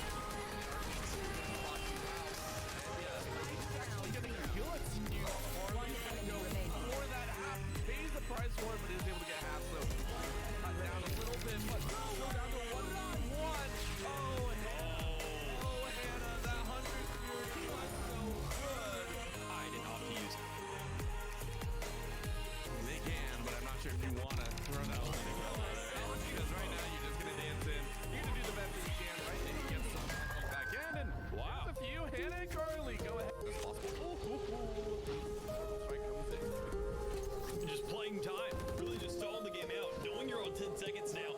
Gingy Blood just has to be here ready for this. They have to do the best way they can. The Rolling Thunder, even if you don't find those Kingpin, Blizzard's able to find that as well, making it a 1v1 situation. The spike is down, you're trying to find the defuse. I don't think the timer's going to come out because Hannah's just going to be stuck. She's going to be stuck on the spike and also stuck 6 feet under now as the clutch comes in. And now on as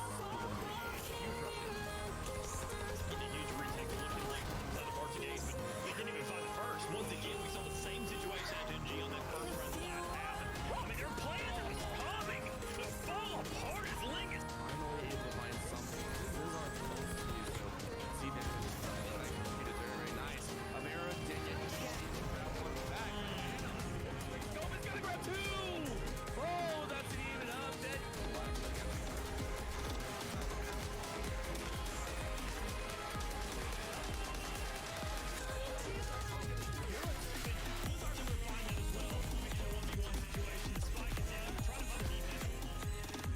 Lockdown again. On the back end is gonna listen as Link calls out that showstopper. Got a couple seconds to work with before it actually gets launched on the win. Wait, it's now gonna bounce up. Fire it off her other side. There's one. T on the back end is just left one. Right. Nope. Stay away from them. Oh, but that was a huge kill. T on the back end. Daniel was about to put it off and huge. But it's a kill and T with the fourth. Smile and Mackie already being there, finding 2 for 3 gain the round, whipping out the classic, having enough time for that, and still managing another. Well, at this stage, just give him the egg. Around the corner, really good recall and bolt. Gives some information. Someone is there. You're gonna chase. Still got plenty of time. Corner. Hardly able to do it. 82 with 4. Final shot going. The goal. 31 HP defending against that lineup. Rumble not gonna find any lives, so on the last chance. However, Elgin comes out. Too many shots. They are gonna block you out. And getting a good skew for that half. Pays the price for it, but is able to get half, so cut down a little bit, but still down to 1-1. Oh, Hannah, that 100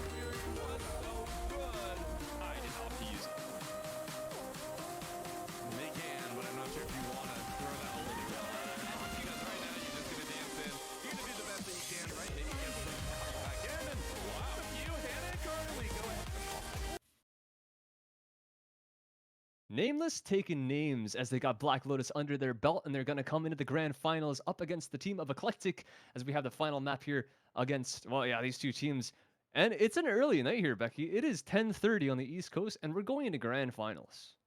It's so nice, actually. I'm going to be able to walk my dog for the evening. I'm actually surprised that he didn't freak out when I just said that. While it's still light outside, it's going to be absolutely fantastic. And as I say that, both these teams are going to bring us into like quadruple overtime. So I actually won't be able to. I'm going to, yeah, knock on wood real fast. But I'm hoping, though, I guess potentially I shouldn't hold my breath. I mean, both these teams made it to the finals, so they got to have some gall behind them. Yeah, for sure. Not only the finals, but Nameless coming off a victory on Haven. We're going back into the same map. We're going into Haven. So 3 Havens of the day. This one's going to be the final one. So we're going to have to see. We're not going to have to see any more of it after this one. But you never know how much of it we have to see in this one. Because like you mentioned, these two teams, I mean, they're in the grand finals for a reason. And the last one got pretty tight, if I must say so myself. Nameless were looking like they were dropping the ball in the second half. It was looking a bit scary.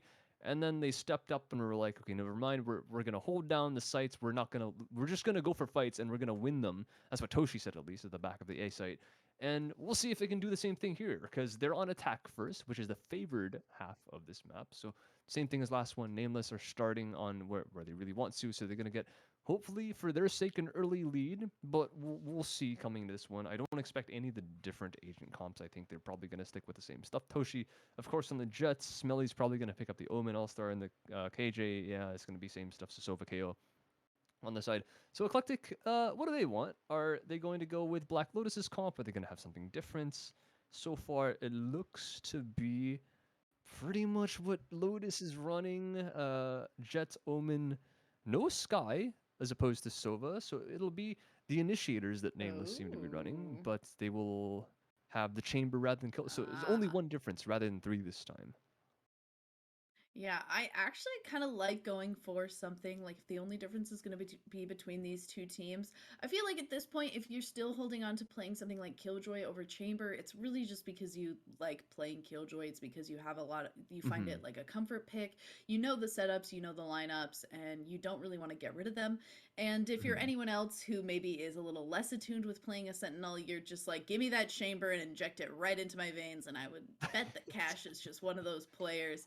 I mean, I get it. I was not one of the people who learned Killjoy lineups. I'm not one of the people who learned Viper lineups. And so I'd rather just play the character that gives me the free guns and has a trademark that is really like kind of the very dumbed down Sentinel utility to go ahead and use. Yeah, for sure. Like the strongest sniper in the game as well. You have what is essentially an insta-kill Marshal in your hands. Yeah, it might only have 5 bullets, but it also slows your opponents when you kill them. So yeah, he's kind of strong. And it's funny to see a lot of people when he first came out kind of throw him to the wayside. And I know, ironically, probably the most famous example of someone that tossed him out when he came out and is in fact maining him nowadays is Mela from C9 White. Yeah, shout out, lovely player. She's absolutely amazing and talented as all hell. But that was just funny. Chamber's really good. I don't think that anyone with a free operator every potential 7 rounds could have ever been bad in any kind of circumstance. But who knows? Everyone has their own opinion. People thought Yoru was going to be broken. He was absolutely useless for a long time. People thought Chamber was crap, and now he's god tier. So yeah, who knows? He's getting nerfed. Crazy it's part almost is like you need to play with characters and things to actually okay, so I come from like Magic casting a lot too, and we also get to like the same time cards get spoiled for Magic the Gathering, we just see everyone being like, this card is bad, and then it ends up being absolutely broken, or people thinking like, oh, this card is like fine, it's like B tier, and then the card is like S tier, and it's just one of those things, you don't really know how something is going to be until you get to like really see it in an environment that it is meant to be played in, get some practical use out of it.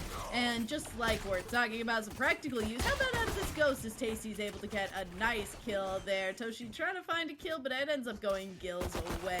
Gonna just narrowly avoid a shock dart to the face there while in the middle of that dark cover. And finally, Caloric gonna be able to get onto the screen here for Eclectic. 2v4 situation. Blazing speed though, as I mean, if there's a way to keep onto the kill feed, Caloric definitely found it. 2 more kills, 1 kill to even it up as Logan finds one as well. All of a sudden, All-Star the only one left, but Caloric with 4 kills. I mean, I thought that that was going to be a fast round going Nameless Esports way, and Eclectic definitely are here to show me that I was very wrong. That absolutely should have been done and dusted. Nameless had that site under control, and Caloric comes in from the flank, gets a pretty labored spray onto a player at logs, then one taps the next guy through the box with a headshot, and then even more, like, just sheriff spam for the final person. All-star, like, constellation, I don't know how that happens. It doesn't make any sense, but Caloric, he's able to get a bunch of really messy kills, and it's ending up with him with a quad kill, 5 on the Bladestorm, and now he's going to get a rifle into round number 2, which is kind of scary. And the only reason is, one, he could lose it, of course, in any other round, but now Nameless are actually forcing up into this one, and they're looking for a very, very fast C-play. Oh, I mean, that's aggressive as we see Calculator just go ahead and throw at that Paranoia. Paranoia versus Paranoia does result in Skarn somehow picking up 3 kills there? I mean, the Paranoia from the defensive side, Omen did hit a lot of the attacking side, and I guess that just means that Skarn got to clean up house, I guess? I don't even know what to say as All-Star is able to pick up cash, but I mean, 4K after 4K for Eclectic here, who, you know, get a second round off of the back of 2 4Ks from the defensive side. Wow. Michael Karn's 60 TV. I mean, if you want to check him out, it's right there, but what a spray down. Yeah, straight up, like, they went for fast C, and Michael's at the back of the site. It happens, you line up, and the Spectre just completely decimates every single person trying to come up. Spectre go It's simple. Yeah, honestly, like, well, it's more like, but you yeah, there you go. That was actually a really good impression, actually. Your first one felt a little Aries. The second one, you actually, I feel like you nailed it. Yeah, thank you. I appreciate it. I'll work on it. I'm not gonna do it. Ben just asked me to do a sheriff. I can't. There's a new sheriff in town, and it's Michael Stark. And speaking of which, we see a lot of dark covers down, and doesn't matter. I mean, we just said it. Spectre go burr, and it goes burr right through those smokes, and allows for a quick and easy kill. The defensive side also from Logan this time going to be able to pick up another kill there. Oh, followed up by a nice little peek alongside. I know that Shock Dart's going to force you into those corners, and I'm going to go ahead and follow it up very nicely. A flawless third round, not one that you expect to go so quickly. Eclectic, though, off to a breakneck speed. All right, so given what happened on paper, Nameless forcing up round 2, losing it means they're broke. So this is technically not a standard bonus round for Eclectic. So Nameless they have no money or weapons, so they just go fast B to get the plant down. But with everything that Eclectic have in their pockets, all the utility and all that crap, they just retake the B site for free. Not for free, but you get the idea. Like, it's not hard. Like, at this point in the lifespan of the game, it's been 2 years approximately. People know how to retake B if you're playing on a coordinated team. That's exactly what happens. And now, finally, Nameless have guns, but they actually get entried on by Corey, who does also have a rifle, so he's taking an easy fight. But so far, he has looked absolutely indomitable for the side of Eclectic, and even backside, Kash. I hope I don't say his name wrong, because so far he's got the weaponry to work with to take my head off if it all comes down to it. But thank goodness for Nameless, they're actually not going to aggress on him. In fact, going to reset back towards the mid, where Jet seems to have a little bit of space, has some information on them wanting to aggress down B site. But yeah, again, they have the weaponry, so Eclectic, whatever guns they have, even with the Spectre in the KO's hands, it's going to be scary for Nameless, especially because they're already down manpower. Yeah, and with that, we are going to see the attacking side of Nameless Esports kind of just waffling over the place, hanging out in their own spawn, and are going to finally decide to make a little bit of a push through this garage area on the precipice of running into a lot of players. Calculator actually preparing the Paranoia in the wrong direction, but ends up throwing it in the right direction, and somehow still ending up dead, despite being nearsighted. Toshi able to find that kill Skarn with a nice little trade back cash to follow it up. Toshi, though, really just trying to hold it down for Nameless Esports, was one of the big names that we mentioned previously, and still able to keep it held up. 2 HP, makes a nice little dash away, joins back up with Gil, and they're going to try and make it happen in this 2v3, make it a 1v3 situation for Gil, except for that it's not going to be a 1v3. It's going to actually be a 3K for Chloric and a 4th round for Eclectic. Yet another multi-frag for this shot on the defensive side. That is unreal. The fact that, look at his scoreline. He's 8-0. This guy has not died. He has averaged 2 kills per round. Obviously, like, it goes up and down what he's actually getting, but averaging 2 KPR and also not dying at all. Like, what? If they can't stop him, there's no winning for Nameless. Because, like, remember, we're playing Valorant. Yes, plants matter, but one win condition is just eliminating the enemy team. And not only that, killing people also makes it easier to either plant or defuse. So just remember that for a second while you have to deal with Chloric. But yeah, if they can't, yes, Ben, that's how it works. If they can't deal with producer, it, is like, that how it works? he's actually just trolling me so hard right now, but all good. Nameless, Sometimes you gotta they- troll. What's the point of cannot use producing that if you're not gonna troll? This is true. Yeah, this is oh god, I mean, they're spitting bullets right now. Like, what do they do? What? How do they stop him? Every single time I want to praise a player in this game, that player immediately dies. And just as I was about to praise Toshi, Chloric is like, absolutely not, and I'm enemy absolutely gonna pick What? up yet Spike another down 3K, A. 31 HP. Thought I was maybe gonna get another 4K, but Logan actually had to go ahead and take that one from me, and all of a sudden, Eclectic 5 rounds and not letting Nameless have any wiggle room. They came off of so many wins. They came off of a very close game in the last one, and this one is just slipping away really fast from them. This is just rude. Like, there's nothing else to say about it. Caloric's flawless. Logan is also flawless, might I point out. We didn't say his name before, but I mean, oh, actually, didn't I? I think I did. But yeah, it's hard to forget the Jet 11-0 at the top of the scoreboard. But yeah, the Sova is even doing the work as well. It's just crazy. Like, Toshi, he can't even punish Calculator, just going for a blind peek. Like, no util, nothing being thrown. That should be a free kill every single day of the week. But not today, I guess. And even up in mid, there is a very aggressive push from Michael, and Toshi is caught throwing a smoke. That is unfortunate. Pop flash going through. Tasty can't. He falls to his doppelganger, and it's been 30 seconds. And Eclectic have gone 2-man up. Calculator even following up on his clone as well. Last player standing. Absolutely a cleanup. Gil is in A, but Spike is in spawn. That is how far that Nameless did not get in this round.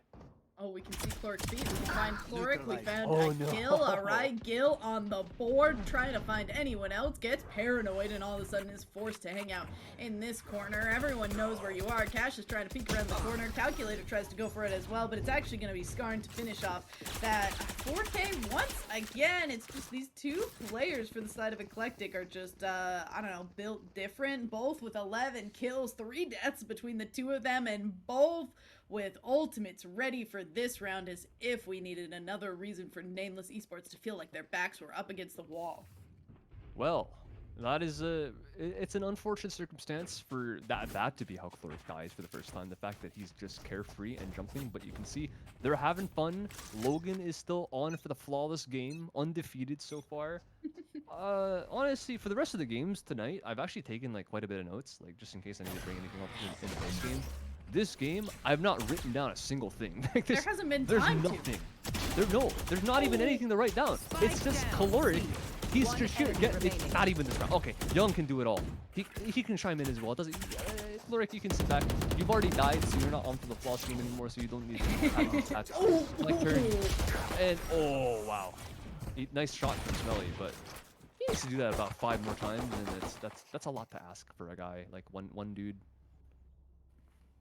Oh, and just like that, 7 rounds for Eclectic. 12 kills to both of these top players for that side as well. We are just seeing a rough game, and this is a situation where even if you were to take a timeout for Nameless Esports, what would you talk about? What do they need to end up doing? Where are they starting to falter? Like, honestly, this feels like a ranked game. Like, look at this. He's straight up from C, and there's a kill going back and forth, and they're just going for fights. They're dueling around every single corner. This is just a bunch of micro plays, like flash for yourself and peek on your own accord, like for the KO.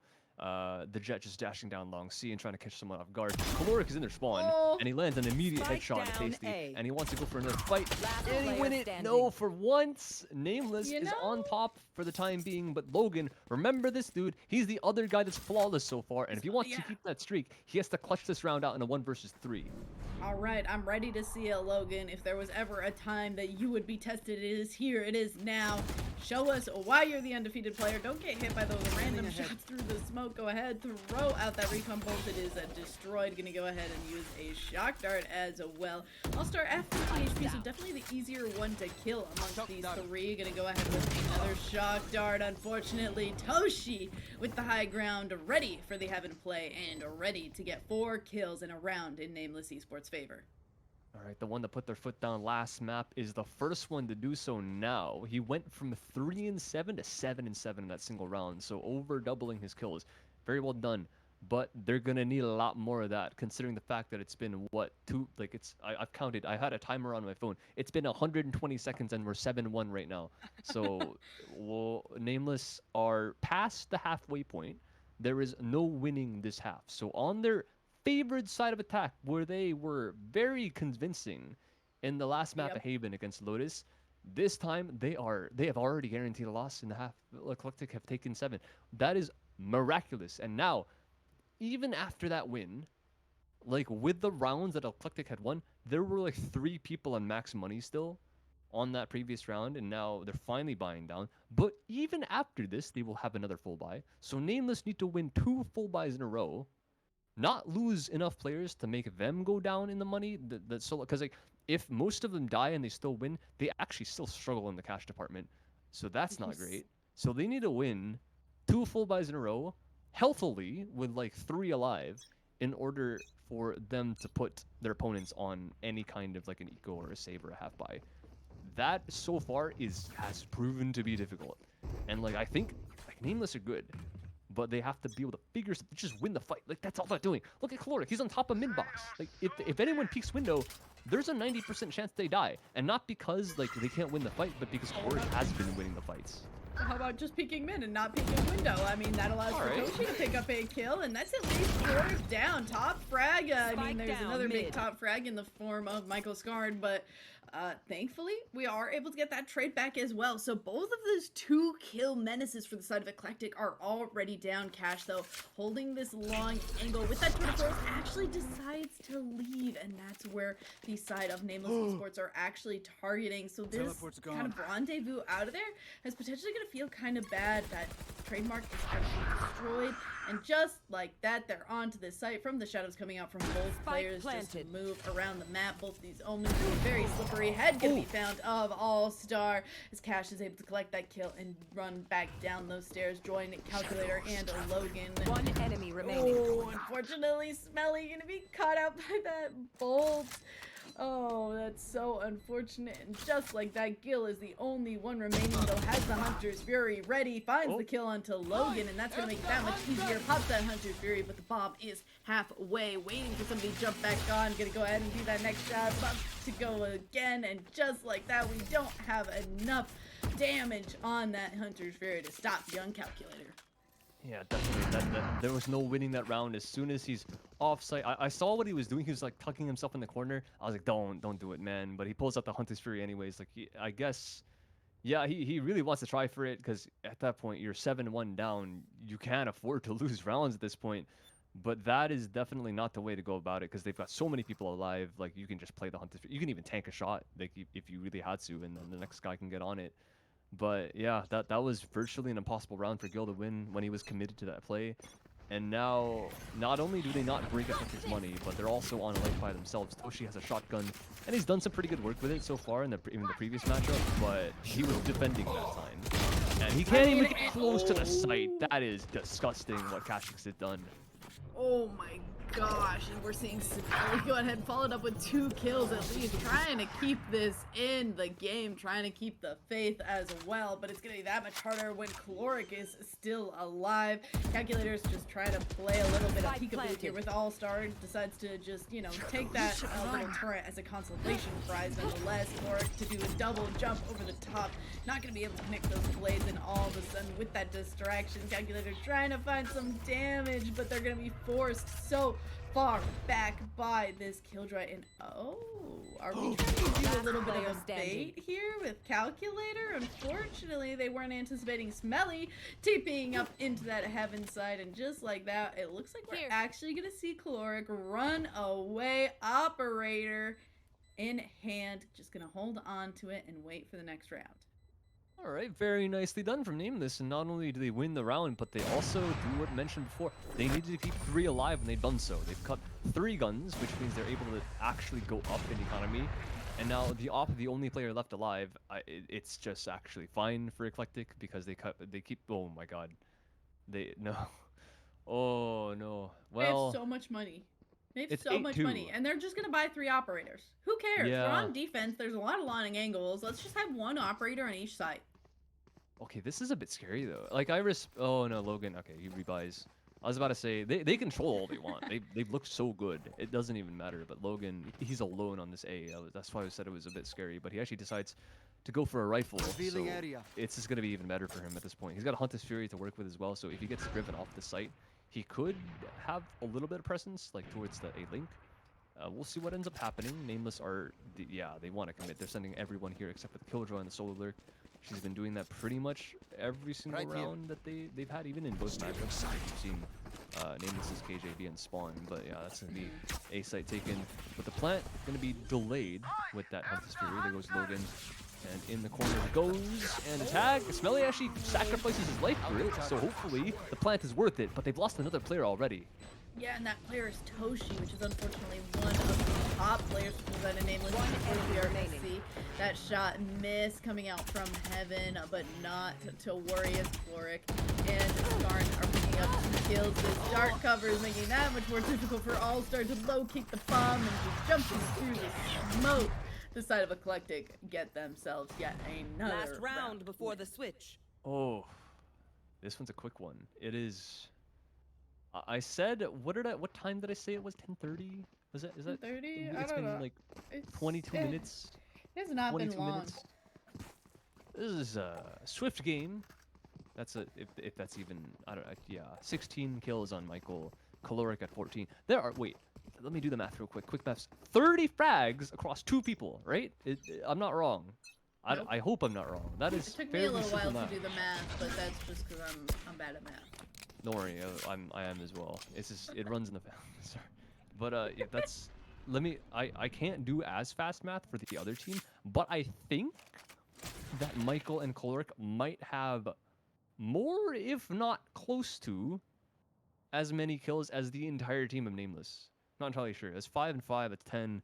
4 and 3 is 7. 17 plus 8. So yes, 2 players on Eclectic have more kills than the whole of Nameless combined. That's just. That is unbelievable. I mean, but okay, but look at it this way: if Nameless are able to get this round, like 9 and 3 is not too bad. I mean, you've said it that this is an attack side map, which is the part that scares me. But what also scares me is Young Calculator in this up high area. I have the high ground, but it doesn't matter. Only good for 1 kill. Skarn to pick up 1 as well there, and unfortunately, Kashik getting a nice little bit of aggression at a guild that rewards with the double digits, and now I'm worried for Nameless. Man, 10-2, if that isn't the highest ground that we've seen today, I don't know what is going to be. That is absolutely ridiculous. The scoreline in the half, and even more so on the defense. Don't try it, Anakin. There's nothing they can do. Honestly, at this point, it looks like Nameless are just going to get not only younglings, decapitated, but they're going to. They're getting cut in half. Oh no! Not like this! Not like this. The women and the children too. Oh no. Not like this. Not like this. But I mean, if Nameless, Revealing area. okay, Tasty, All-Star, okay, Kill Feed, coming up Blue, coming up Nameless right now, looking pretty okay. Calculator gonna go ahead and blind that robot and What is he just doing? running right click into Tasty. It is gonna be 1-for-1 trade though, but that is okay player with standing. Nameless Esports and Guild to follow up as well. We were almost looking at a team ace, but Gil had to go ahead and get 2 kills. Nameless Esports, alright, maybe they're just defense players. Maybe, yeah. Eclectic are they're not slowing down. You can even see the dude just running straight into the garage, not a care in the world. So maybe that's the chance for Nameless, and you never know. They went for a force in the first half and died. I think it ended up working out. Eclectic, we'll see if they actually decide to do the same thing. They have sheriffs already coming out, half armors on multiple players. A stinger on Caloric, that thing can do some work. I've watched some players, I've used it quite a bit myself, and that thing's a sleeper weapon. I mean, if Caloric can, if he knows how to use it, this could be quite dangerous for the side of Nameless, but at least there's a bit of reprieve, because he's the only one forcing up any kind of weapon at all, so very, very wise. Eclectic are still showing some respect to Nameless, as much as I can say that. I don't even know how relevant that word really is in this matchup anymore, but whatever the case, yeah, they're not going for a force up, they're just looking for quite a fast A, looks like, up through short, though pretty much everyone other than Neighbor, and they're on the site, but Floric can't make too much happen with the finger. Yeah, unfortunately, Tasty is gonna shut that down right quick, and oh, though Cash and Logan getting 2 kills do keep Eclectic in favor here. If they were able to pick up those guns, they're gonna be in quite a good spot, although also to make sure that that is not looking too good, though Headhunter gonna do some great work. Thankfully, Nameless Esports are able to continue to keep this as even of a game as possible. All of a sudden, bomb down, Logan, making it Last that player much more standing. difficult. Tasty picking up 3 kills, but it is a 1v1, and they don't know where exactly this Omen is hiding, and 2 What? HP on Tasty. I mean, Calculator just has a classic, but we've seen Calculator get some nice kills with the classic, be really aggressive, and when your opponent only has 2 HP, you could hit him in the toes with that gun and still make magic happen. He's got a paranoia as well. He's gonna use it. There's no way. Tasty has to just go for a spray. You know? This is unbelievable. There's no way that Tasty wins this. Surely. This fight is so awkward, but 1 bullet is all he needs, but there's no time anyways. No, Tasty gets 4 kills, but the 5th kill is himself. And we do see Eclectic against all odds in that round. I mean, the damage is done. Nameless Esports bought up, and they should have been able to convert that round, and they're going to be on broken buys this turn, and they're facing 1 away on their opponents from match point. The worst thing about this situation is that no matter what, it doesn't matter if you, like, win second round, lose second round. Like, your third round's gonna suck. But if you win first round and lose second, there's nothing that you can do. Your third round sucks. Like, it's just so bad. There's no buy. And that is likely putting a Eclectic up to 12. Already an attacker all the way deep into B. Michael getting double kill. Caloric even following up on that. 1v5. 1v5. How much can this guy do inside a garage? Yeah, Calculator doesn't even care. Also, Shelly has a shorty. Oh, okay, we found a sheriff. We found a sheriff. We'll replace that shorty with a sheriff. That's at least a little bit nicer. Finds a kill on Skarn. Okay. 3 bullets. People know where you are. You got some damage on you. Getting teleported on. Smelly is on the run. Teleports away. Gets caught by the trademark. Is slowed and just falls. Calculator. The hunt is good. So is match point for Eclectic. Match point. There is no getting away. There might not be a Sky on the enemy team. There might not even be a Fade, but it looks like they are Bloodhounds because they can track him down just by scent alone. Oh my gosh, Fade is so fun. What? Fade is insane. I am looking forward to when Fade gets in the meta. I would be scared to see how Eclectic would use her, considering how much they're hunting their opponents already. This is unbelievable. Chef's kiss, beautifully said. I mean, Fade is also beautiful, and I'm so excited to see her get played. I'm just excited to see like high-level players utilize her because I think she's so fun to play, and I can't wait to like steal everyone's strats and try to Same. pretend like I came up with them when I obviously didn't. As we see, yet another breakneck start from the side of Eclectic. Logan starting us off this time with a nice kill on Koshi there. Unfortunately for Nameless Esports, Calculator to go ahead from the shadows. Watch them run. Okay. We almost said hello to a Sova in an Owl Drone form, but thankfully said, we'll leave you alone. Recon is picking out Gil, and that will Gil's defeat All-Star to fall as well. Tasty trying to keep it as even as possible. Picks up 3 kills, and with that in the 2v2 situation before falling, but is in a resurrectable spot. Smelly to kill Caloric. Gonna go ahead and get this resurrection. Second shock dart from Logan has the Hunter's Fury though as the CP starts to go off. Hunter's Fury! Attackers win. What? One shot from Hunter's Fury finishes off 2.